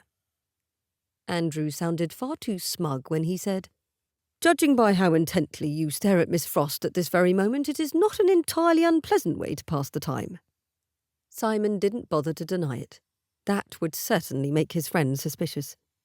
Instead, he noted, The holly is an interesting touch to her hat. Think we ought to add a sprig to ours to appear more festive for the season? Don't be daft. What man would adorn his hat with anything like that? My grandfather put feathers in those blasted tricorn things you see in portraits. I have a tenant farmer who still wears those. Really? Andrew perked up. I thought they'd all been burnt as they deserved. Simon laughed, and Isleen looked over her shoulder at him. The way her dark eyebrows were raised, a few black curls loosely framing her pretty face, and the curious smile upon her lips made his heart jump. He smiled back at her reflexively, and she turned frontward again. He most certainly did not sigh. Not with Andrew watching him closely. You like her, Andrew said. Simon's heart raced, but he remained outwardly calm. Of course I like her. She is an excellent addition to our house party this year. So is her brother, but I don't see him invited to ride with us. In fact, I think the only reason Josie and I are here is to keep your intentions less obvious. Andrew nudged Simon's shoulder with his riding crop. And you know what I mean. You don't merely like her, you fancy her. When the blood rushed to warm Simon's neck and cheeks, there weren't any excuses to disguise the blush. It was too cold for his cheeks to heat for any natural reason. Maybe Andrew wouldn't notice. That is a strange conclusion to jump to. I've known her for less than a fortnight, and I have known you for nearly all our lives, Andrew reminded him. I can count on one hand, not even using all my fingers, I might add, the number of times I've seen you show this sort of interest in a lady. You are daft, Simon muttered, ducking his head beneath a low branch. They had made it down the hill and nearly to the village. You say that because you aren't sure how she feels about you yet, Andrew smirked. I can't even venture a guess about her feelings. Besides women being less obvious creatures than men, I don't know her well enough. I must apologise for being little help to you there. Andrew. The single word came out as a warning. The baronet had the gall to put on an innocent expression. What? If you keep on like this, her brother will ask you your intentions. Or she will. I have the feeling Miss Frost prefers to speak for herself on most occasions. Simon hunched forward and gave his horse a nudge to outpace Andrew. If he'd wanted advice on his relationship with Isleen, he would have asked for it. As it was, he couldn't say even to himself what he hoped from their acquaintance. But he did like her. That much he knew. He'd hoped, foolishly it would seem, to spend more time speaking with her on their ride. Josephine hadn't given him a chance, keeping Isleen all to herself. And now he had Andrew's suspicions to sort through.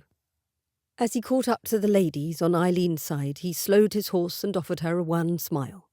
Then he spoke across her to his sister. Josephine, your husband is tiresome.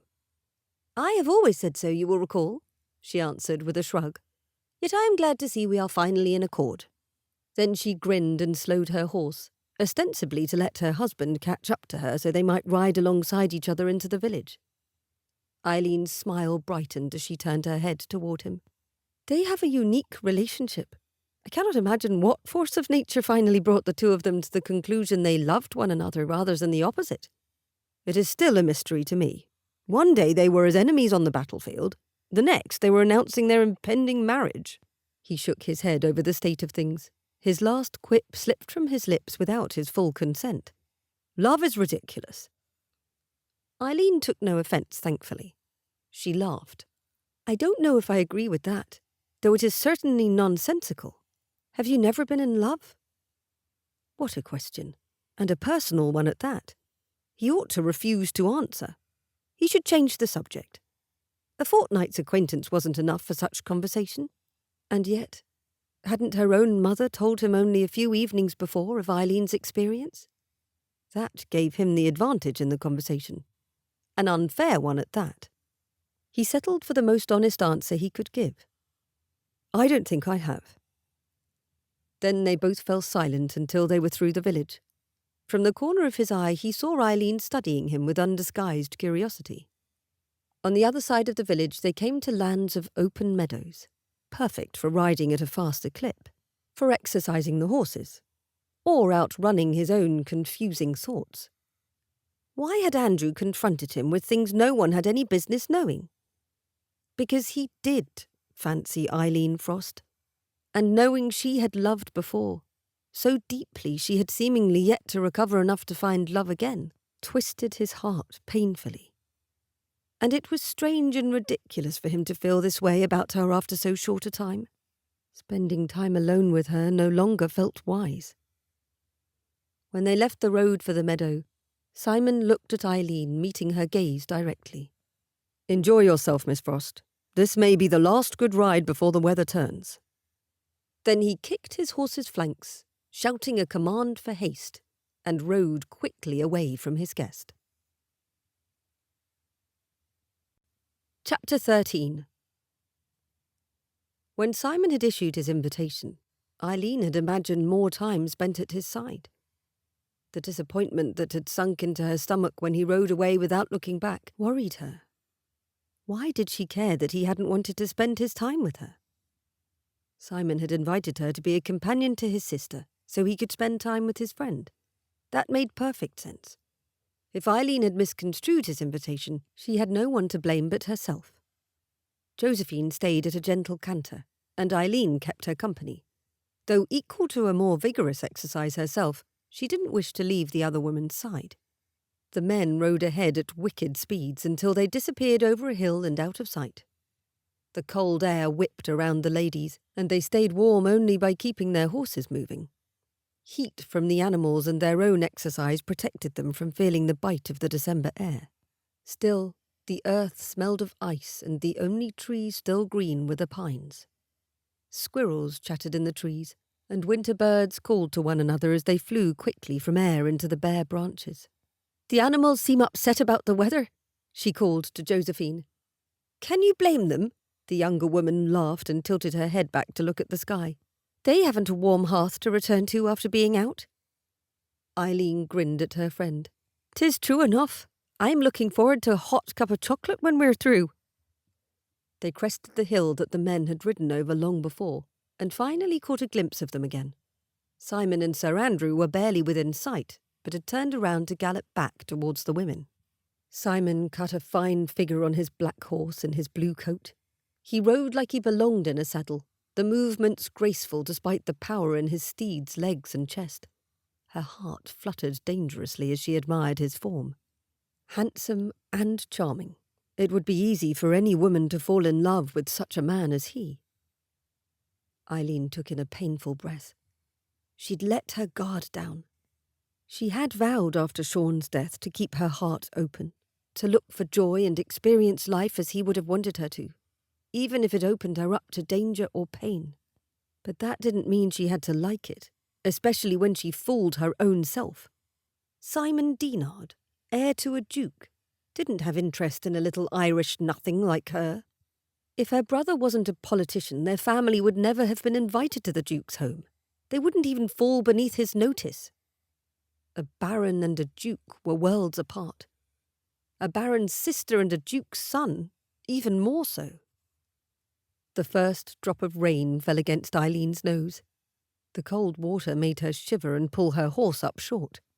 She looked upward at the clouds, realizing the world around her had grown darker when she had been sure it was only her own thoughts that had dimmed the sunlight. "Rain," Josephine murmured. "We had better turn back before it gets worse." As though the sky had heard the lady's words, the droplets fell faster and faster, and as the men approached, they wore worry on their faces. Josephine released a tightly held breath, and it came out in a puff of steam. The temperature was dropping too. "We need to seek shelter," Sir Andrew shouted when they were within hearing distance. He pointed with his riding crop to the sky behind him. "It's coming down in sheets." Isleen looked up and saw what he meant. The rain fell thickly in the distance, and it crept closer to them, turning the world grey. She looked at Simon as he approached, and her heart reacted to the grim expression he wore with an excitable leap. Completely the wrong reaction. "I doubt we can outrun the rain if we make for the castle." Simon's horse sidestepped as though impatient to run again. "Not safely. We should go to the Bloom's Inn. We should hurry, Josie." Sir Andrew's eyes stayed on his wife. "This isn't weather I want you caught in." "Then let's stop chattering about it and move." Josephine turned her horse about, as did Isleen. They rode back the way they had come, the raindrops keeping pace with them. Josephine beside her husband ahead of Simon and Isleen. Simon said nothing to her as they rode, not until they arrived in the village. The rain fell faster than before, making the skirt of Eileen's long wool riding habit dark with the damp. The Earl dismounted quickly, then held his arms up to help her down. Isleen leaned forward, her hands going to his shoulders and his on her waist. He guided her from the saddle to the ground, and then the two of them froze. They stood close, closer than they had before, holding on to one another. Simon stared down into her eyes, his own dark and uncertain, his lips turned down in a worried frown. "Get inside quickly. Warm up." Then he took the reins of her horse and disappeared, following his friend. She stared after him a moment, wondering if he'd felt the strange pull toward her that she felt for him. "Hurry, Isleen," Josephine called, snapping Isleen out of her stupor. Josephine was already at the inn's door, pushing it open. Following quickly, Isleen realized the inn was also a public house. The sign swinging above the door had a white peacock upon it, the words, "The Pale Peacock," written beneath. She hurried through the door, and as it swung shut behind her, she closed the door on thoughts of Simon too. Isleen welcomed the warmth of the public house the moment they walked inside. They were shown to a private upstairs parlour, but Isleen glimpsed the public room full of patrons before they went up. It seemed they weren't the only ones seeking out shelter before the storm grew worse. "I do not usually mind sitting in the public room," Josephine told Isleen, settling in the chair in the quiet room. "But I am glad for a little peace just now. I've always loved visiting the inn. You will love their apple tea and biscuits. Do you think I might have stew instead? I think my insides need as much warming as my outer bits." Isleen moved closer to the little wood-burning metal stove in the corner. She rubbed her hands together to try to warm them. "When do you suppose the air developed such a bite to it?" The thump of boots on the stairs alerted them to new arrivals, and when the door swung open, Sir Andrew and Simon entered the room. They made their way swiftly to the stove, removing their gloves and hats as they came. Isleen retreated to the table to sit, narrowly avoiding a brush of shoulders with Simon. He barely looked at her. Whatever had caused his strange silence in her presence, she did not like it. It was as though their blossoming friendship had wilted overnight. "It doesn't look good, Josie." Sir Andrew sat down next to his wife, his forehead creased with concern. "The rain is more ice now, and it's falling fast." Simon released a weary sigh as he sat in the last empty chair between his sister and Isleen. "Better we're caught in it here than halfway home, though I can't imagine the rain will let up any time soon." A woman of middling age entered the room, a tray on her hip and a broad smile making her expression quite pleasant. "Your lordship, my lady, sir and miss." She curtsied before coming further in, removing plates of biscuits from her tray to the table. She put down a large hot teapot too, above a small tea candle. Then she put cups before them. She moved with efficiency and energy. "Mrs. Bloom." Lady Josephine leaned forward with a friendly look. "It is so good to see you. How are you? How is your family?" "We are well and happy, my lady, and sure happy to have you here again." She nodded to the large window overlooking the street. "Especially if it means keeping you out of that unpleasantness. What would His Grace say if you'd have tried to make it up the hill in that?" She tusked and swept to the fire, opening the little door to add in more wood. "What more could I bring to the table for you, sirs and ladies?" "Have you any hot soup or stew?" Josephine asked before Isleen could. "Perhaps rolls? You have always made such delicious rolls." "Don't be letting your fancy cook find out you like him so much," Mrs. Bloom said, her cheeks turning pink. "After word got out to him how you felt about my gingerbread, he came down the hill in a huff, wanting to exchange recipes." Sir Andrew laughed. "I can understand why you wouldn't want a visit from him again." "Oh, he's all bluster, but he scares my daughters something fierce." She chuckled. "We've a nice roast beef stew and fresh bread. I'll bring you up a fine hot meal and 2 shakes of a lamb's tail." Josephine nodded. "Thank you, Mrs. Bloom." Then the 4 of them were left to themselves, though they heard the sounds of conversation drifting up from the room below.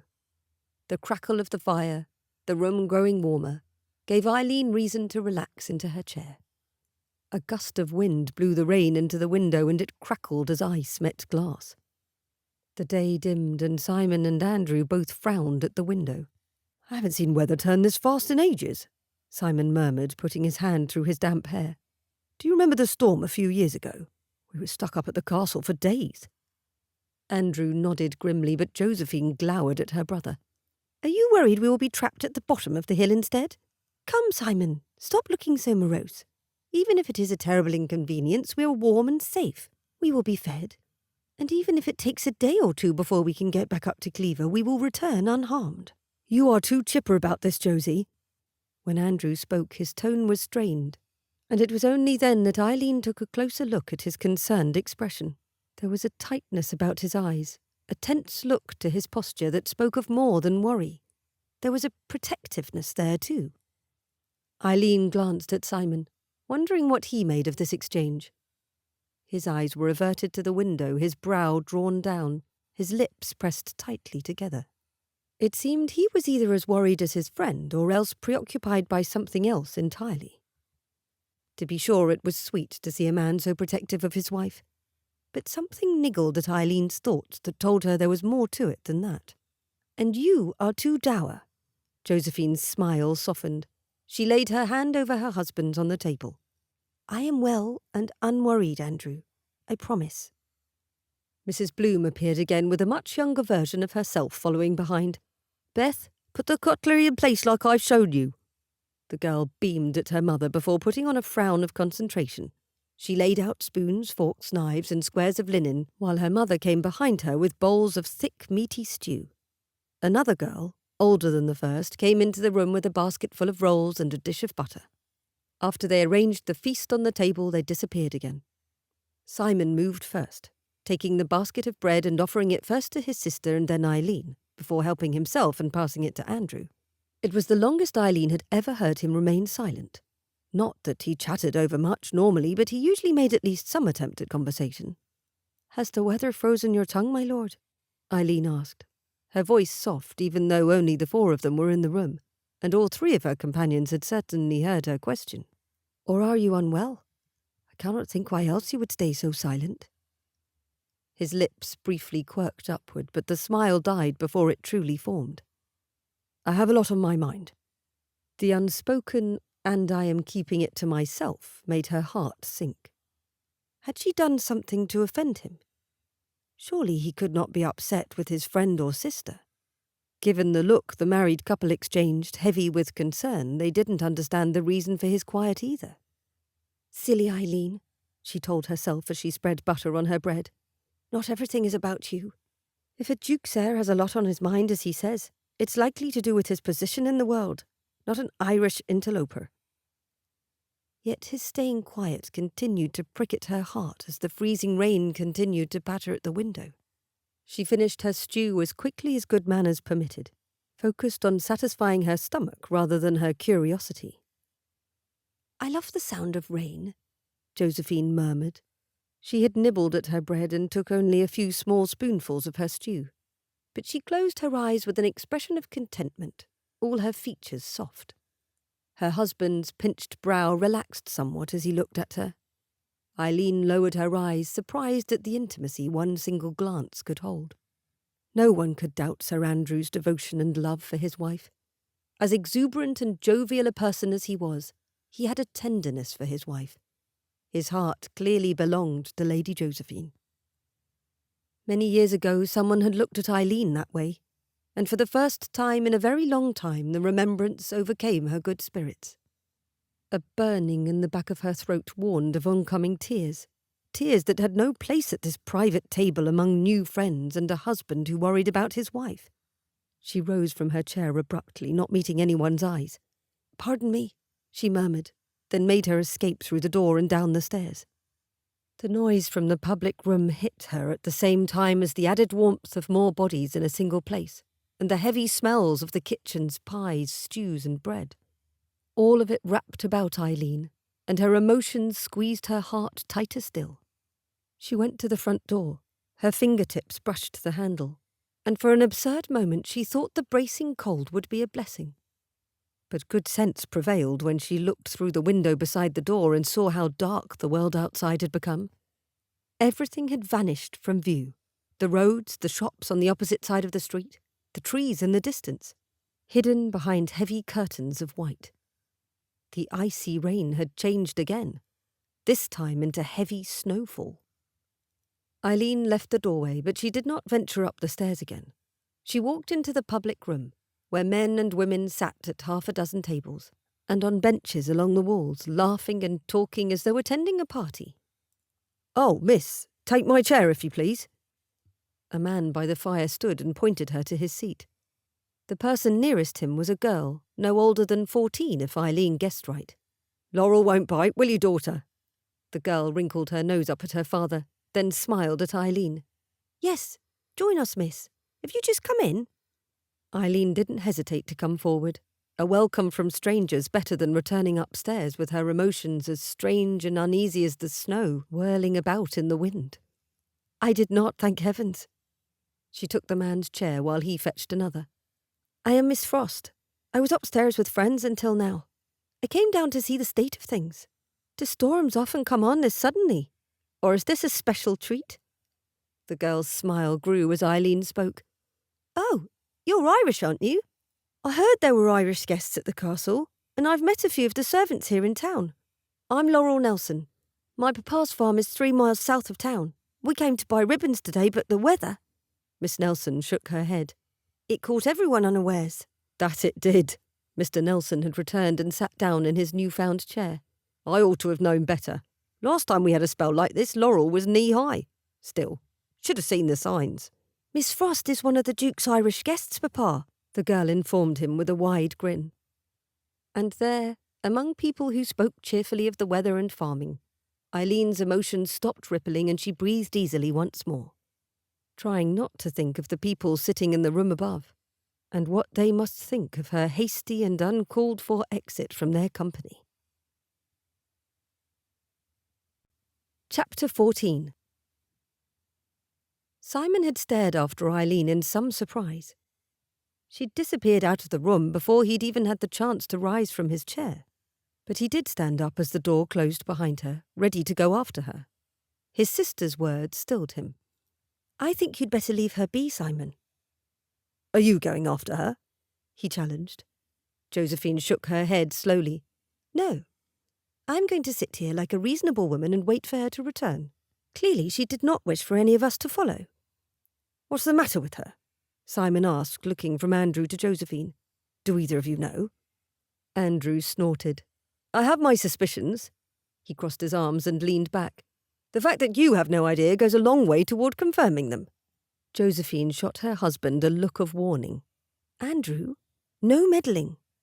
Wouldn't dream of it, Josie, love. He picked up her hand and kissed the back of it. Should I ask Mr. Bloom about a room for you? I won't say you look tired, as the last time I did you gave me quite a lecture. But I will say that if you want the rest, I wish you to take it. With a little sigh, Josephine shook her head. "I am fine, Andrew. I promise. But we will likely need a couple of rooms for the night, if they haven't already been claimed. I think it best Eileen and I share one." Simon stared at them both, incredulous. Are neither of you concerned for Miss Frost? Josephine blinked at him. "Of course we're concerned. Eileen has come to be a friend. I like her very much, but she is obviously out of sorts. I have the impression that she isn't one to easily speak of her emotions, though she makes free with conversation about nearly everything else." That she does, Simon muttered, lifting his eyes to the beams in the ceiling. Isleen Frost had spoken to him of politics, religion, botany, love, child-rearing, Ireland, poetry, fashion, and a dozen other topics with great interest. But she did not often speak of herself. After his conversation with her mother, Simon understood why, at least in part. How could anyone bear to have their heart so wounded and still go on with a smile? It troubled him that she remained unwed and unattached to another. A woman so full of life as she, with her wicked smiles and bright laughter, deserved more. Had men tried and failed to secure her heart? Perhaps she didn't want to love again. Or couldn't. He'd brooded too heavily over those questions, and had watched her behaviour all day in hopes of finding some hint as to the state of her heart. Was it missing? Was it whole? Instead of finding an answer, he'd only succeeded in shutting Eileen out of his own thoughts and feelings.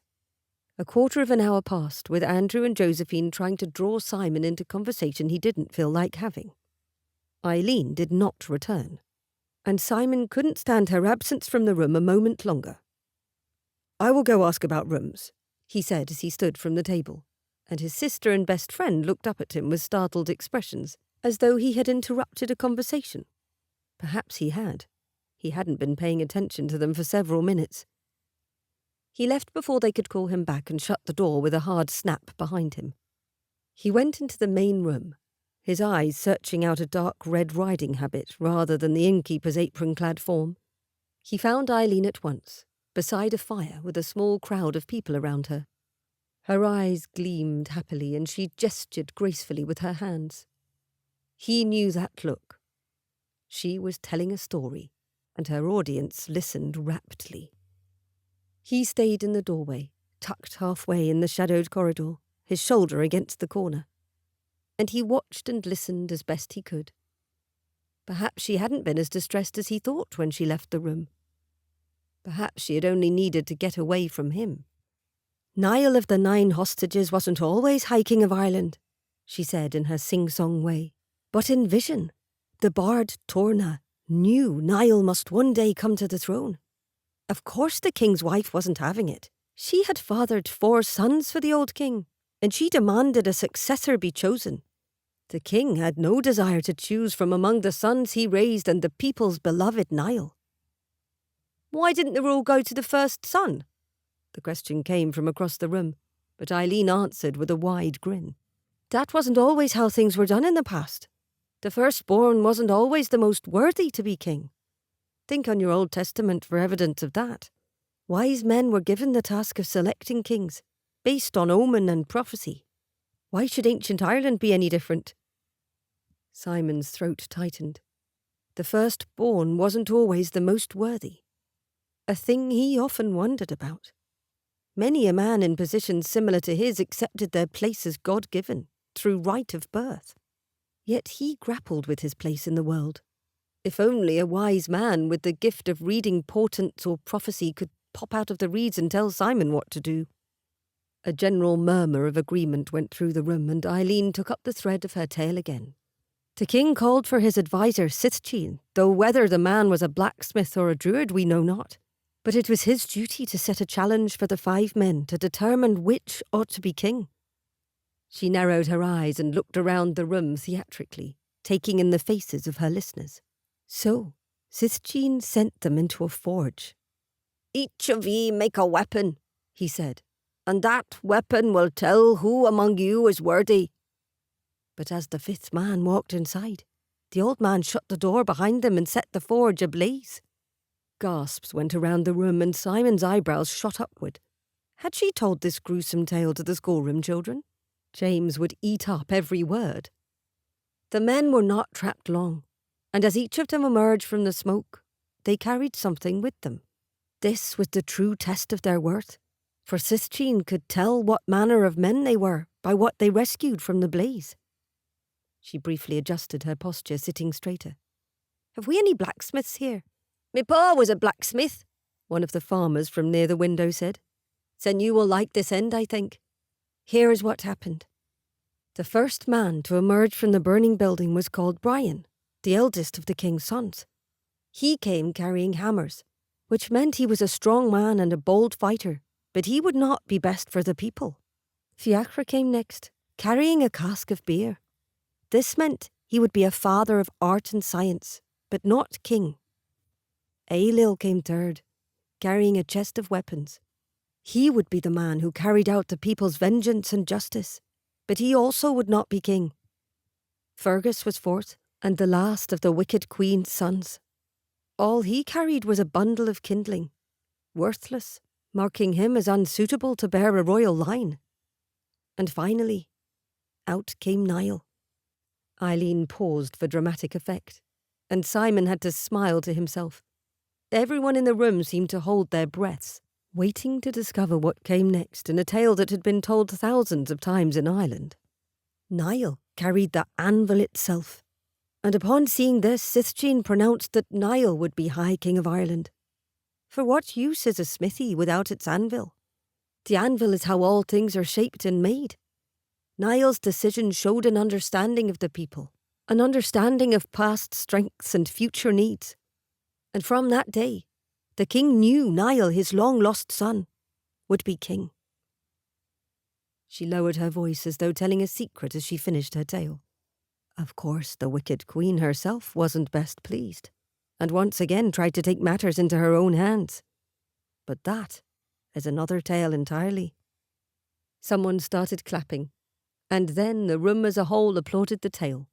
Simon joined in, impressed with her ability to hold an entire room in her thrall. Isleen blushed and stood, bobbing a quick curtsy. It was when her eyes rose with that motion that she saw Simon standing there, applauding with everyone else. She bent to speak to a young girl Simon recognised as the daughter of a wealthy farmer, then picked her way across the room, weaving between tables and chairs to come to his side. Her cheeks were still red, and her eyes bright. But when she spoke, her voice was subdued. "I left quite rudely before.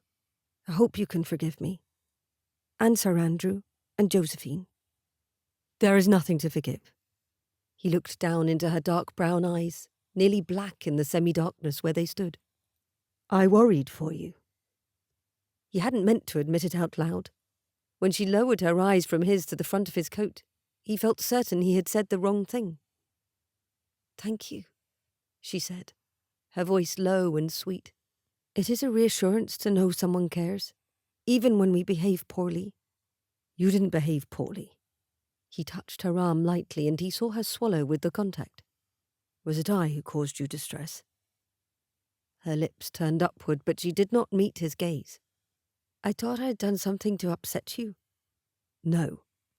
She obviously did not wish to discuss anything of importance with him. Not now. And he did not blame her.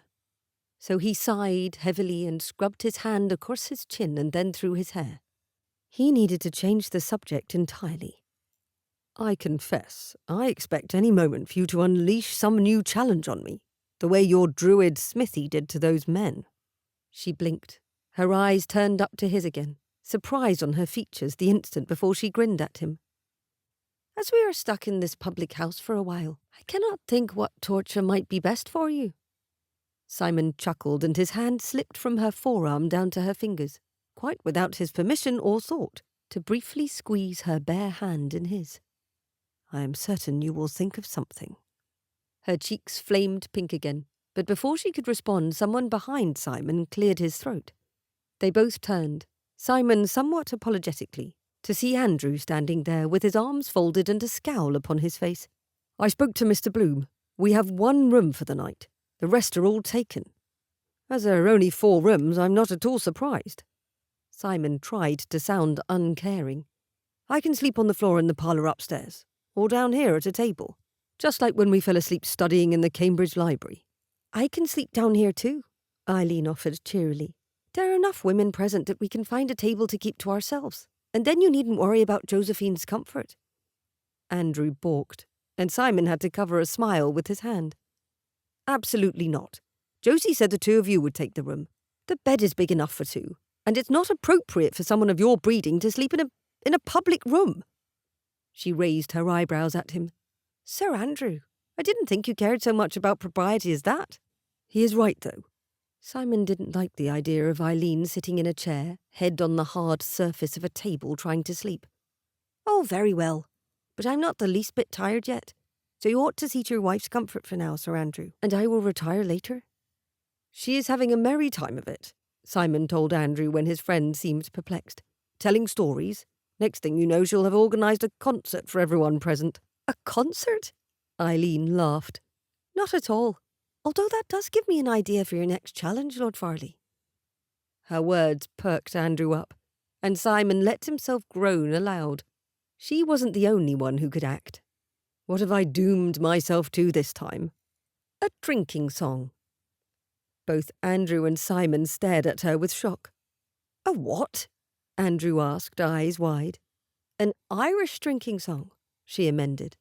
"Come, I'll teach you the words, and it is your duty to get everyone in this public room singing along with you by the end of it." Her eyes glittered up at him. "Come, my lord, it'll be quite entertaining." Before Simon could voice any hesitancy, Andrew did it for him, for once. The future Duke, singing a drinking song with the people under his watch? I'm not certain. "I think it a splendid idea." They all turned to see Josephine standing behind them on the last step of the stairs. She put both hands on her hips. "All of you were taking too long, so I knew you must be having fun without me. But a public room, Josie." She hopped down the last step and breezed up to her husband. "Sounds lovely. Will you find me a chair?"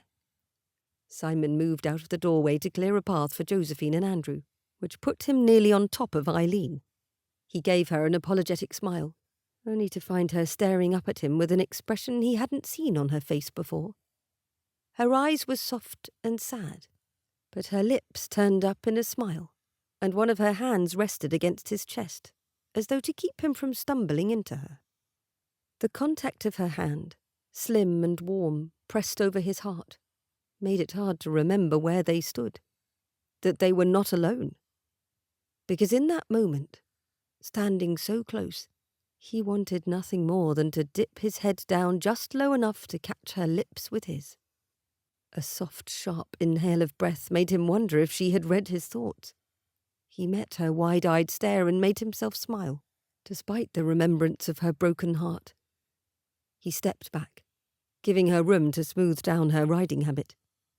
"Teach me this Irish drinking song, Miss Frost, and then tell me exactly how it is a lady such as yourself learned it." Isleen didn't intend to take so much as a sip of alcohol while she taught Simon one of her favourite songs. And though true enough that it might be sung in a pub by men slinging pints of stout from the glass at the back of their throats, she'd first learned it in the nursery. Folk songs were handy that way. Whether children sang the tune or men stomped their feet along with the words, anyone could enjoy the pleasure of a ridiculous tune. Simon gave her one harried look from across the table. "How many verses are we at?" 8. He dropped his forehead into his hand and groaned.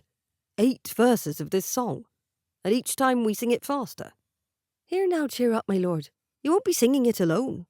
He lowered his hand to peer over it, narrowing his eyes. "I am not fond of public performance, Miss Frost." "This isn't a performance. It's a leadership exercise. He who leads men in song can lead them into battle." "What famous Irishman said that?" "I don't know that any of them have. I made it up myself just now." She pushed the large mug of warm cider toward him.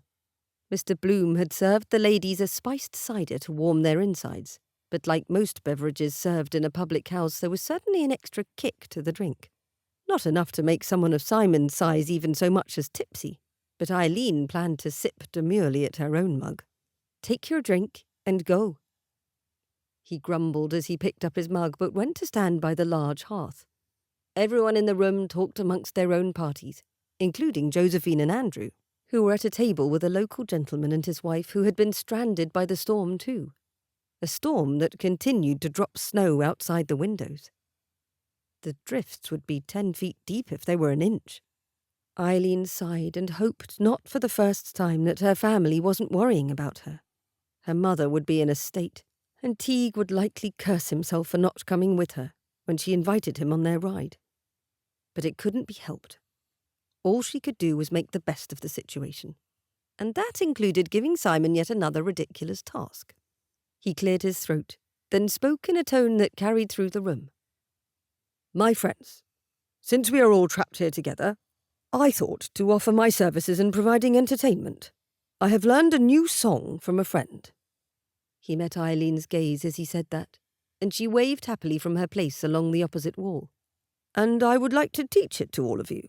If you want to make things interesting, sing the verses along with me when you've picked it up, and if you miss a word, take a sip of your drink. Oh, and I suppose we should all start with full glasses. Mr. Bloom, if you please? This round is on me, whatever your choice of drink." Mr. Bloom went around pouring out drinks, and Mrs. Bloom did the same for those who didn't want anything too strong. Around the room they went, and murmurs of appreciation and thanks filled the air in a pleasant buzz. Josephine and Andrew gave Simon their full attention too, both of them wearing large, knowing smiles. "This song is new to me, but I am told it is as old as the hills in Ireland, Scotland and Wales." Simon cleared his throat one last time. "The Rattling Bog."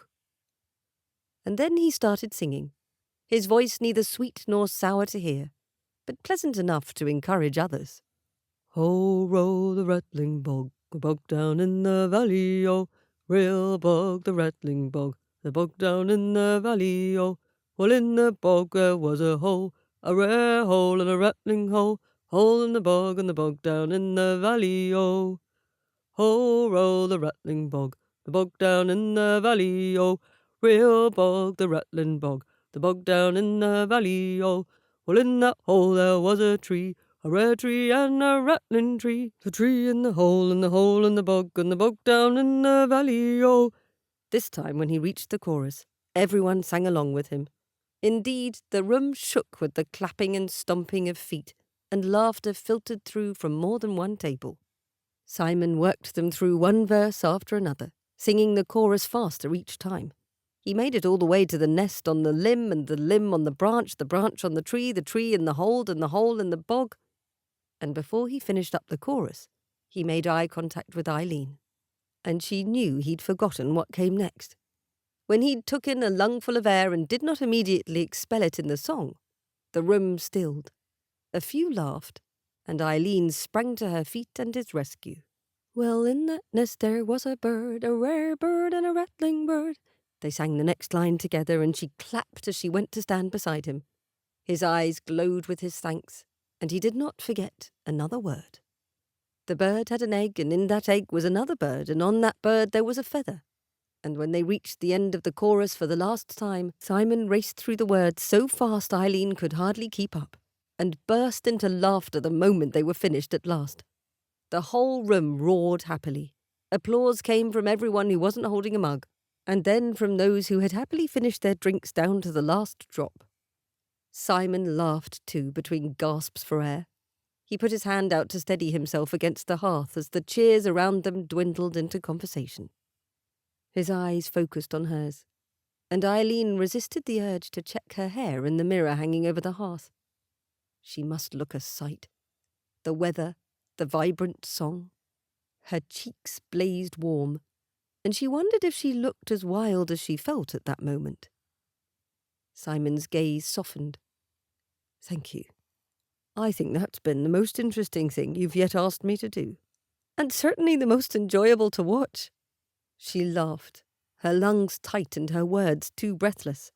The song had undoubtedly taken it out of her. He lowered his voice and stepped closer. Thank you for not leaving me to make a fool of myself alone. She attempted to brush aside the compliment. I love that song too much to let you ruin it. And she certainly needn't sway closer to him still, but she found herself doing so anyway.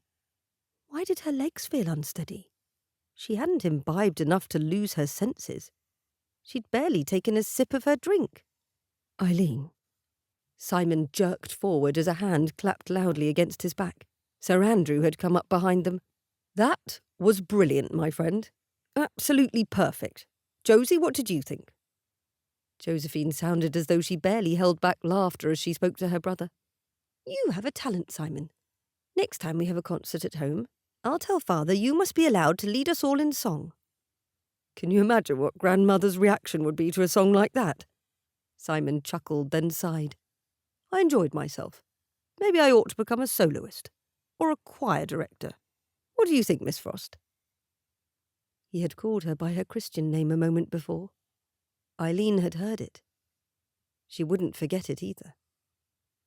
But she smiled still the same when he addressed her, and the four of them spent the remainder of the dark afternoon and evening in conversation, until Josephine started to yawn. When her eyes drooped, her husband sent both ladies upstairs to their rented room. Long after Josephine fell asleep beside her, Isleen remained awake, her mind circling round and round the scene Simon had made, standing at the front of the room, and how it had felt to join him in singing that ridiculous, joyful song. If only the song were longer. 12 verses instead of 8. But then, it always had to come to an end. But, oh, how she wished she could have remained at Simon's side for a few minutes more, just to hear what he had wanted to say when he had called her Isleen. Chapter 15. Snow blanketed everything. When Isleen stepped outside the morning after the storm, she had to shield her eyes from the bright white powder reflecting the sun's light. Men were already on rooftops, tied to chimneys, checking their roofs for damage. A small contingent of farmers had arrived at the inn to make certain all inside were safe and well. Then they went on, in a sleigh pulled by one of the largest horses Isleen had ever seen. Simon stood next to her, and Sir Andrew was on her other side. Josephine had remained indoors, not at all curious about what the world outside looked like after a long night of snowfall. The horses can make it up the hill if we stay to the road, Simon murmured, but only if the whole of it isn't covered in ice. The ice didn't last long before it turned to snow.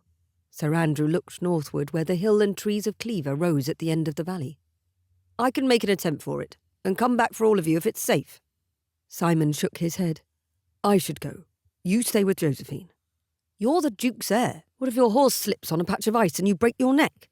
Sir Andrew demanded, and he sounded rather exasperated with his friend. Isleen wondered dimly how many times the baronet must have won their debates with that argument. When Simon spoke, he sounded dismissive at best. And you're a married man with a wife, my sister, to care for. My father has another heir." Isleen winced. Even in jest, Simon taking his value so lightly unsettled her. When he spoke of his place as heir, he seemed to have only two opinions on it. The first was that he existed under a tremendous weight of expectation, whether his own or his family's she couldn't say.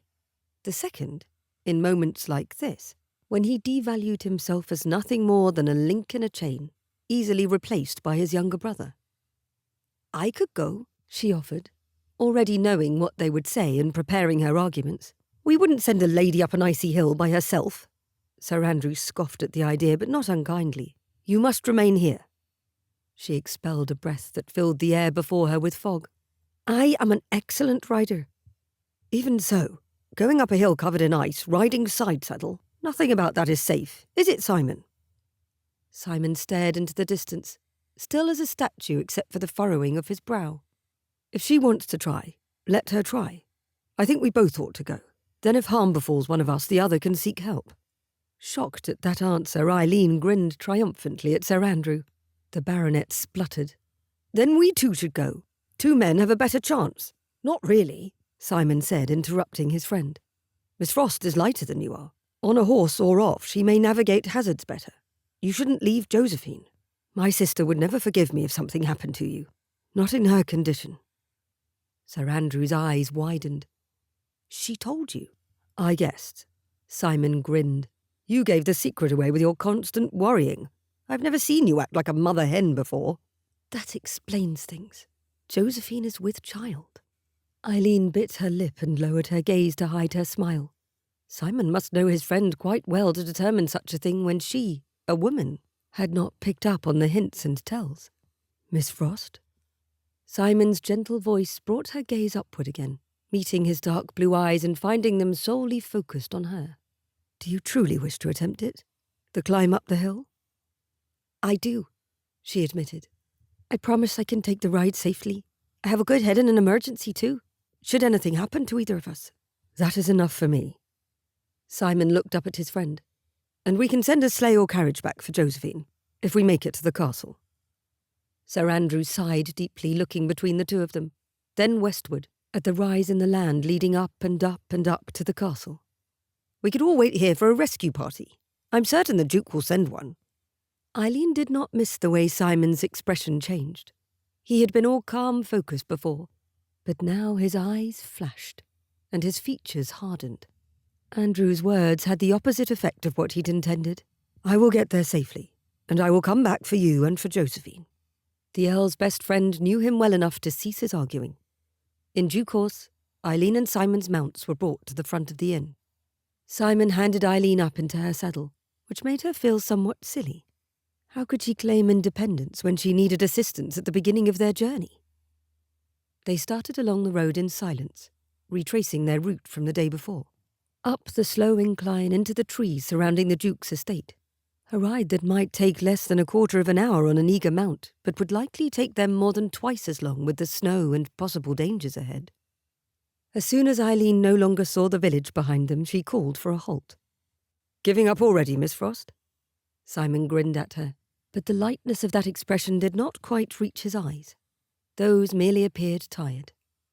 Had he slept at all the night before?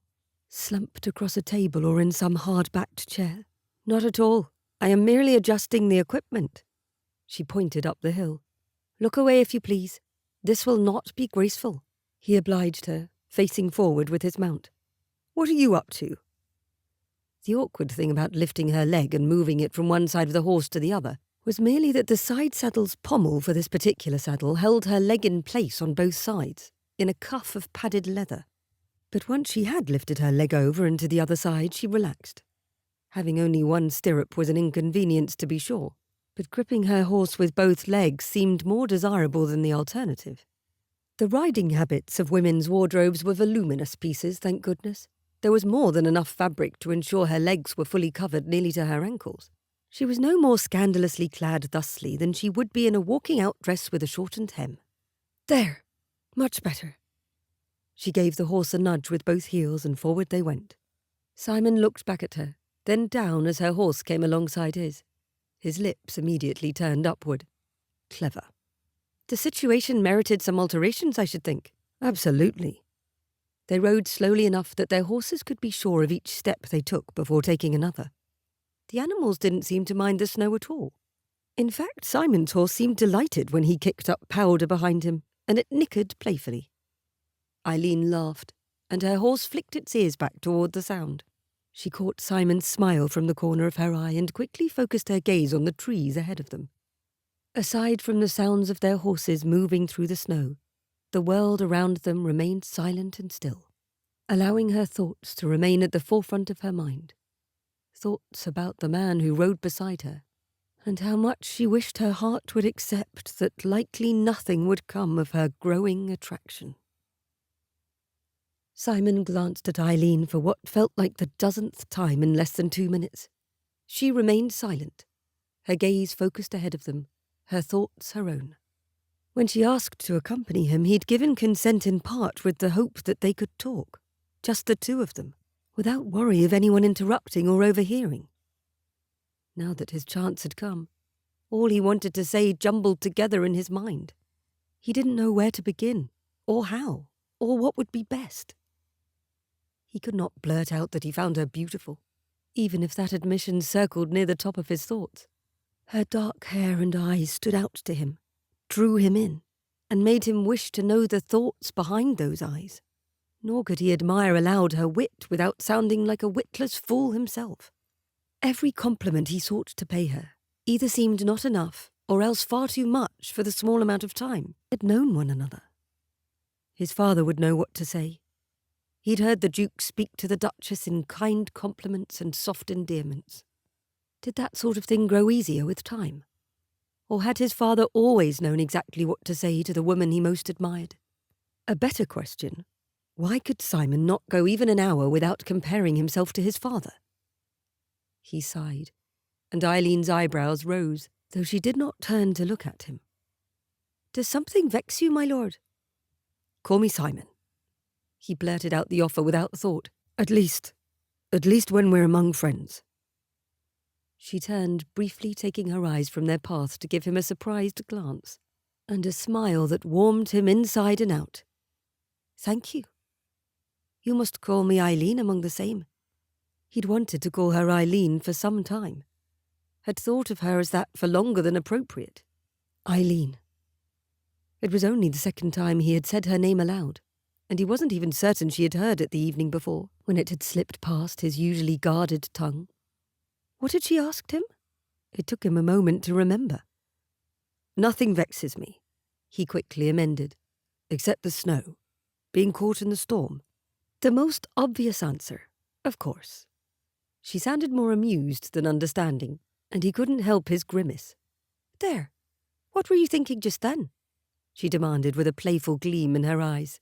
"Perhaps talking about whatever it is will be of some help." Simon shifted forward in his saddle as they came to a slightly steeper portion of the road, but his horse handled it marvellously. They had yet to find any ice beneath the snow, which meant going back for Andrew and Josephine would take little time, especially in a coach or sleigh. If he confided his thoughts to her, what would she make of them? Would she think him right to worry about his place as an heir? Or think him ridiculous for questioning something nature had already decided? "A moment ago I was thinking of my father." He did not look at her as he revealed his internal struggles. "I wonder, quite often in fact, if I will ever be half the man that he is." Silence met that declaration. There was no quick word, no laugh or sigh, only the quiet. His courage took a moment to gain enough strength for him to look at the woman at his side, to interpret her expression if nothing else. Isleen appeared serene. Her countenance was soft, her eyes gentle as they stared ahead, the corners of her lips tilted ever so slightly upward. She caught him staring and turned to face him, her expression unchanged as she spoke. "I think, wondering such a thing about a man like the Duke, who by all accounts is among the best of men, means you will never stop trying. And that is the most important thing, I think, about being a good person. Whether it is leadership or kindness, courage or gentleness, as long as we never stop trying to be those things, we will succeed." If he hadn't already been sitting atop his horse, he would have needed to sit immediately upon hearing those words. They were too heavy, too much to think about. Despite how sincerely and simply she spoke, there were depths to that sort of thinking that he hadn't considered before. It took him several seconds to realise he'd stopped his horse without meaning to. Isleen had continued forward, so Simon nudged his mount to hurry on at double the speed until he was once again even with Isleen. Before he could speak, or question what she had said, the Irishwoman started talking again, in a light tone that was at odds with her words. I lost someone very dear to me years ago. One of the things I've often asked myself since then is whether he would be proud of me, whether he would see me now and be happy that I am happy. He was full of life and laughter. I promised myself when the clouds began to clear after I learned he was gone, that I would honour his memory by finding joy in the world around me. She looked down at her hands holding the reins, and he watched her shoulders rise and fall on a deep sigh. Measuring ourselves against the expectations of others, real or imagined, is quite difficult. It creates a weight on our hearts and souls, I think, that we do not always know how to carry. Your mother told me something of the sailor. He stopped himself from saying the rest, from saying, the sailor you loved. A laugh heavily tempered with sorrow escaped her. Oh dear, why ever would she do that? She didn't sound upset at the breach in her mother's trust. Curious, but not angry. I don't suppose it is a secret. His name was Sean Hurst. He was the second son of an Irish gentleman. He must have been special, to inspire you that way. Simon turned away from her, his heart stinging as much for her as himself. I am sorry if speaking of him is painful. That wasn't my intention. They came to a downed branch, and Simon held his hand up for her to stop while he dismounted. Icicles had formed along the parts of the limb that stuck up into the air. He took the heavy end of the branch, lifted and dragged it to the side of the path.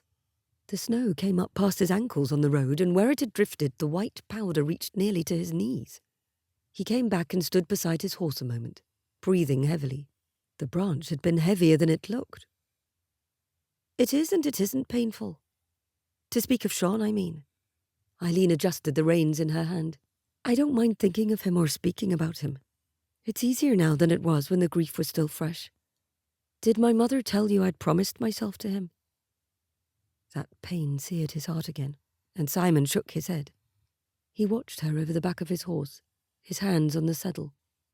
He should mount. They should move on. People were waiting. Those at the castle might be worried. Yet nothing was more important than what Isleen revealed to him that moment. It was a piece of her heart, something worth treasuring, worth waiting for.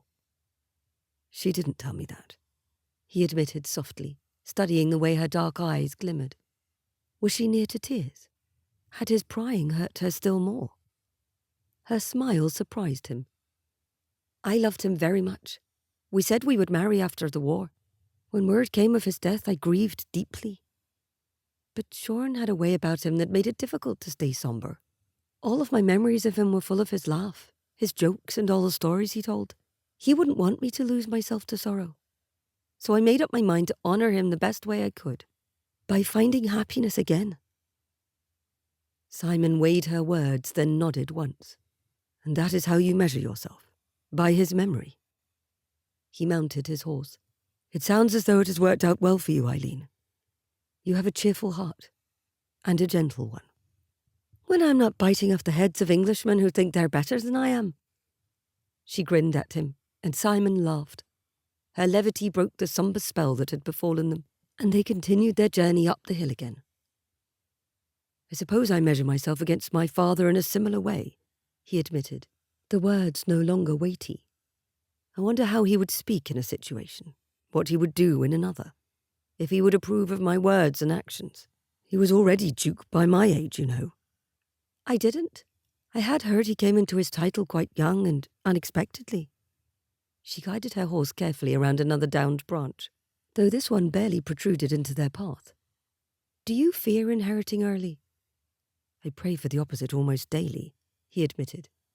I don't feel ready. Not to be Duke. Not to lose him. I doubt he was ready for it either. No one is ready to lose a parent, especially when they're good, loving parents. Isleen took in a deep breath. Oh, I know this place. Past the next bend we will see the castle. We will, he confirmed. They were nearly there. Despite the slow pace, they had arrived quicker than he wished. When would he next have the chance to speak to Isleen like this, alone and open-hearted? I think you should speak to your father. He blinked and looked over at her. What do you mean? I think you should tell him how you feel, she stated firmly, then nodded to herself. I don't think anyone could possibly ease your mind or heart the way he could. If you tell him your fears, he may know how best to help you move past them, or perhaps how to accept them. Only he has ever been in your position. Simon admits to his father that he didn't think he measured up. It was, in that moment, a horrifying thought. To tell the man he most admired that he feared he fell short of the mark. Wouldn't that disappoint the Duke? Wouldn't he feel that Simon ought to have more confidence and courage? He had to gulp back the fear that rose when he wondered, for the briefest moment, if his father might agree with him. Even though the Duke had never even hinted at such a thing. What if Simon's doubts gave his father a new reason to doubt his ability to fill his future role? Perhaps I should. Someday. That was the most he could say. Isleen did not press him for more. For what it's worth, Simon Dinard, Lord Farleigh, she said, a gentle curl to her lips. I think you're a fine man. For more than a few reasons, I might add. He nearly asked her what those reasons were, but the castle came into sight, along with several servants scuttling about the estate preparing a sleigh, likely forming the very rescue party Andrew had predicted. And their conversation came to an end. Chapter 16. Isleen hadn't spoken of Sean to a stranger in a long time.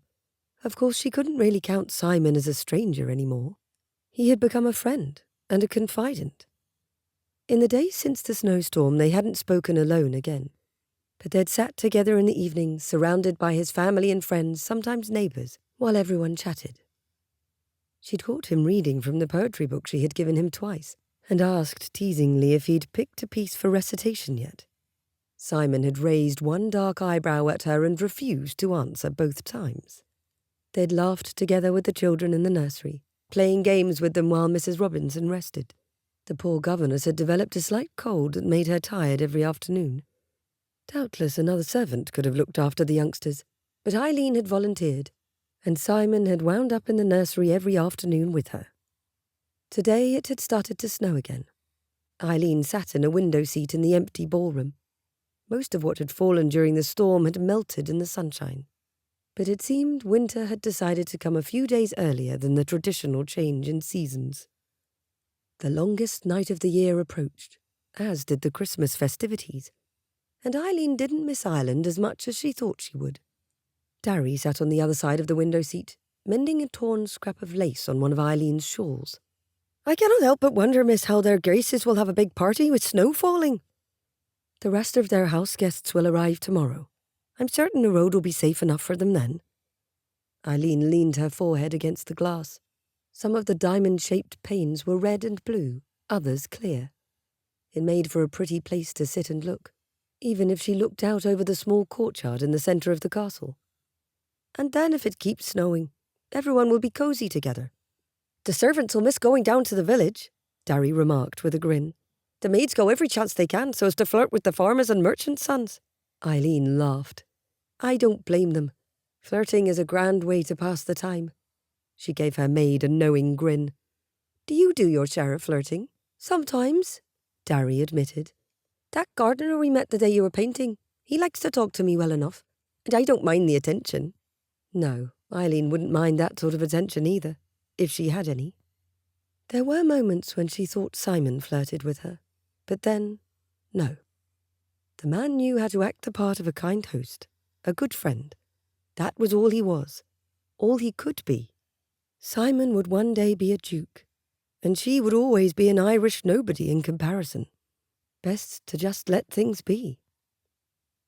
A soft, certain female voice called to her. Miss Frost, here you are. The maid leapt to her feet, and Isleen stood quickly too. They both curtsied, Darry sinking nearly to the floor, as Cecilia, her Grace the Duchess of Montfort, glided across the ballroom floor toward them. Good afternoon, Your Grace. Isleen rose from her curtsy and gestured for Darry to run along. She couldn't imagine a duchess allowing a servant to linger in her presence. "Thank you, Darry. You may go."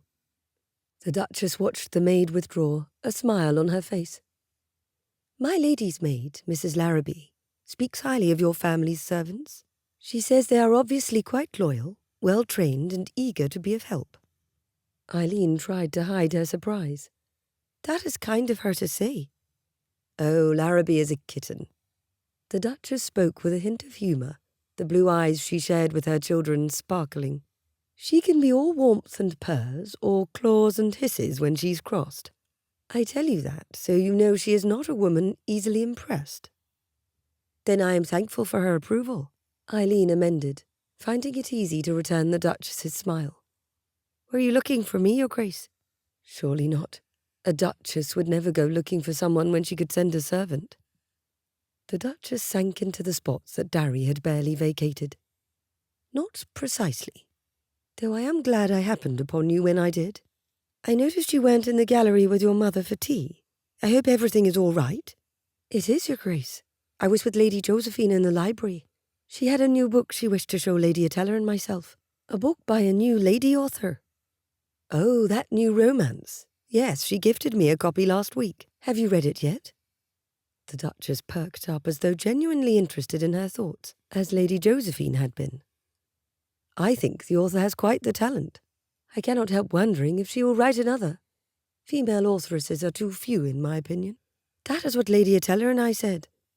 Isleen slowly returned to her seat. "But I haven't read the whole of it yet. Lady Josephine read the first chapter aloud to us, and Lady Atella borrowed the book first. I will loan you my copy if you wish. Lady Atella enjoys reading, of course, but tends to go quite slow. She isn't one to rush a good book."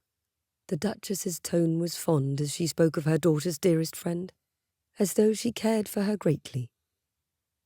"You must tell me, Miss Frost, are you enjoying your time at the castle?" Isleen nearly laughed with relief. That question she could answer easily and without fear for how it might sound to her hostess. "I am, immensely. Your family and guests are kind, and the castle itself is beautiful and interesting. Apart from that frightful storm, everything has been wonderful. And even that storm wasn't too terrible since no one was hurt. Though I am sorry you were stuck in Lambthorpe." The duchess crossed her ankles and joined her hands together in her lap. "It was a relief when you and Simon returned, safe and sound, to tell us what had happened." Was there an emphasis on the way the duchess said her son's name, or had Isleen imagined it?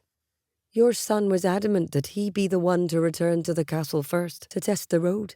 I'm surprised he let me come along."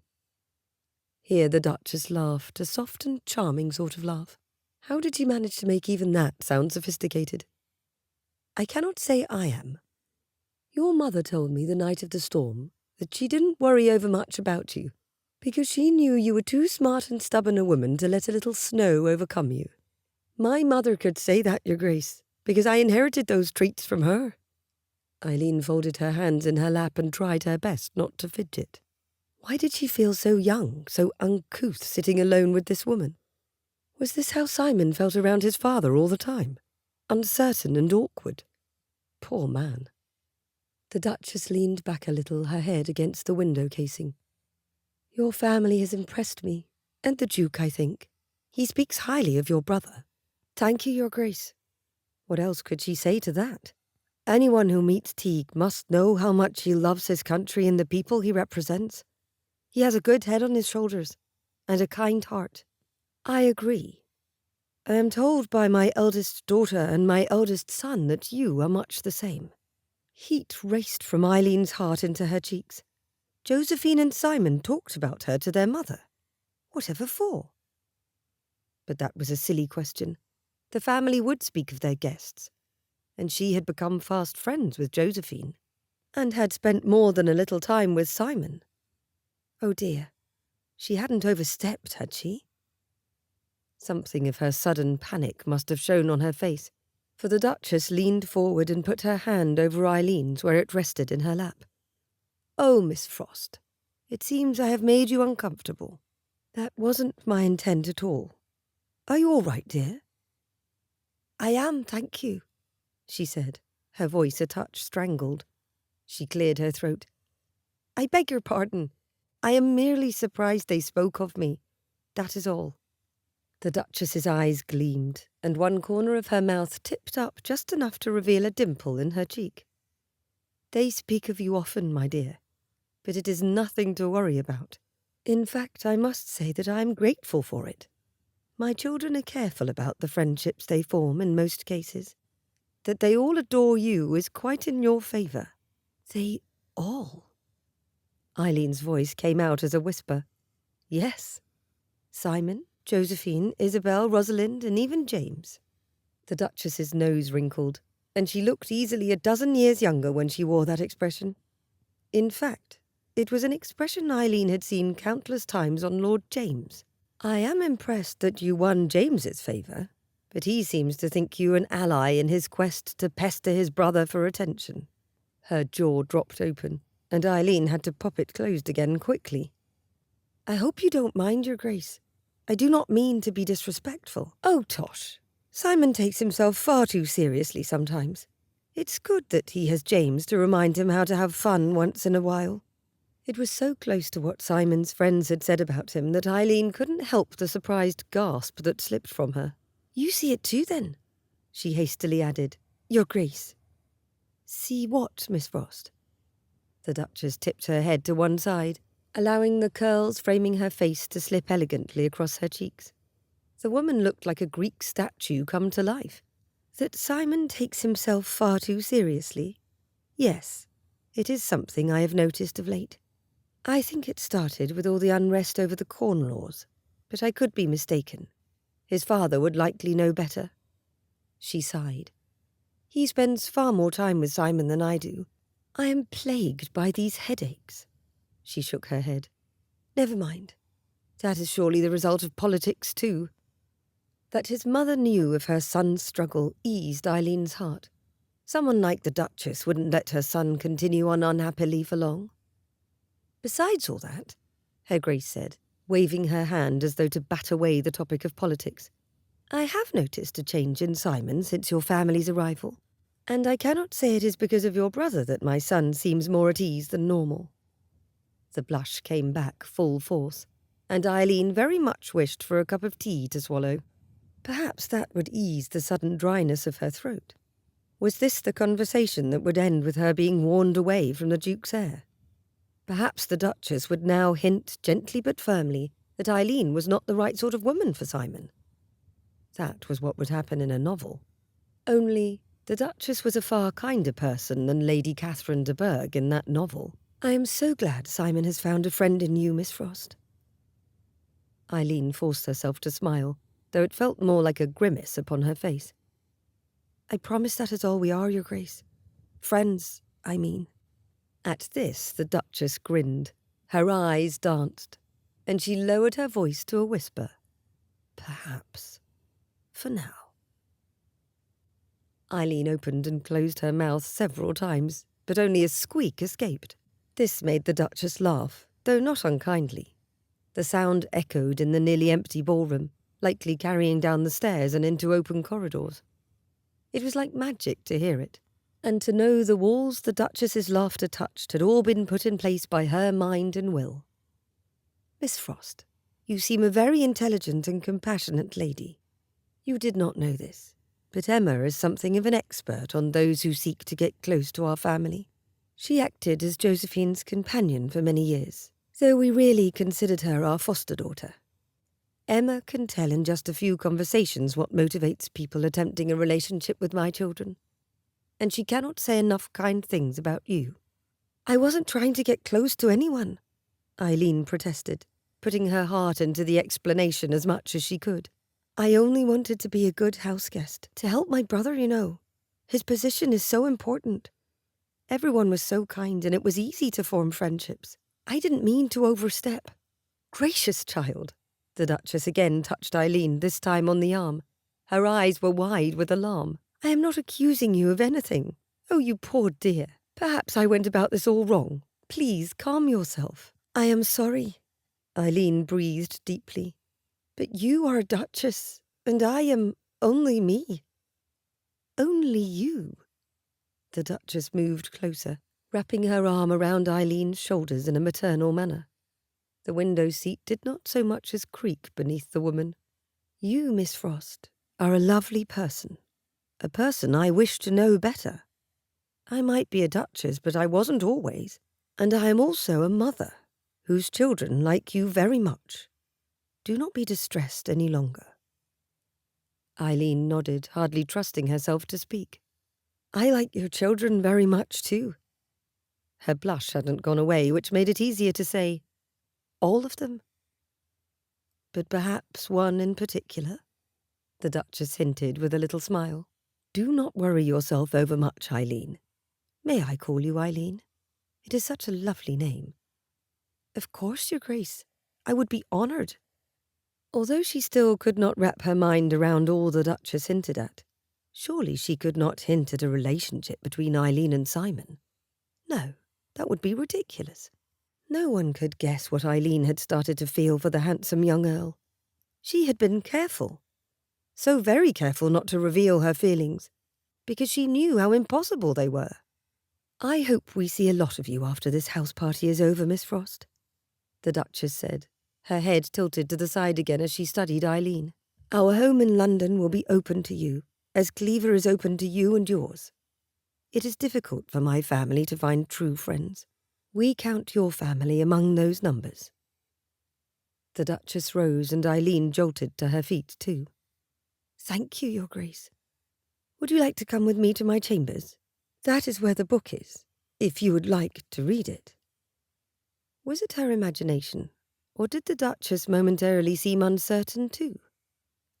Eileen threw back her shoulders and agreed immediately. "I would, please. The first chapter was enough to catch my interest. I cannot imagine how the meeting of the vicar's daughter and the gentleman might go." "Lovely."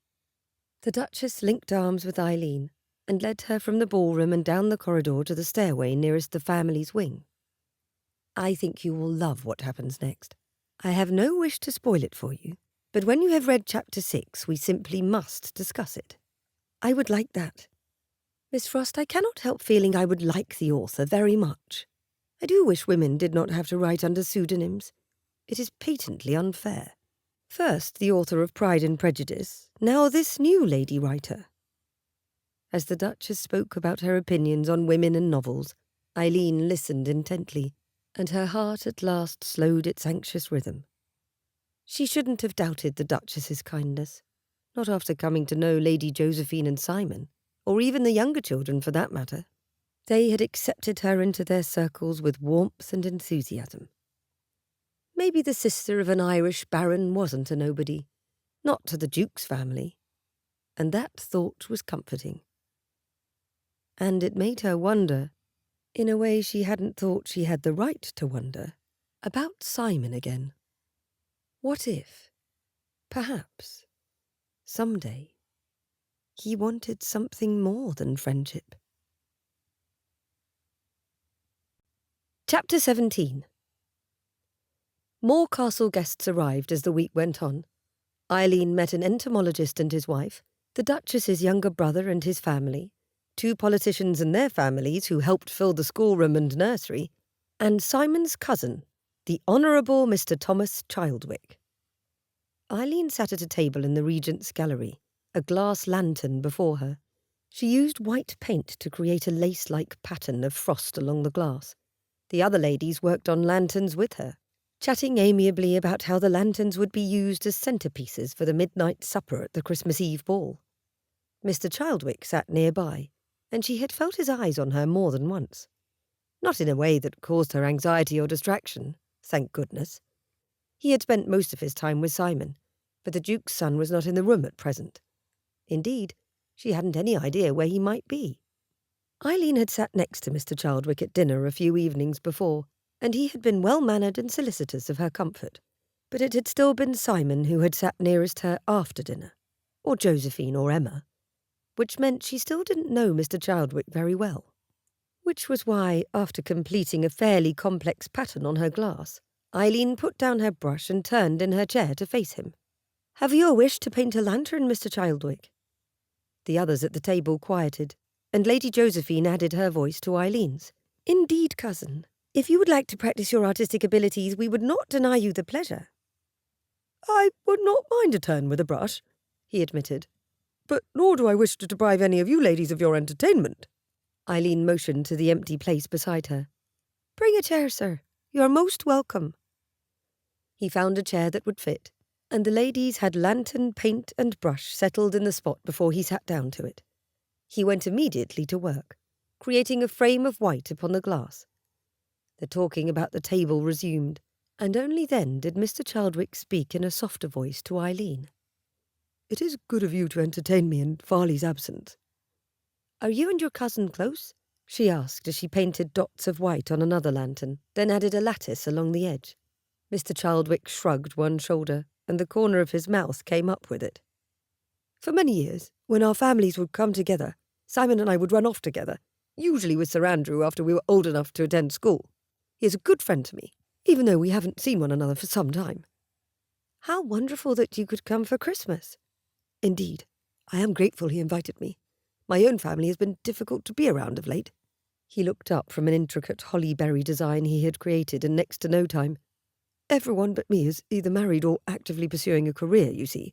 Ah, that would make some conversations uncomfortable, I imagine.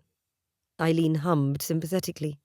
The women she had gone to school with, as young girls, had all married. It made coming together with them awkward at times. When all they had to speak on were babies and husbands, Isleen related to them but little. Indeed, Mr. Chadwick added, a sparkle of frost on his hollyberry. Farleigh offered me a respite. We have spoken of many things in the 4 days I have been here. I find he has a favourite topic of conversation, however, that he returned to again and again. Isleen had to nod. His responsibilities as heir. The man shook his head, and then he studied her through narrowed eyes. Is that what he talks to you about, Miss Frost? Sometimes. We also discuss books and writing. I suppose we mostly discussed history during our conversation last evening, after dinner. She tried to think on what else they had argued about in the last several days. And then there was the conversation regarding European dances, and whether the waltz ought to be named thus, since that is what they call nearly all dances in Prussia. Ah, is that why he demonstrated that odd dance 2 nights ago? What did he call it? An Irish something or other. Isleen tried to hide her smile by ducking closer to her lantern. I am afraid that was something of a dare I issued to him. I see. Mr. Chadwick studied his lantern, then turned it to paint the opposite side. My cousin has not visited so many topics with me. Indeed, most often, what he cares to discuss is you, Miss Frost. Her paintbrush slipped, creating a long, thin line that nearly bisected her depiction of a dove. She laid the brush down and picked up the small cloth used for correcting errors on the glass. He has discussed me. Indeed. Oh dear. Imagining what Simon might say about her to others disconcerted Isleen immensely. She had thought they were getting along quite well of late. In fact, she had noticed a new warmth in his eyes when they spoke to one another. And she tried, with all her might, not to read into the situation.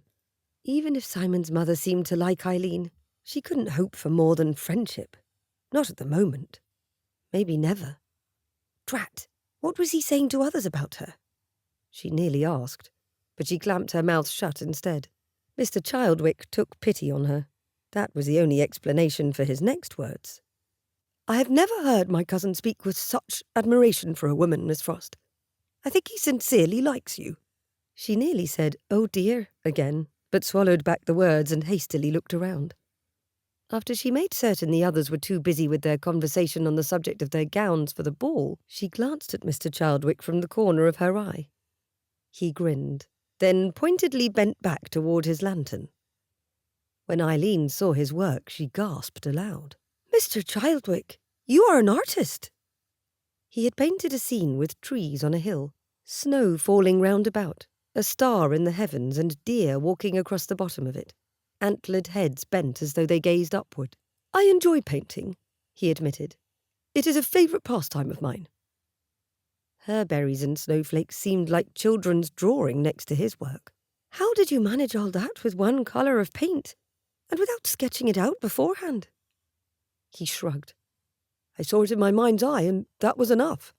I envy your skill, though I imagine I wouldn't wish to devote the hours to practice that you must have.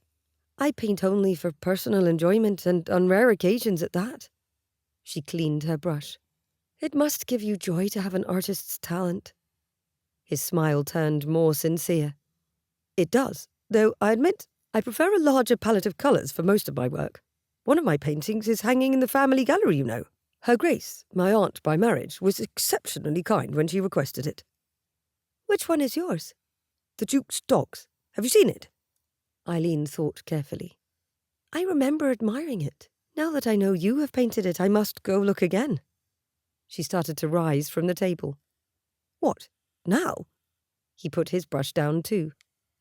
Isleen made their excuses to the other ladies before saying to him, "What better time than the present?" What poor Mr. Chaldwick didn't know? Isleen intended to question him closely on all that Simon had said of her, as closely as she could while remaining discreet. Each day she spent in the castle, each moment in the company of Simon Dinard, she wished for another. Another day, another moment. The twists and turns in the castle corridors brought them to the family gallery, where the Duke had cases displaying important historical finds on the land, including Roman coins and copper cuffs from the days of the Druids. On the walls, stretching up perhaps 20 feet, were portraits and paintings by masters, each of them depicting the ducal family members stretching back into previous centuries, with representations of the castle and surrounding lands as well. And above it all, an arched glass ceiling with curtains meant to shield the priceless works from even the indirect sunlight during the summers.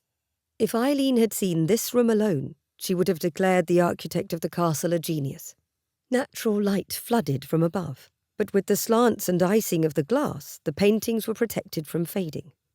The room, long as well as tall, wasn't the least bit stuffy thanks to the way the doors opened into it on two sides, creating a natural breezeway for fresh air to travel through. "Here we are, the Duke's prized dogs right here." Mr. Chaldwick stood before a large oil painting of two beautiful dogs at play, leaping through a field with woods in the background. One of the dogs looked to be a common English collie, while the other had thick, puffed-up fur of a breed she could not name. "They are quite realistic." Isleen leaned closer to peer at the strokes that made up the fur on the larger of the two. "You brought them to life with the expression in their eyes. They seem happy." "As two dogs frolicking through a meadow ought to be." Mr. Chaldwick tilted his head and examined his work with a critical eye. "They are Minnie and Winter. The border collie is Minnie, of course. The Duke wrote to me last year to say she had died. He adored her. I think Winter is enjoying retirement in the kennels. I painted this 5 years ago." "Would you do it differently now?" Mr. Chaldwick slowly shook his head. "I try not to look at my completed work that way, as something to be improved upon after I've laid my brush down. Instead, I look for what I did well. I measure myself against it. Am I as pleased with the work I complete today as I was with this painting the day I presented it to my uncle?" He smiled to himself. "I cannot hold a younger version of myself or my work to the standards I meet now, though I will hold my present self to the pride and sense of accomplishment as I felt it in the past." Isleen regarded him with some surprise. Though not as strikingly handsome as his cousin, Mr. Chaldwick had an appeal of his own in his bearing and the way he spoke. She hadn't noticed it until she stood with him before his painting. "You wish to feel now about your work as you did then?" She studied the dogs again, and the sky above them, the trees in the distance. "I never want to lose the sense of accomplishment, or to lose the joy I feel when I paint." The man nodded once at the painting, then turned on his heel to face her instead of the art. He grinned suddenly, breaking through the moment that had rested with a heavy piece on Eileen's shoulders. "If you are not a dedicated artist, Miss Frost, how do you prefer to bend your talents and time? I am most curious about you, after all my cousin has said." The opening Isleen had hoped for at last. "What has your cousin said? I must know what misrepresentations need correcting, or what compliments I have already received, before I can list my own." Mr. Childwick crossed his arms over his chest and paced away from her, a playful smile on his face. "Here we come to the truth. You wanted to speak of Farleigh, not my painting." Her cheeks flooded with heat. "That isn't entirely true, but, oh, fine, maybe it was." She sighed and wrapped her arms around herself. "Will you forgive me, Mr. Childwick? I do admire your talent. We can return to speaking of art if you wish. I have a dozen questions I could ask. He cut her off when he spun around, a laugh escaping him. No, Miss Frost, I apologise. I shouldn't have said what I did. I understand you completely, and I take no offence. In truth, I am relieved you are as preoccupied with my cousin as he is with you. She lowered her gaze to the carpet, a swirl of black, red and cream meeting her eyes. I am entirely too presumptuous about our friendship. When you said he made mention of me, it intrigued me. She sighed and lowered her hands to her side, gripping the fabric of her gown instead, the soft velvet folds of her winter dress grounding her in the moment. I apologise. Truly. It is none of my business what you and Lord Farleigh discuss. The gentleman's tone gentled as he stepped closer. Here now, Miss Frost. Don't go turning into a missish puddle. One of the things Farleigh likes most is how often you stand your ground. I cannot have you showing me otherwise when he admires it so. She hadn't felt capable of standing her ground of late. Her thoughts had been a muddle since the day they returned from the inn. Things she had never worried about crept into her dreams to torment her. Was she too prideful? Unbending? Should she stop debating? Perhaps her storytelling was too childish, too rustic. Questioning who she was because of her sudden interest in a man made Isleen uncomfortable. When had she last felt so unsure? She winced, knowing exactly when. Years ago, when she had fallen in love with Sean, and she hadn't discovered if he felt the same. The early days of her love had been both a misery and a joy as the newfound emotion took root in her heart.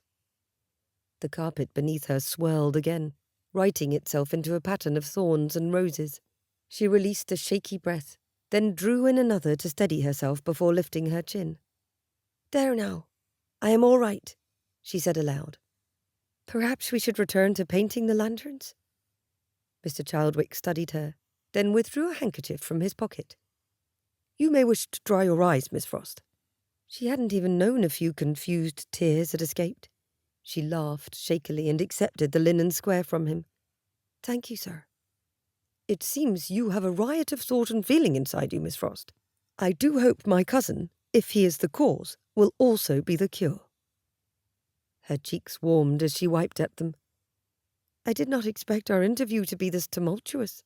I hope I have not made you uncomfortable. Not in the slightest. If anyone understands complexities of emotions, I hope it would be an artist. We paint with shadow as often as we do with light. But may I make a suggestion? Instead of returning to the lanterns, perhaps we should step outside a moment. It is cold, but the fresh air may help clear your thoughts. He offered her his arm. A lovely idea. The shockingly cold air would give her a jolt back to the present. Why had she turned so weepy at the memory of Sean? At the realization that she felt something like love for Simon Dinard, Lord Farleigh? My heart is letting go of Sean all over again. She shivered at the thought. Was she ready to let her feelings for Sean slip further into the past, making way for something new? The work of a duke never ended. How was it that so many members of the nobility seemed to fritter away their time in idle pleasure, while Simon's father, one of the wealthiest of them, never seemed to have a moment's rest? Simon left his father's study in a rush he hoped the Duke did not notice. He had spent the better part of the morning closeted with the Duke, going over accounts for the various properties and estates linked to their family. He hadn't seen Isleen since breakfast. The eagerness with which he at last sought her out would have disturbed him if he took the time to examine it, which he did not. With his legs taking the longest strides possible, without outright running through the corridors, he made for the Regent's Gallery, where he knew the ladies had begun to work upon the Christmas Eve decorations. As he bounded across one of the larger corridors, he nearly passed a door which stood slightly ajar, letting in a draught of frigid air. Simon slowed, looking over his shoulder when something beyond the door caught his eye. Isleen, standing outside, leaning against a stone railing. Whatever was she doing there? And how fortunate for him to catch her. He adjusted his route, though not his speed, and burst through the door out into the open air. Isleen, here you are. She turned, as did someone standing a few feet away, someone Simon hadn't seen. His cousin, Thomas Childwick. That is Miss Frost. Thomas, ah. He had stopped in his tracks, hardly aware of the cold, focused instead on the wry smile of his cousin. "What are you two doing out here?" The words had come out more accusatory than he meant, though they were entirely directed at his cousin. Thomas appeared most amused. "Merely taking a moment to enjoy the bracingly fresh winter air." He glanced at Isleen, who twisted a handkerchief in her fingers. Her cold fingers. What was Thomas thinking, standing out of doors in such weather? What if Isleen caught cold? Simon took his coat off, leaving him in shirt sleeves and waistcoat. Perhaps not appropriate public wear, but nothing all that inappropriate in the walls of his own home. He draped the coat over Eileen's shoulders. "You should at least have brought out a shawl, Miss Frost. You cannot take ill right before the ball." Not when he intended to dance with her as often as he could that evening. Or, perhaps, be the one to claim that kiss beneath the mistletoe, if he won the wager, which he was fairly certain he had. The last several challenges she had given him were far too easily accomplished, almost as though she wanted him to win. He had led an evening of charades the night before at her behest, helped the children hang their paper chains in the large tree positioned in the guardroom downstairs, while she continued to express dismay at such an idea of bringing an enormous tree and its pot of dirt into the castle. He'd even smuggled a tray of gingerbread to the schoolroom and the gaggle of children when she suggested it a fit trial for him. "We only meant to stay out a moment," Thomas said, not sounding nearly repentant enough. "But then we started talking. Perhaps I lost track of the time. Do forgive me, Miss Frost." "Of course, Mr. Childwick." Then, with a less gentle tone to Simon, "Really, Lord Farleigh, I am perfectly well." Isleen pulled the front of his coat tightly in front of her, and her large dark eyes stared up at him, her lips slightly turned up as though his reaction had amused her. He reflexively rubbed at the back of his neck and stepped away, shooting another glare at his cousin. Thomas chuckled and then covered the sound with a hand over his mouth. He coughed. "Beg your pardon, Farleigh. If you'll excuse me, I think I'd better return to my lantern painting." He bowed. "Miss Frost, I enjoyed our time together." "As did I, Mr. Childwick." Simon could detect nothing but sincerity and sweetness from her tone. The moment Childwick disappeared through the door, leaving it barely ajar behind him, Simon gave Isleen his full attention. "Would you like to go inside? I imagine you would, standing here in your shirt sleeves." She pulled his coat up around her neck. And did he imagine the hum of satisfaction after she inhaled deeply? He hid his pleasure as best he could. "I'm all right for the moment, as long as you are not cold." She raised her eyebrows at him, and a little smile appeared at the corner of her mouth. "I find myself cosy at present." He couldn't help grinning down at her, and it seemed the most natural thing to step closer, to smooth out the overly large coat across her shoulders. "It looks better on you than it does on me." She scoffed and lifted her chin upward, out from behind the dark blue wool of his coat. "Of course it looks better on me. I'm a sight prettier than you are, though it could stand to be taken in." He laughed, and his hands on her shoulders lowered to her arms, feeling how little they filled the sleeves. "A nip and a tuck here and there, perhaps, and you'd turn heads, that's for certain." "I'd look grand promenading in Hyde Park in your coat." "You'd set the fashionable world on its ear." "Everyone would wish to know my secret." "What would you tell them?" "I haven't the faintest idea," she admitted with a wrinkle in her nose. "I can't have any ladies thinking the best way to add to their wardrobe is to steal coats from you." His hands had fallen further still, his fingers wrapping gently around hers. Her fingers were warm. It seemed his coat was doing its job. But she reacted instantly to his touch. "Simon, your hands are freezing." She kept hold of one hand to lead him to the door, pulling him along behind her. The faster she spoke, the thicker her Irish accented each word. "Come inside at once, silly man. What if you got cold? Ah, that'd be grand, wouldn't it? Me telling their graces that their son stood about in his shirt sleeves like a lunatic, and all the time me talking to him like an addle-pated fool." They were safely inside, the door shut behind them, standing in the quiet corridor.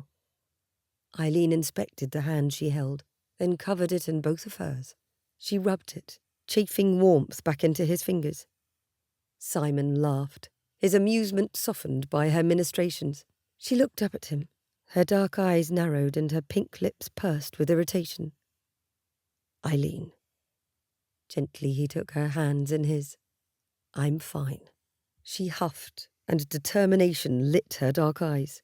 But then as she met his gaze, he watched her features soften. The stubborn tilt of her chin changed as she lowered it a fraction. The wrinkle had gone from above her nose, and her cheeks turned a rosy shade of pink. She swallowed, and he realized they stood nearly toe to toe, far closer than was polite. But he had no desire to step back. In fact, he wanted to do quite the opposite. Tilt his head down towards hers, put his hand on her waist. "You ought to take your coat back." Her gentle words interrupted his imaginings. "I suppose I should." She slipped free of the shoulders, then the sleeves. Then she held the coat between them by the collar. "It's a fetching colour on you, Simon." He took it from her but didn't put it on. "I think I like it best on you." Isleen blinked up at him, and he half expected her to withdraw again in shyness. But that wasn't his Isleen.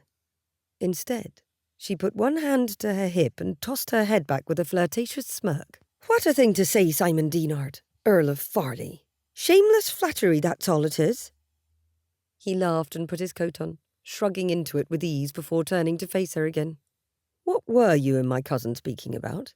Why did you need heir?" "That's neither here nor there." She waved away his concern. "He's a kind man. I like him." "Not more than you like me, I hope." Had he really said that out loud? Perhaps Josephine had been right when she'd told him he was out of practice when it came to flirting. Isleen didn't seem to mind. Her expression remained playful. "That remains to be seen. Though I suppose I must like you more when you've offered me your coat and sung songs with me in a pub. I'll certainly never forget that." "It seems like you will win the wager you made with Sir Andrew." Isleen shrugged one shoulder, then sighed with dramatic disappointment. "That means I'll have to take part in that ridiculous English tradition. Mistletoe, indeed." Her nose wrinkled again. Simon offered her his arm, which she took, and he led her down the corridor, back toward where all the people were working on lanterns and kissing balls, ribbons and greenery. The Christmas ball was 3 days away. "Would you rather we put candles in windows?" he asked, "and lay out tables of food with our doors unlocked?" "There's no harm in those things," she pointed out. "The latter does a lot of good. Though I can't imagine anyone would climb the castle hill in the dead of night to secret away bread or grain." He watched her from the corner of his eye. "There is no harm in a mistletoe kiss, either." Isleen studied the floor as they walked, her brows drawn tightly together. "If you don't mind my saying so, I'd still prefer not to have a stranger's kiss be what I remember about this Christmas Eve ball." They had arrived at the door to the Regent's gallery, where they could plainly hear conversation buzzing from within. The footman outside took hold of the handle. Simon had but a moment to see her reaction as he asked, "Who said it would be a stranger to claim that kiss?" Eileen's head came up, her eyes wide and her lips parting, but she didn't look upset. No, she seemed surprised, intrigued. The footman opened the door, and Simon led Isleen into the room full of life, light and people. In the moment before she released his arm, he felt her hand give him a gentle squeeze, and then she walked away, leaving Simon to interpret the touch as an answer to his question. He'd never been so happy to win a wager in his life, because this time he'd won a prize he couldn't bear to see another have. A kiss from Isleen Frost.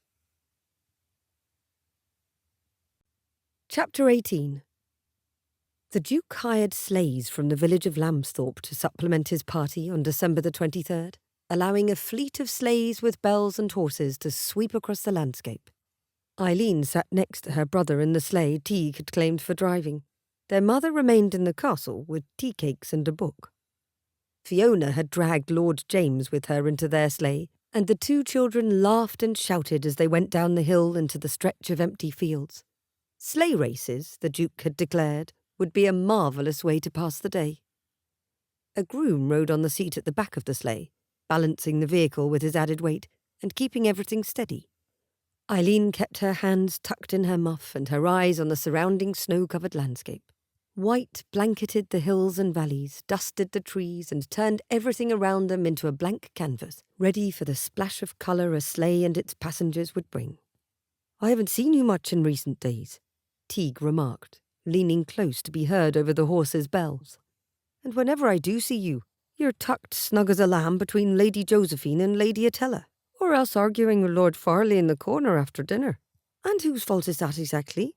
You're the one forever locked away with the gentleman speaking of politics," she accused with a good-natured nudge to his shoulder. "I'm proud of you for holding your own with them, Teague." "Thank you. With the Duke as my champion, it hasn't been as difficult to be heard as I feared." Teague gave her a crooked smile. "I wonder if the wrong Frost went into politics. You nearly turned the conversation from my point about you." Fiona leaned forward from behind, her grin less than cherubic. "Are we talking about Izzy flirting with the Earl? I've wagered with James they dance at least twice at the ball." "Fiona!" Isleen twisted around in her seat, scandalised. "What a thing to do! Young ladies don't place wagers, and certainly do not involve themselves in the business of others." She looked at the boy to see what he made of the comment. Lord James shrugged, leaning back in his seat with his fur cap pulled down low over his ears and eyebrows. "My sisters place wagers all the time, usually with Andrew. We just aren't allowed to gamble with money. I get all of Fee's dessert on Christmas if she's wrong, and she gets my conch shell if she's right." "A conch shell?" Isleen repeated numbly, looking from the young lord to her sister, barely registering that the boy who had argued with her now called her by the pet name her family used. "You must take back your wager at once, Fee, or I will tell Maher." "Best not," Teague said with a wide grin, "because if you tattle on Fee, I'll have to tattle on you." "Teague," she whispered, looking over her shoulder. But of course her sister had heard. Eileen's cheeks blossomed with heat, while Fiona cackled with glee. Lord James leaned forward, eyes aglow. "What did you bet Simon? What happens if he loses? What happens if you lose?" "I think it has something to do with all the flirting," Fiona sang out. Isleen glared at her sister. "If there is any more of that sort of talk, there'll be less of it." It was a typical Irish threat, usually uttered by mothers grown tired of children squabbling, but it did the trick. Fiona leaned back again, an unrepentant grin on her face, saying no more, even though Lord James tried to wheedle more information from Isleen. Isleen faced forward, shoulders back and head tilted up. "Good job keeping a secret, Teague Frost." Teague didn't look any more contrite than Fiona did. "I didn't know it was a secret from Fee. It's all the contents Sir Andrew talk about when the Duke isn't present. Teasing Farleigh something awful, and Childwick has since joined in, though none of them ever mention your name directly. They're too gentlemanly for that, I suppose." She wanted to sink into the nearest bank of snow and not come out again until spring. There'd not been cause to tease her about a man in years, and Fiona had been a mere babe then, too young to notice her sister's blushes or stammers, and Teague had been away at university. The most mortifying thing of all was Lord James's presence. What if he carried the conversation to his brother? His sisters? "I haven't done anything wrong." She failed to keep the plaintive tone out of her words. "We've been friendly to one another, and that is all." "Calm yourself, Izzy." Teague nudged her the way she'd bumped his shoulder a moment before, his hand still on the horse's leads. "No one thinks you're a flirt. I didn't mean to upset you." She ducked her chin and flicked snow that had fallen from a tree off her coat sleeve. "I'm not upset." "Good. Besides, if you were of a mind to flirt with the Earl, he'd be a lucky man. He's a fine fellow and might even deserve you at that." "Deserve me?" She bristled. "What do you mean?" "I mean," he said, voice low so as not to be heard by the little ears in the seat behind, "that I'd give my blessing to it. He's a good man, from a good family." He gave her one serious look before adding with a wink, "And you'd be richer than Midas, marrying a future duke." Isleen groaned and raised her muff to hide behind it. "Teague, don't you dare say a word of this to anyone else. Shameful scheming man. They'll say we planned it together." He laughed, and after a moment she forgave him and leaned against his shoulder. Her brother had her best interests at heart, and it eased her mind at least a touch that he thought her and Simon an appropriate match for one another. Not that it mattered all that much what Teague's opinion was. Simon hadn't made any declarations or plans. Wouldn't England's nobility frown on a future duke marrying beneath him on the social ladder? That same ladder they had spoken of not too many days past. And yet, her heart continued to hope, to wonder at the possibilities. to examine the matter from all sides.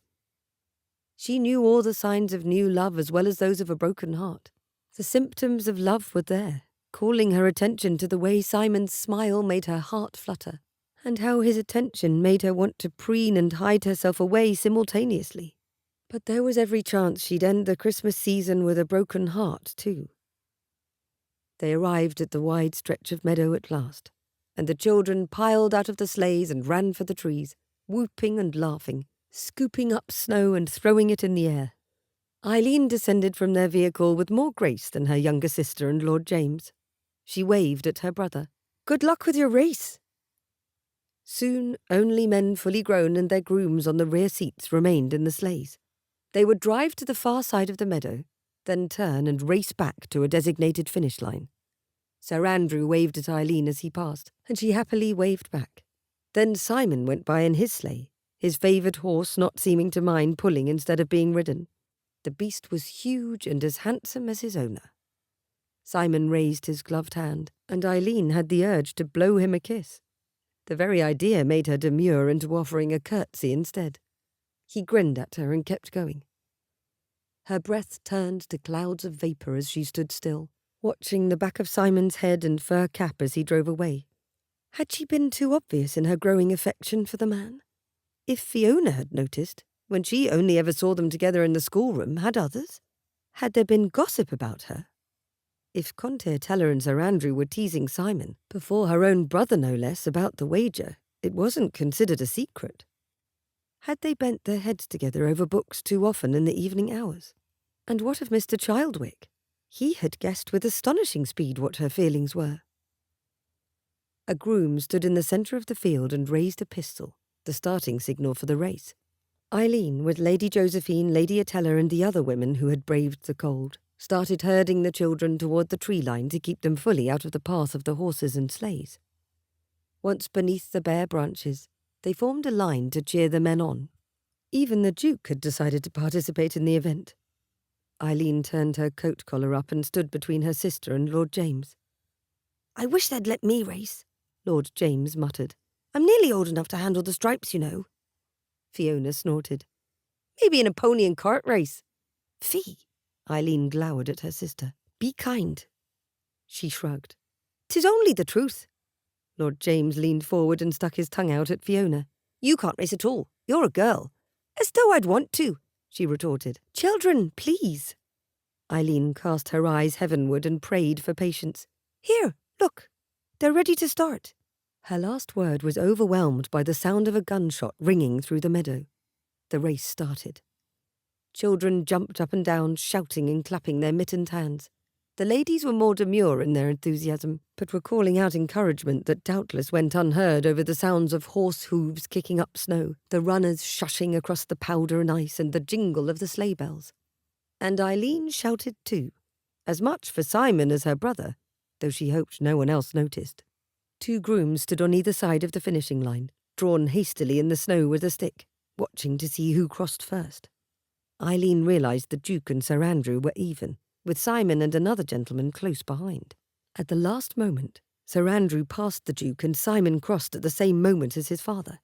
The race was quite close, and as the horses slowed and stamped their feet, grooms rushing forward to calm them and pat them down with blankets, the drivers all laughed and called to one another. "Teague didn't win," Fiona said, leaning forward to smile at Lord James. "But neither did your father or your brother." Lord James glowered at her, then turned and stormed away. "Fee, you need to learn more tact." Isleen shook her head at her sister, her eyes on Simon as he shook Sir Andrew's hand and then his father's. "I only stated the truth. It isn't my fault James is a—" An explosion of snow hit the back of Fiona's head. She shrieked, the sound jarring enough it caused a few of the horses to prance in their harnesses. Isleen turned at the same moment her sister did, and both saw Lord James grinning impudently. Fiona charged forward, bending as she went to scoop up handfuls of snow, and Lord James took to his feet running, weaving in and out of the trees, laughing. That was all the other children needed as an excuse to run into the trees, scooping up snow and hurling balls of it at one another. Girls and boys alike, even the Duke's 2 youngest daughters, went hurtling into the trees with laughter. Teague came and stood next to Isleen, breathing hard and grinning. I saw it all. Do you think Fiona knows how unwise it is to start a war with the English? Isleen shook her head. I doubt it, but I'm certain she would appreciate her brother sending her reinforcements. Her brother touched the brim of his hat to her, then bent and scooped up snow. I'll lend her my support. What about you? Me? Isleen tilted her chin upward. His eyes gleamed as he glanced behind her. I doubt you have much of a choice, Izzy. Then he ran off, calling Fiona's name as he went. Daft man, she muttered. Me, in a snowball fight, at my age. An icy missile hit her shoulder. Her jaw dropped and she spun on her heel, ready to give someone a severe tongue-lashing. What child had dared? Simon stood 10 paces away, already packing together another snowball between his gloves. Lord Farleigh! She exclaimed. Don't you dare! But he threw the snowball and she turned just in time to break it with her shoulder. Looking past him, she realised most of the other ladies were now scooping up snow and throwing balls too. It seemed no one meant to stand on decorum today. You'll regret that, she shouted, tossing her muff aside as she picked up snow and charged. Simon laughed and dodged her first volley, then aimed a snowball at Lady Josephine and caught her in the back of the neck. She shrieked, then spun and pointed at him. Andrew! Get him! He was my friend first, Simon shouted at her, but Andrew was charging, no snow in hand. Simon laughed and dodged behind a tree. Isleen took the opportunity to form several balls of snow, packing them tight and glowering. She filled her muff and cradled it to her, listening to the shouts and laughter echoing through the limbs of the trees. Then she ran into the fray. Using her ammunition wisely, she pelted Sir Andrew and ducked behind a tree before he turned, then knocked the hat off one of the boys near Fiona's age. She kept running, giggling to herself over the ridiculous battle and her part in it. She pelted anyone she thought she had a chance of hitting, including Lady Atella and her count, who had taken refuge behind a downed log until Isleen found them.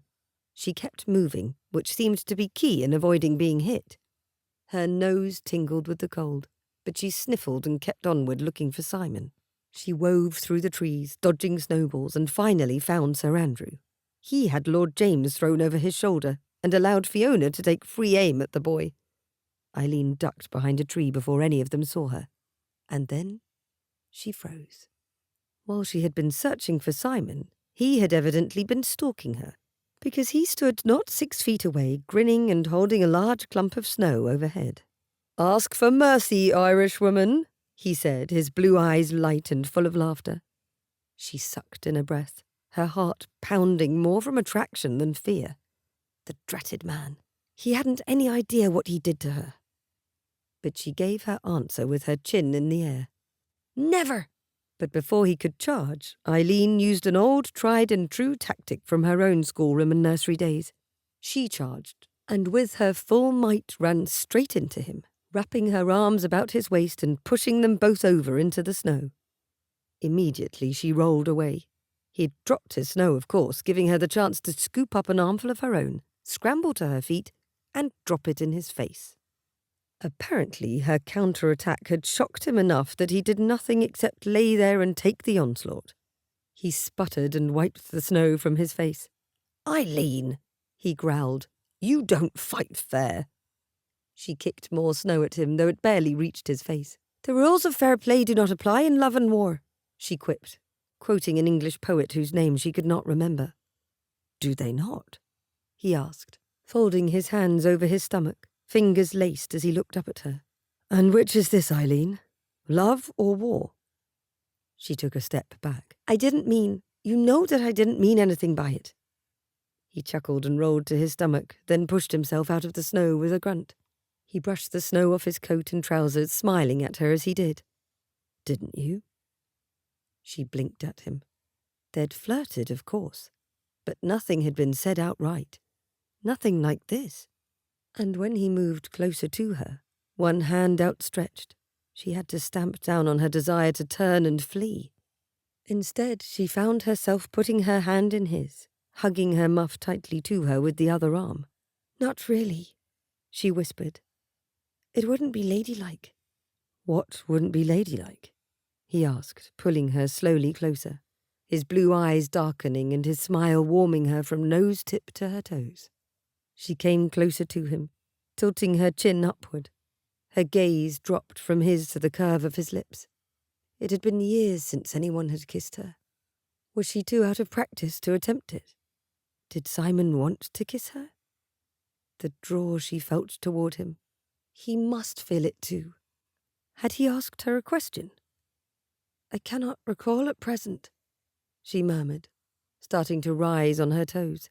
He didn't seem to mind as he bent slowly toward her, his eyes lowering from hers to her lips. He was going to kiss her, and she was going to let him. Let him? She was going to kiss him back. Then his eyes flickered, as though drawn by movement. Simon stiffened and stepped away from Isleen with the quickness of a startled deer. She blinked up at him, then turned, and her whole body warmed with mortification. The Duke himself stood behind her, several paces away, eyes averted as though the tree he stared up into was the most fascinating thing he'd ever seen. He had his hands tucked behind his back, and he said nothing, nor appeared disapproving. That was a mercy. Simon cleared his throat before speaking in a clear, too loud voice. "May I see you back to your sleigh, Miss Frost?" She looked at him from the corner of her eye. Surely he didn't mean to pretend the Duke had witnessed nothing, that nothing had happened between them. Well, she supposed nothing had happened, but rather that it had almost happened. Oh dear, what exactly was the Duke thinking? "Yes, thank you." She took his arm, keeping as much distance between the rest of them as possible. As they strolled past the Duke, as calm as though they took a turn about a garden, he lowered his gaze from the tree to smile at them both. A knowing, kind sort of smile. "I hope you enjoyed the races, Miss Frost." "I did, Your Grace." She bobbed a curtsy to him, reminding herself that the Duke of Montfort was one of the most powerful men in England. And he had nearly caught her, a lowly baron's daughter, allowing his son to kiss her. "Excellent, Farleigh. When we return to the stables, I hope you will grant me a few moments of your time." "Yes, Your Grace," Simon answered at once, bowing. Then they left the wooded area, her cheeks still burning. Simon looked down at her, his eyes wide. "Isleen, I'm sorry. I shouldn't have taken liberties." "You didn't," she assured him, keeping her voice low as they approached the line of sleighs. The children were still throwing snowballs at each other in the field, though the adults and drivers milled around the vehicles. "And I will certainly tell your father the truth of the matter if you need me to. I don't wish to cause you any trouble." "My father." Simon released a heavy sigh and looked over his shoulder. "He will take me at my word. You needn't worry, Isleen. Your reputation is safe. It will be me he thinks poorly of, not you." She squeezed his arm gently. "I hope not, Simon. I am sorry things were spoiled. Not by my father, but by me." He gave her a most repentant look. "I ought to have known better than to steal away with you, out in the open where anyone could happen upon us. Forgive me for my indiscretion, Isleen." How could she not? He had a look about him rather like a kicked puppy. "There is nothing to forgive, Simon." Though she regretted that she might never know the feel of his lips pressed against hers. What if his father forbade him from spending any more time with her? What if the Duke disapproved of young couples exchanging a kiss? The mortification of it all came back, and Isleen had to swallow a groan of embarrassment. They were only steps away from the sleigh when Simon bent closer to Isleen and whispered in her ear, "I am sorry, most of all, to have lost the chance to kiss you." A whirling wind spun about in Eileen's stomach while her blood sang in her ears. Her lips parted, and she turned to him with a quiet gasp of surprise. He only smiled, then handed her up into her sleigh, onto the seat next to her brother, who was distracted, calling for Fiona and Lord James to stop their play and return. Simon withdrew, and when Teague turned to look at her, amused and exasperated, she had composed herself somewhat. "Can you believe those children? It's as though they'd rather play in the woods forever than come back where it's warm." "I cannot say I blame them," she whispered, because she, too, rather wished she had just a little more time in the woods. Simon had learned long ago to mimic the way his father raised a single eyebrow when the Duke wished to make a point. It was a trait all the children had worked to learn, and that James had nearly mastered. Sometimes the single raised brow indicated humour, other times disbelief. Today, when the Duke folded his arms, leaned against the base of the tree and raised that eyebrow at his son, Simon read neither of those things. His father's green eyes were dark, his mouth a flat line betraying neither joy nor sorrow, and his posture was relaxed. The Duke had lingered at the stables while everyone else went up the hill, and Simon remained with him. When they were the last two remaining, his Grace had led Simon out of the cobbled stable-yard into a tall evergreen, where he had taken up his relaxed position. "Well," the Duke said, his deep voice kind, "are you going to explain what I saw today?" Heat crept up Simon's neck even while his stomach dropped. "Miss Frost and I were only talking, Your Grace." The Duke raised one hand. "Father, I am your father in this moment, not the Duke. A father who is concerned for his son and for the people under his care." Simon stared at the Duke, somewhat surprised. "You are always the Duke." "Unfortunately, I always bear that title." His father smiled, the expression tight and perhaps a little sad. "But right now, the Duke comes after the father. And you had more than a conversation on your mind with Miss Frost." "That is true," Simon admitted softly. "But I did not act on my desire to kiss her." The Duke's forehead wrinkled as his eyes narrowed. "You wished to kiss her?" Simon straightened his shoulders. "More than that, Father. I hope you will grant me your leave to offer Miss Frost a courtship, with the goal of marriage in mind, should we suit." Father stared, his expression unchanging. "You haven't even known her a month."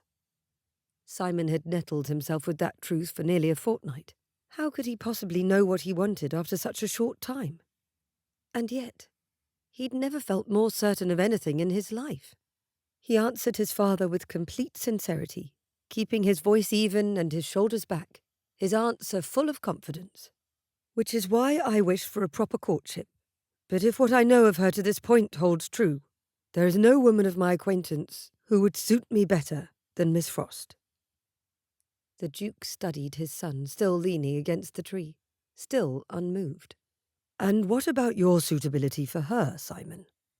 What makes you worthy of this woman you hold in such high esteem?" Simon's confidence withered. The fear of falling short of his father's expectations built again. "What do you mean? I am your heir, an earl, a chance of birth, though a good one." The Duke nodded his understanding. "But hardly a qualifier for a happy marriage. In fact, looking at previous histories, one could argue that a high rank would make such a marriage difficult." His father didn't think Simon could make Isleen happy. Though the heir might doubt his place as Duke, he'd never doubted that his parents loved him, or that they had instilled in him the desire to find a love of his own, to cherish and care for his future wife and family. He'd learned that from them. How could his father doubt that? "Yet it is precisely because I am your son that I have a better chance than most at making her happy, if I am her choice," Simon stated with a clearness of mind and heart that gave his words added weight. "She will be first in my heart and in my life. How could she be otherwise?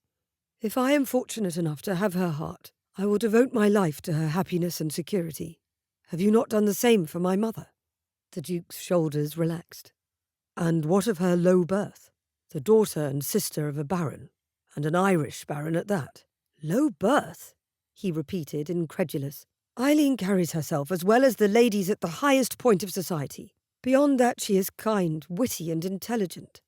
One day, far in the future I hope, she would make a wonderful duchess. Isleen—" "Miss Frost," his father corrected, and Simon caught a twinkle in his father's eye that nearly distracted him from his purpose. "Isleen Frost," Simon amended, "is strong and capable. Her rank is of no matter to me. As you said, rank is a matter of chance, not of choice or examination. She has been raised in the home of a politician. That will give her the experience she needs to begin in her position, and I will help her. She can do it, Father. I know she can." A pause followed his words, and his father sighed heavily. He pushed away from the tree, approaching Simon, the two of them eye to eye. The day that Simon had matched his father in height, it had felt like an accomplishment of some kind. But since then, he'd learned that matching his father in form was not at all the same as matching him in wisdom and capability. Father put his hand on Simon's shoulder, holding his gaze. "Simon, you were always a stubborn boy, and you have grown into a determined man. It is an honour to be your father." Every tangled emotion within Simon untwisted itself, and he stood still, dazed by his father's simple declaration. "Thank you, Father." The older man nodded once, and that single eyebrow hitched upward, this time accompanied by a smile and his father's good humour.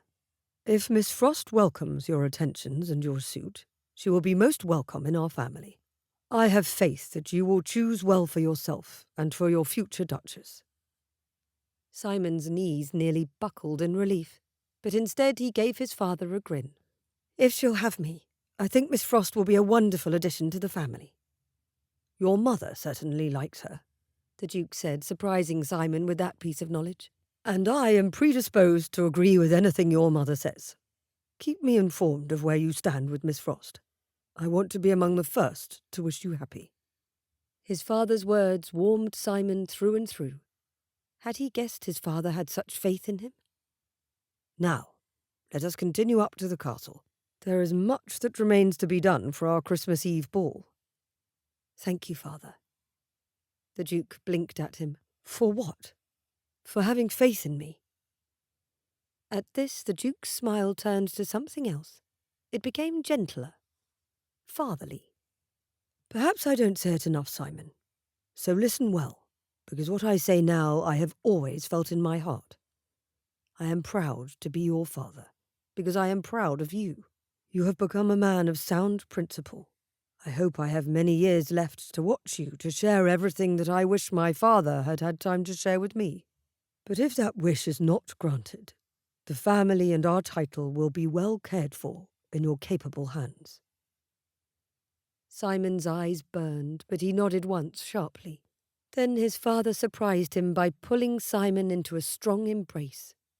Despite his age, the Duke was still a strong man. Something Simon felt in his father's arms that he had not felt in ages.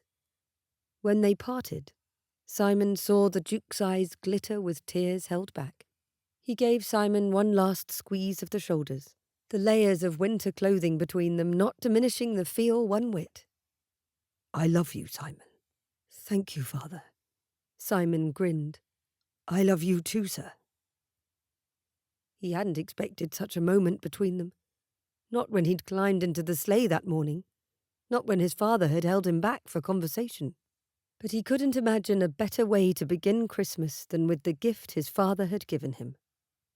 When the time came for Simon to step into his father's role, he'd know he did so with his father's approval and blessing. Hopefully, when that day came, it would be with Isleen at his side, as his Duchess, his companion in all things, and his wife. Chapter 19. The comings and goings in the castle had slowed with the return of the sleighs and riders. Simon went to his quarters, as everyone else had, to change into dry clothing and twirled his walking stick in one hand. He studied himself in the mirror while his valet flitted about, straightening up the closet where Simon had dressed. "What do you think?" Simon asked, turning to his loyal servant. "Stick or no stick?" He tucked it beneath his arm, then held it behind his back. The valet blinked at him. "I hardly see the need for the walking stick about the castle, my lord. It's less about need and more about cutting the right figure." Simon turned to the mirror again. He'd never worried so much about his appearance in his life. And he wasn't even proposing to Isleen. He just wanted to walk with her, speak to her alone, and ask if she would allow him to pay court to her. He probably should speak to her brother first. Yet he knew Isleen would prefer to have both the first and last word on the matter.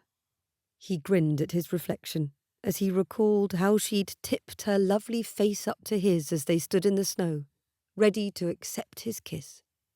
An incredible woman. "Then carry about the stick, my lord, if it makes you feel the more dashing to do so." The valet closed the bureau drawer. "Will you return to dress for dinner?" Simon looked down at his clothing. "This is appropriate evening wear, I think." He wore a black coat over a light blue waistcoat. Isleen had commented on the colour of his eyes on occasion, and he well knew any shade of blue he wore would bring out the shade favourably.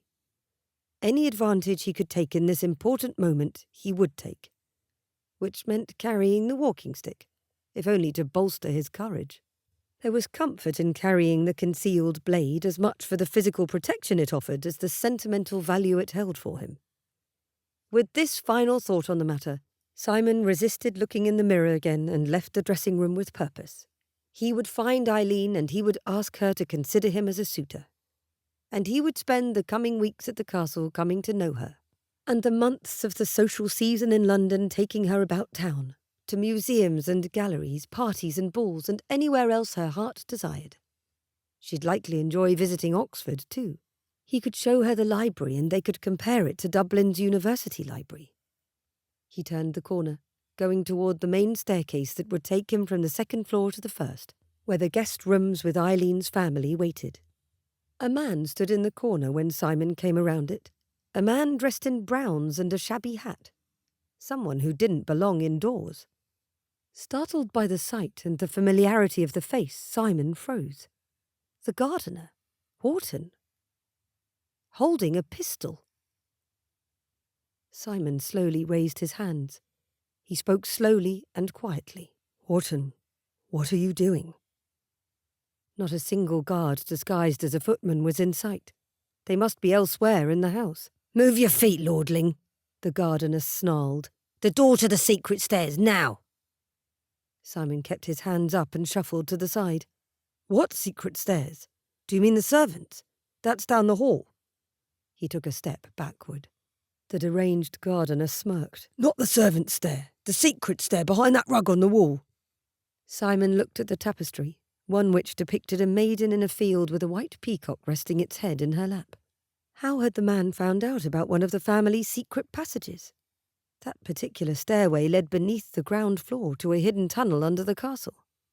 A tunnel that had been there since the 15th century. Simon shuffled slowly to the wall. "What is the meaning of this, Wharton?" "Shut your mouth and drop the stick. I won't have you swinging it at me head." Simon winced, but lowered his only weapon carefully to the ground, pointing the tip of it to the tapestry. What else could he do? "Is it money you're after?" Simon asked. "Because kidnapping a duke's son won't get it for you." "Quiet!" the man snarled again, stepping closer but keeping the gun at his hip. Smart of him. He'd keep control of it that way. "Down the stairs. Be quick about it too." Simon clenched his jaw, refusing to show any fear, and went to the door. Down the stairs he went, Wharton following behind him. This was not how Simon had envisioned his afternoon going. Isleen leaned as far out her window as she could without fear of toppling out. She pulled in one lungful of air after another, trying to cool the heat in her cheeks and calm her racing heart. "Miss, you're going to fall or catch a cold, and I'll be the one your family blames for it," Darry scolded as well as any upper servant, for all that she was younger than Isleen. "I'm trying to breathe." Isleen didn't realise how odd that sounded until her maid laughed. "You can breathe just as well with both feet on the ground and the window closed. Come along, miss. Here are your gloves for dinner." Isleen lowered herself from toes to heels, then swung the window shut. She didn't dare tell Darry about the Duke catching her and Simon in the woods. Had it been someone less kind or invested in Simon's future, scandals surely would have followed. Her cheeks blazed again. Darry, approaching with elbow-length gloves, paused. "You haven't fallen ill, have you? Playing in the snow today as though you weren't a lady couldn't lead to anything good." Darry raised her hand and placed it first on Eileen's forehead, then on her cheeks. "Your brow is normal. Are you blushing, then?" "Never mind that." Isleen took her gloves. "I'm not ill. There's nothing to worry about." She drew the gloves on one at a time, then let Darry button them above her elbows. They were a lovely set, but not entirely practical for meals. She would have to strip them off for dinner, then put them on again to mingle with the other guests afterward. "Are you sure you want to be ready this early?" Darry glanced up through her lashes. "How exactly will you pass the time?" Eileen smoothed the material over her arms, then picked up a fan from her dressing table. I'll wander about the castle and find something to do. Perhaps I'll have a conversation with someone, or read a book. Darry smirked, but said no more. Given the maid's romantic turn of mind, she likely suspected Eileen had a gentleman she planned to meet. The maid confirmed Eileen's suspicions when she turned the conversation down a similar path. Did you know the servants meet in the walls with their sweethearts, and secret passages and such?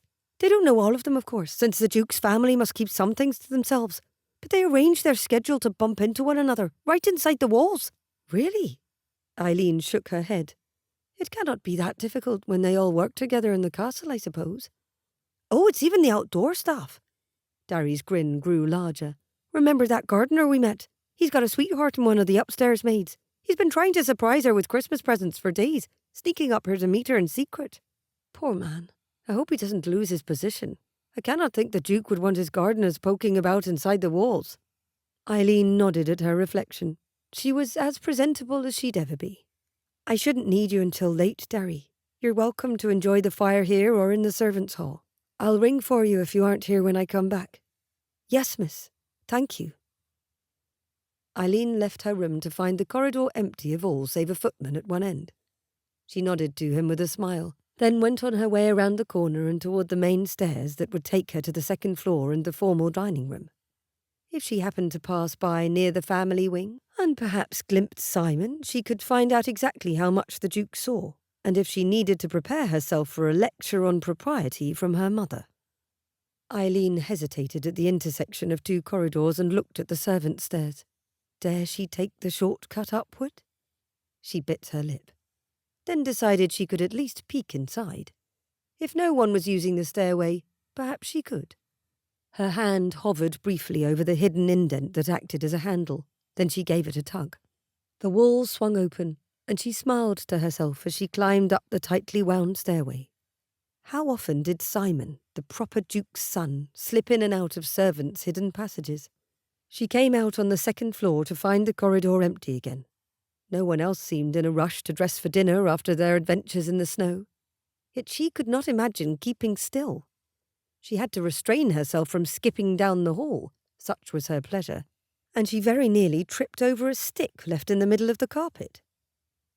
Eileen bent down to pick up the cane, but stopped the moment her gloved fingers brushed the finely polished wood. Simon's walking stick. She knew it was his even before her gaze flicked to the end with his silver-pressed letter S. But what was it doing in the middle of the corridor? Where was its owner? She wrapped her hand around it, her eyes following its length with curiosity. Simon wouldn't leave this gift from his father lying about. Not when it concealed a dangerous weapon inside, especially. She looked at both sides of the corridor, trying to find some hint or explanation for its presence there, or some indication of where Simon had gone. And her eyes noted something. A small, almost imperceptible line between the wall and floor where the stick had pointed. A passage. Here. Eileen went to the wall and put her hand against it, pushing gently, feeling for a seam to open. Her gloves made it difficult, and she stripped one off rather than give up. Her fingers slid behind the tapestry, one she had admired often for the beautiful white peacock in its centre. And that was when she felt the smallest waft of air. Her fingers caught an indentation. She had to use her nails to tug at it, but the door slid open at last.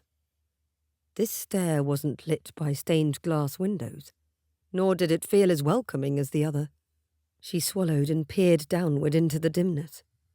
Grasping Simon's stick in one hand, she used the other to feel her way along the wall as she went down, down, down. A sinking feeling in her stomach made her hesitate. Perhaps she should fetch someone, her brother, or a footman. What if Simon hadn't even come this way?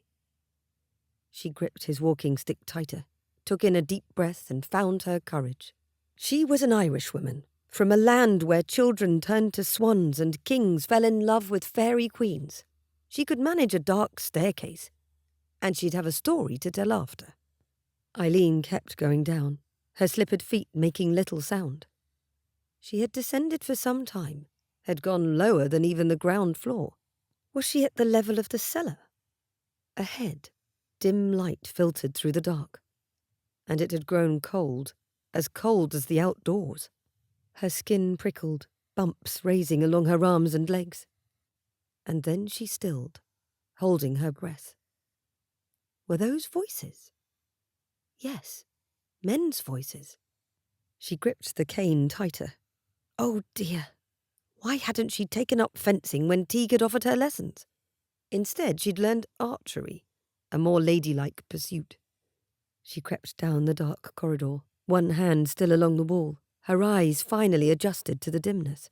A flickering light ahead made her blink. Had someone brought a lantern into the darkness? You cannot be serious. Simon, that was his voice. What do you hope to gain, forcing me through this passage in the middle of winter? Leave now, man, and I'll give you a head start before I report you. You won't be reporting nothing. A harsh voice growled out. This passage takes us both to the cart. Well, you'll sit still and quiet like I told you. Simon's voice didn't sound any less bold as he said, You cannot think it possible to kidnap the Duke's son right from under his nose. And for what purpose? Money? I don't give a damn about money. Stop talking and get moving. Isleen covered her mouth to keep the startled gasp from escaping. Her heart drummed a frightened beat in her ears, drowning out whatever Simon said next. What did she do? Did she run back the way she had come to find help? But 4 flights of stairs in a dress, and then finding someone and explaining? What if they were too late to help Simon? What if the horrid man holding him captive lost patience and hurt him? She looked down at the stick in her hand. What could she do? A woman, alone, armed with something she couldn't possibly wield. What would the heroes of her stories do? She took the stick in both hands, holding it as she'd seen her brother hold a cricket bat. Except she meant to swing at something higher. She peeked around the corner. Simon's captor held a lantern and a pistol. His back was to her, as was Simon's, as they went to a stone-framed doorway. It was now or never. On quick, silent feet, Isleen darted forward, stick in the air to bring it down on the man's head. But her slipper made a sound, a scuff, and the man started to turn. She brought the heavy cane down anyway, hitting his shoulder. Everything happened in the moment between 2 heartbeats. The pistol went off, the sound loud and echoing again and again through the stone passage, deafening her. The man dropped the lantern too, and it went spinning and sputtering, the flame nearly extinguished. He sprang at Isleen, missing her when she fell to the side. Simon leapt forward and she shoved his stick toward him, ramming the tip into his thigh without meaning to. He didn't stop his forward momentum, but grabbed the stick from her hand, twisted the handle and drew out the blade just as the other man turned, expression enraged and hands curled into fists. What remained of the light reflected against Simon's steel blade, pointed as it was directly at the other man's throat.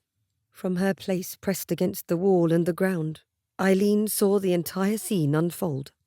Simon in his dust-covered finery looked every bit the way she imagined a warrior would look when facing down his enemy. Isleen. He did not turn to look at her, his entire focus on the man he held at his mercy. Are you injured? Her arms and legs shook as she righted herself, first sitting, then coming to a crouch before standing. I am well. Good. You found your way down here. Can you find your way back? I can, Simon. Pick up the pistol. Don't be afraid. It's already fired. The lantern too. Then lead the way upstairs. I'll follow behind with Horton. Horton? She repeated, then studied the other man, his face contorted with rage.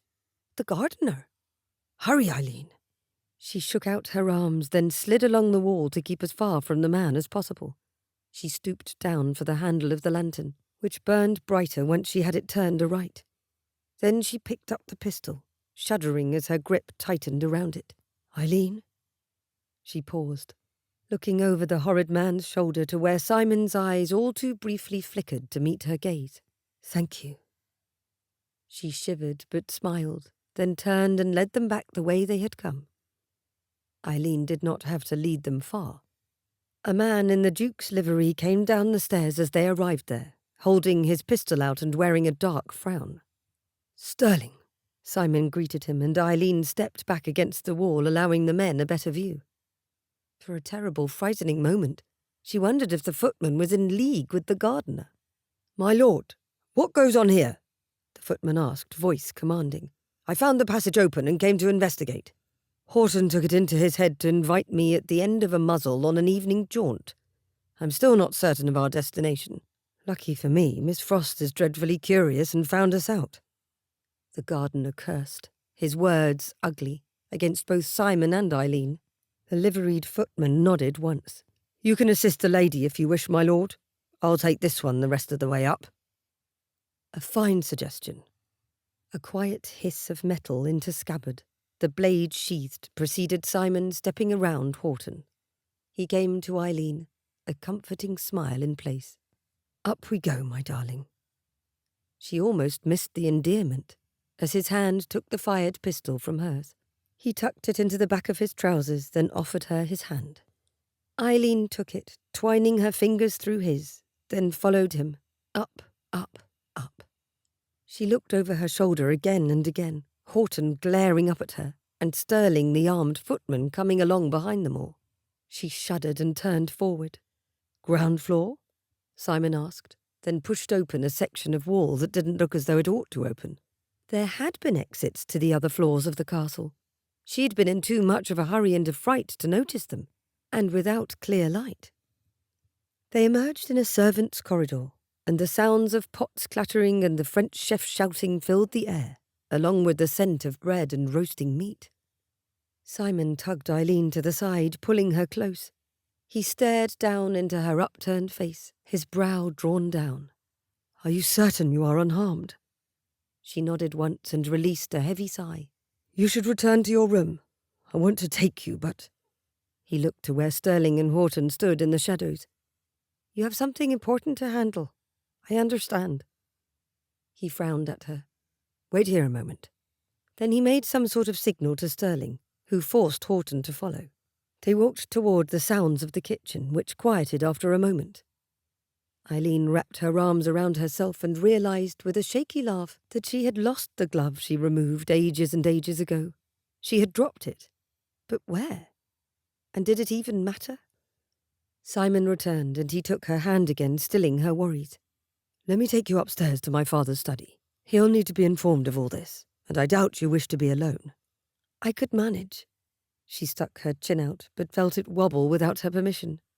"Of course you could, love. It's me who needs the company." He squeezed her hand and led her out of the dark into the guard-room. She didn't know if it was his continued use of endearments or the shock of her adventure that left her feeling dizzy, but she kept up with him without a word, going upstairs and across landings until he brought her through the library, knocked on another hidden door, this one looked like bookshelves, and led her into an elegant study of greens and golds. The Duke stood behind his desk, speaking to a grizzled older man dressed as an upper servant but with the bearing of a general. "I just received word," the Duke said, not bothering with a greeting as he came around his desk in a few quick strides. He looked from Simon to Isleen. "You are both unharmed?" How had that man arrived before them? And how had he known what had happened? The Duke's home was a mystery to her, despite her weeks spent as a guest within its walls. "Yes, father." Simon hadn't released her hand, not even to speak to the Duke, nor had either of them paid proper respect with bows and curtsies. But Isleen couldn't quite bring herself to care. Her knees wobbled. "And we owe a debt of gratitude to Isleen." Simon looked down at her, seemed to read her thoughts in her eyes, and immediately brought her to a large, comfortable couch turned to face a small fireplace. He placed his hand upon her shoulder and kept it there. The warmth from his palm seeped through the cloth of her gown to her skin, calming her. "Tell me everything," the Duke demanded. "Sterling is getting answers from the abductor, who will spend the night in our holding room. I think you and I will have a conversation with him tonight, too." The older man had gone to a shelf, moving a book aside to reveal a glass bottle. While Simon spoke of being taken by Horton, the servant poured a small glass of amber liquid and brought it to Isleen. "A mite stronger than tea, miss, but it will calm your nerves," he promised. She took the glass and sipped, the amber liquid sliding down her throat with a burning sensation that made her wince. How did men sit about drinking such things? She much preferred a glass of wine, or tea with lots of honey. She thanked him and held the glass, one sip enough for the moment. Simon had finished his tale with speed. And then I heard a crack. I turned around and Isleen was there, throwing herself at the ground and my stick into my hands. The Duke, who'd been standing across from Simon, lowered himself to one knee before her. I am grateful to you, Miss Frost, and sorry you found yourself in that situation. Thank you, Your Grace. Isleen put her bare hand over Simon's where it remained on her shoulder. What more could she say that wouldn't sound foolish or trite? Only the truth. I would do anything to help Simon, or any member of your family. The Duke's expression softened into a fatherly sort of fondness. I believe you. A knock on the door heralded Eileen's mother, who someone had thought to summon. With much clucking and cooing, the Baroness bundled Isleen off to her room. Darry was there, eyes wide but tongue silent, and the three of them soon had Isleen dressed for the night and tucked up in bed, with tea and a tray of hot soup. It was rather glorious to be cared for in such a way. We didn't think you'd want to have to speak of this over dinner, or pretend nothing had happened, Maher said, settling into a chair beside Eileen's bed. Darry bustled about, setting up a pallet on the floor. Even though it's all come off all right, you've had a fright. Just rest until morning, Izzy, and then everything will be sorted out. Sinking into her pillows after indulging in the tea and simple meal, Isleen thanked her mother and closed her eyes. Despite all that had happened, her last thought was not of the dark stairway she'd climbed, nor of the foul words Horton had snarled. Instead, she thought of Simon, and how he'd sounded when he'd called her love. Chapter 20. Christmas Eve morning dawned with a blue sky and a landscape of white. Simon stood in his bedroom, looking out over the land that had been in his family for hundreds of years. The Montforts had held their castle home and the lands round about in trust for the crown and their descendants, and while he'd thus shouldered some of that responsibility, one day it would all fall to him. And he would work to prove every day his worthiness of that trust. All the while, people like Horton and his friends worked to tear apart what they didn't understand. Their interview with the man the night before had revealed a small network of men, each of them with friends or family who had been present the day of the St. Peter's Field riot. Horton had lost a friend to one of the hussars' sabres. Anger and jealousy had stirred the men to act, and three of them had decided the best course of action would be to steal from the Duke, a powerful and politically active noble, the life of his heir. Never mind that his Grace had nothing to do with the riot, the deaths, or any of the rest of it, or that he was a loud voice in favour of change that would better the lives of the working class. The men had hatred in their hearts, and Simon had been their intended victim, with the Duke their target. If Isleen hadn't stumbled upon his cane, if she hadn't followed him into the darkness, he didn't know if he would have escaped. He owed her his life, and he meant to make good on that debt. In fact, he very much hoped she'd accept his courtship. Something else the evil-intended Horton had ruined was Simon's plan to speak to Isleen about their future. Would she still want him after the previous evening's nightmare? Simon left the window and its grand view, making his way out into the halls with determined steps, hardly aware he'd left his coat on the back of his chair. He needed to know, before anything else interrupted them. He went directly to Eileen's room, ignoring Sterling, who shadowed him the moment he stepped out of his quarters. Simon knocked lightly on the door, then he waited. He raised his hand to knock again, and the door swung open, revealing Eileen's maid. Immediately she went into a deep curtsy. What was the girl's name? Darry, he said. Is Isleen available? She left her room an hour ago, the maid said.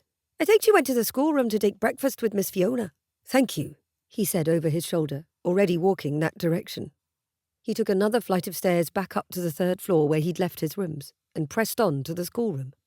He arrived at the door and stepped through it without knocking, only to find the maids tidying away the breakfast things. There were no children present, except the very smallest in their chairs being fed by their nurses. He looked about, not seeing the governess for his siblings or any of them. Where has everyone gone? He asked the room at large. Everyone froze and looked up at him. Then several lowered their heads and dropped into deep curtsies. "The children went outside," somebody finally said, a nurse he didn't know. "Miss Frost and Mrs. Robinson took them out for fresh air, to the front terrace." Simon nodded and left in a hurry. Down 2 flights of stairs, through corridors, and out through the carriageway he went, to the large front terrace that appeared more suitable for staging a battle plan than for children to romp about. Again Sterling followed. "My lord, what about a coat?" he asked. Simon waved away the question. What did coats matter when he had to find Isleen? And find her he did, standing with James and her sister, lifting one large ball of snow atop another, building a snowman. Simon didn't even feel the cold as he strode through the ankle-deep snow, making directly for Isleen. He didn't notice the other children playing, or the incredulous stare of his siblings' governess. He only saw Isleen, dressed in her warm winter coat, her black hair partially obscured by a dark green velvet hood. "Simon!" James shouted. "What are you doing out here?" Eileen's head came up and she turned to see him when he was but 3 strides away. He didn't slow.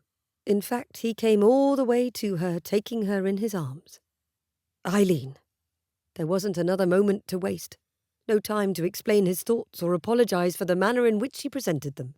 Even though her lips parted and her eyes widened, he had to know her answer. "Isleen, may I court you?" Her hands had come up to his chest the moment he'd touched her. They stood there, staring at one another, unaware of anything else outside the circle of their arms. And she did not repeat his question, nor ask for clarification. Instead, she spoke 2 words with absolute surety. "You may." And he would have kissed her in that very moment, except that someone loudly cleared their throat. Mrs. Robinson, perhaps, thinking of impressionable young children. "I win the wager," Miss Fiona said, hopping up and down in place. James groaned. And a cold breeze whipped around Simon, reminding him that he stood outside in the snow in his shirt sleeves. Eileen's lips curled upward. "You're going to catch cold, my lord." He narrowed his eyes at her, still tempted to steal that kiss. "I think it worth the risk." She laughed and stepped away from him, her cheeks pink. "And I am quite sure I have lost our wager. I can think of nothing more ridiculous to ask of you than to parade about outside without your coat on." Simon grinned back at her as his hands fell empty to his side. "And who do you think will catch you beneath the mistletoe?" Isleen gave him her most haughty stare. "Some horrid Englishman, I suppose." Simon bowed, ruffled James's hair, and went back into the castle with a lightness to his step he hadn't had in years. The Christmas Eve ball at Castle Clairvoir was the event of the year. Nobility and gentry for miles around had arrived in sleighs and carriages both, dressed in their finest. A large tree stood in the guardroom, covered in ribbons and paper chains, with paper dolls and tin soldiers marching through its branches. Green boughs adorned stair rails, hearths, and twisted artfully around columns. And in the open ballroom, with music playing softly from the musicians in the small balcony above, silver and gold gleamed and reflected the light of the chandeliers. Kissing balls waited, above doorways and in high corners, for both the unsuspecting and the most calculating of lovers to find them. Isleen knew the location of each and every one and stubbornly avoided them. Josephine and Emma, her 2 newfound friends, stood on either side of her, watching as the Duke and Duchess prepared to open the ball themselves. They had linked arms, giggling together as though they were girls newly out in society, instead of the mature women they were. "It isn't the fashion," Josephine whispered to Isleen, "but father always has a first dance with mother on Christmas Eve. I don't think a duke or duchess need worry over much about fashion," Isleen murmured back. "I quite like when they set this example," Emma smoothed the front of her gown, "because it grants me at least one dance with my husband too." Sir Andrew materialised at that moment, his hand extended to Lady Josephine. The ambassador was but a step behind, and he held his hand out to Emma, who grinned broadly at Isleen before accepting it. Isleen looked down at the dark red of her gown, her white gloves a stark contrast to the colour. She'd put rubies in her ears and a red ribbon through her hair. along with holly berries sewn artfully into her braided crown. For the first time in a long time, she felt the warmth and joy of Christmas both inside and out. She brought her gaze up again as the Duke called for attention and the musicians quieted. Married couples did not dance together as a rule, but who better to break society's rules than a ducal couple within the walls of their own castle? "Before we begin our ball," the Duke said from his place at the centre of the room, "I extend my welcome and warm wishes to all of you, friends and family both. Thank you for spending your Christmas Eve at Castle Clairvoir. May there be many more nights such as this one to come." Simon didn't appear among the dancers. Where had he gone? She had spied him across the room only minutes ago. Did he mean to sneak up on her and ask her for a dance? She wasn't about to step out with him while all the married couples swept onto the floor. What would people say? And they hadn't even begun their courtship proper. No, she'd best retreat. There wouldn't be any dancing with that man until later. Teague appeared at her side before she could withdraw, standing next to her with a happy smile on his face. "Isn't the Duke's family grand?" he asked. "You cannot deny they have a true affection for one another." No one could, she agreed with a nod. Her brother offered her his arm. "Walk with me a moment? Along the edges of the room, I think, would suffice." She looped her hand through his elbow and let him lead her safely away from the dancing. They walked along the long row of windows at one side of the room. "Lord Farleigh has asked to court you," Teague said. "He wanted my blessing and our mother's. He also informed us you'd already agreed." He chuckled, then winked at his sister. "Smart man, knowing he had to ask you first." "He's learning more every day," she quipped. "Does this courtship make you happy?" He looked down at her, his voice soft so none but her would hear. "It has been a long time since you've given a man permission to show you favour." She dropped her gaze to the beautiful wooden floor beneath them. "I think my heart needed that time to heal. I am happy, and I hope." She let her voice trail away as her brother stopped their progress, his expression curious. "I hope it is so much more than courtship, Teague. I well and truly want to give Simon my heart." Her brother's posture relaxed, and he took her hand to bow over it. "That is precisely what I hoped to hear. Good luck, Isleen. I have the feeling he's a match for you in more ways than one." He winked and then withdrew, leaving her where she stood. Isleen glanced about herself, and then upward, and scowled. "That dirty traitor," she muttered. She stood in the corner, tucked neatly beneath a sprig of mistletoe, and when she lowered her gaze again, it was to see Simon approaching. Never would she have predicted this moment between them when she first met him those several weeks ago.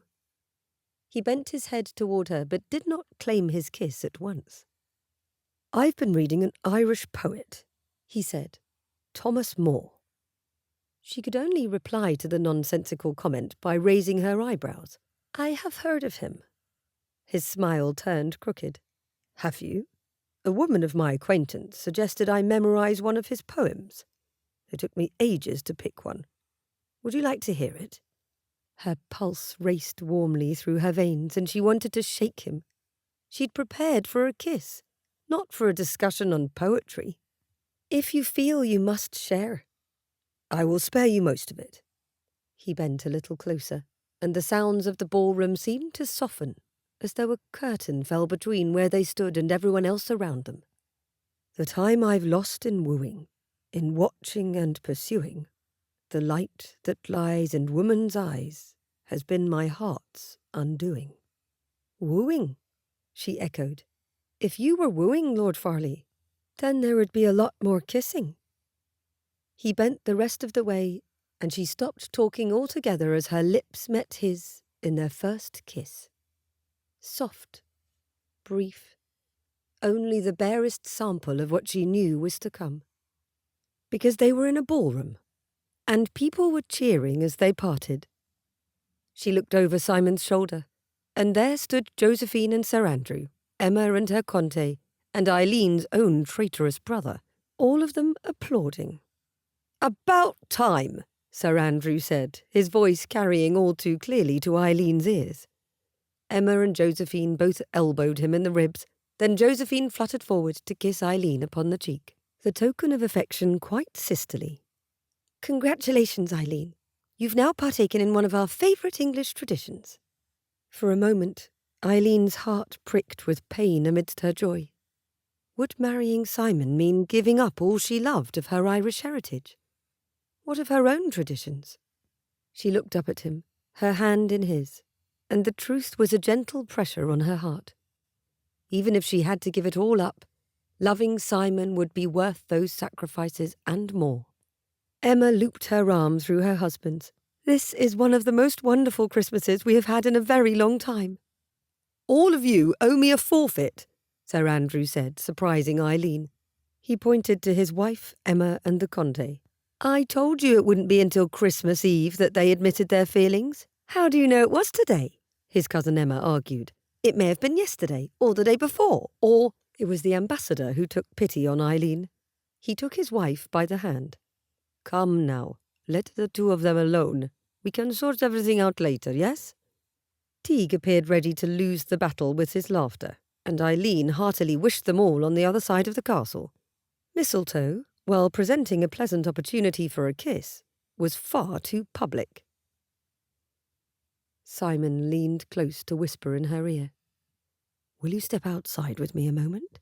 Simon asked, and Eileen wondered if he'd read her thoughts once more. Just for a moment.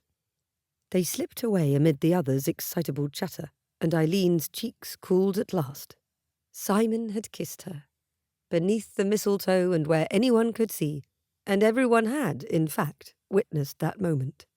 She followed him down a corridor strewn with guests to a glass-panelled door that opened onto a small balcony. They stepped outside, the cold air dancing across her mostly bare shoulders. He shut the door behind them, and Eileen narrowed her eyes, wondering if he had given up on propriety. She wouldn't blame him if he had. His arm came around her waist, and she forgot everything she ought to say. "Look." He drew her to the stone rail and pointed downward with his free hand. A wagon pulled by 2 large horses waited in the quiet below, with servants carrying crates and baskets to fill its bed. She peered through the dim evening light, trying to make out what happened below. "Loaves of bread," Simon whispered in her ear, "rounds of cheese, barrels of apples, gingerbread, and anything else the kitchens could prepare to go down to the village." She stared, her heart beating faster. Had he done this for her? "It isn't the same as leaving our doors unlocked with food on the table," he added, sounding less sure of himself. "But as you said, who would make the climb up to the castle on a snowy night like this? The vicar said we could use the churchyard. All of that will be laid out for anyone who has need to come and take whatever they wish. And here." He gently turned her around and pointed at one of the windows, where a single candle burned. "The candle in the window. To let the Holy Family know that there is room for them here." Her eyes burned with tears that fell in silent tracks down her cheeks. "Simon, I don't know what to say." "Perhaps next year we can go down to the village too. I am sorry things didn't work out where you could have a part in it this time, but it's perfect. And beautiful." She looked up at him, and the light coming through the curtained door softly touched upon his features. "Thank you. If you put up with our Christmas traditions, the least I can do is honour yours too." His gloved thumb wiped away the tears on one cheek. "I would do anything for the woman who holds my heart." Eileen stood on her toes and kissed him. A true, deep kiss. Her hands went to his shoulders for balance, and his arms wrapped around her waist and drew her closer against his chest. He tasted of gingerbread and sugar and of all the good things she had ever known. Their lips parted, and she lowered herself back to the ground, though she leaned her cheek against his chest. He turned his head to rest his lips against her forehead. "Merry Christmas, Eileen." "Merry Christmas, Simon." Neither one of them even felt the cold. Epilogue. Eileen looped her arm through Simon's as they walked together through the garden, April had come, and with it were days made up equally of sunshine and storms, which made the gardens rather dreary, if one only liked gardens when they were dry, colourful things. But Isleen didn't walk through the castle gardens for flowers. She walked for the fresh air and for the company of her new husband. Simon had given her the courtship of her dreams when they went to London for the beginning of Parliament. They rode through Hyde Park, visited museums and libraries, attended concerts and plays, all while arm in arm, sometimes even hand in hand. Together they had met Thomas More in person and talked of Dublin and poetry. They had gone to Gunter's for ices, even though the day they went it had snowed. Simon had showed her off to anyone and everyone, with a pride that made her blush. When he'd finally asked for her hand in marriage, she'd agreed, but only if they returned to Clairvoir for a quiet ceremony. Family and closest friends only. And when everyone else had returned to London and their homes, Isleen and Simon had remained, taking the time to be alone together at last. "I am grateful your mother didn't mind leaving us behind," Isleen said, pausing to examine a rose bush that hadn't yet put out buds. They would bloom soon enough, the groundskeeper had promised. "I thought for certain she'd want me to attend 1,000 parties." "I'm certain those are still in your future." Simon stole her hand and raised it to his lips, placing a gentle kiss on her knuckles. "But I will be there too, keeping you company for as long as you wish." Isleen sighed happily. "Considering how ill-suited you are at poetry, my love, you still say the most wonderful things. You never did say how you found out about my weakness." He drew her along to the edge of a fountain and sat there, guiding her to sit beside him. "The poetry, the ridiculous fashion, making a fool of myself in front of others. I still say it was Andrew, but he denies it." "As well he should." She leaned her head against his shoulder. "It was your sisters and brother. Well, I suppose it was mostly James." "James?" Simon couldn't have sounded more shocked if she'd claimed Sterling the guard had given him away. "That little troublemaker." "He adores you." She looked up at her husband. "Almost as much as I do." He sighed and kissed her forehead. "I suppose I'll have to forgive him then, after I even the score. But how? That boy knows no shame." "I'm certain Fiona will have ideas. Your sister is a keen strategist. You'll have to ask her before she returns to Ireland for the summer." Isleen traced the lines of the castle towers with her eyes, noting which had windows and which did not. Simon had given her a tour of the secret rooms and staircases the evening before, taking special care in showing her how to find her way out of each one. The secrets of Clairvoir belonged to those who lived within its walls, to the family who kept it standing in honour and loyalty to the crown. And now she was one of those people. "Isleen." "Is it too much?" Simon sounded uncertain, and so gentle. Isleen looked up at him. "The castle. I've certainly never lived in anything its size before, but I think I'll manage." He narrowed his eyes at her. "The responsibility." "I will manage," she assured him, "and not for the first time. As will you, when the time comes. Until then we will learn from your parents, who are the very best Duke and Duchess I have ever heard of." He relaxed again and leaned his forehead against hers. "There's one more thing I need to tell you." "Really? Are you also a prince? Or perhaps there is another castle I need to be aware of? Or are the maids assassins to match the company of footman guards?" She had nearly forgotten what they were talking about as she focused instead on his rather delightfully close lips. "Assassin maids? That's not a terrible idea. Would Darry train them?" Isleen lifted her chin, her lips barely brushing his as she said, "Get on with it, Simon. I'm taking you with me to Ireland this summer, to tend to our estate there." She pulled back, looking up at him with wide eyes. "Truly? We can go together?" "As soon as Parliament adjourns, we will accompany your family to Dublin, and from there to my family's estate, if you wish it." "I very much wish it." She took the opportunity to prove just how much by sliding her arms about him and drawing him to her in a most delicious kiss. This has been Lord Farleigh and Miss Frost, a Regency romance. Cleaver Castle Romances, Book 4. Written by Sally Britton. Narrated by Jessica Elisa Boyd. Copyright 2022 by Sally Britton. Production copyright by Sally Britton. Welcome to the YouTube exclusive audio author's note for Lord Farleigh and Miss Frost. I'm Sally Britton. Please don't forget to like this video and subscribe to my channel so I can keep bringing you more audiobooks like this one. Lord Farleigh and Miss Frost is one of those special novels that comes along for an author once in a blue moon. It's the novel I wanted to write the most after telling the first story in this series, but it had to wait its turn, rather impatiently I might add. Simon Dinard is one of my favorite people, and I feel for him. I really do. He has so much to live up to in terms of his family's expectations and reputation. Yes, he comes from a place of privilege, but my Duke's family doesn't take the privilege for granted. Because I've written this fictional family to behave the way we want those in power to behave, honorably, charitably, and mindful of those under their care. The weight of that responsibility has made him something of a downer lately, which some of you may have noticed in the previous book in this series. Isleen Frost is a light-hearted, caring, ready-for-anything Irish woman. I confess, I took much of her speech patterns and mannerisms from Maureen O'Hara and her work in the film The Quiet Man. I softened Isleen a bit, giving her an air of gentility, but she has that fiery heart of a strong-willed woman that only an Irish woman can truly show. And she doesn't let anyone, least of all Simon, forget who she is.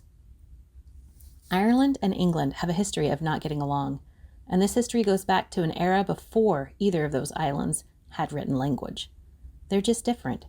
They have different customs, stories, legends, and tongues. They've been politically and religiously divided throughout the centuries, too. Because of all of this, I wasn't certain I would ever be comfortable with writing an Irish love interest in any of my books. Several years after the Regency period, one of the worst things in Irish history happened, in large part because of England's prejudice against them. In Ireland, they call it the Hunger. Everywhere else, they call it the Irish Potato Famine. Which title do you think is more likely true? It's a dark period in history, and one I suggest interested readers look into. I stayed away from that with this book, and focused instead on a small window of hope within the Regency, when Parliament opened its doors to Irish representatives. This was the perfect time to insert the Frost family into a visit at Castle Clairvoir, and who better to help Simon come out of his seriousness than an Irish woman who isn't afraid to laugh and sing. I hope you enjoyed your time with Isleen and Simon. They were so much fun to write together. A scene I didn't write was one in which she made him walk backwards through the castle for an entire day. I'm thinking I still might need to add that one in. Another casualty of this story was a character mentioned at the end of the last book, when I briefly stated that Miss Frost had another brother who happened to be a Catholic priest.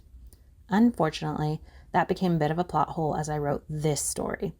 It made too many of my subplots too serious for what this series is. Lighthearted, fun, an escape. So for those of you hoping to meet him, I apologize. For those who didn't notice he was gone, you can probably see I made the right decision. This isn't the last book in the series, but I haven't decided whose story to tell next. With all the characters you've met so far, who do you want me to give the next love story to? Thank you again for listening. Don't forget to like, subscribe, and come back for more soon.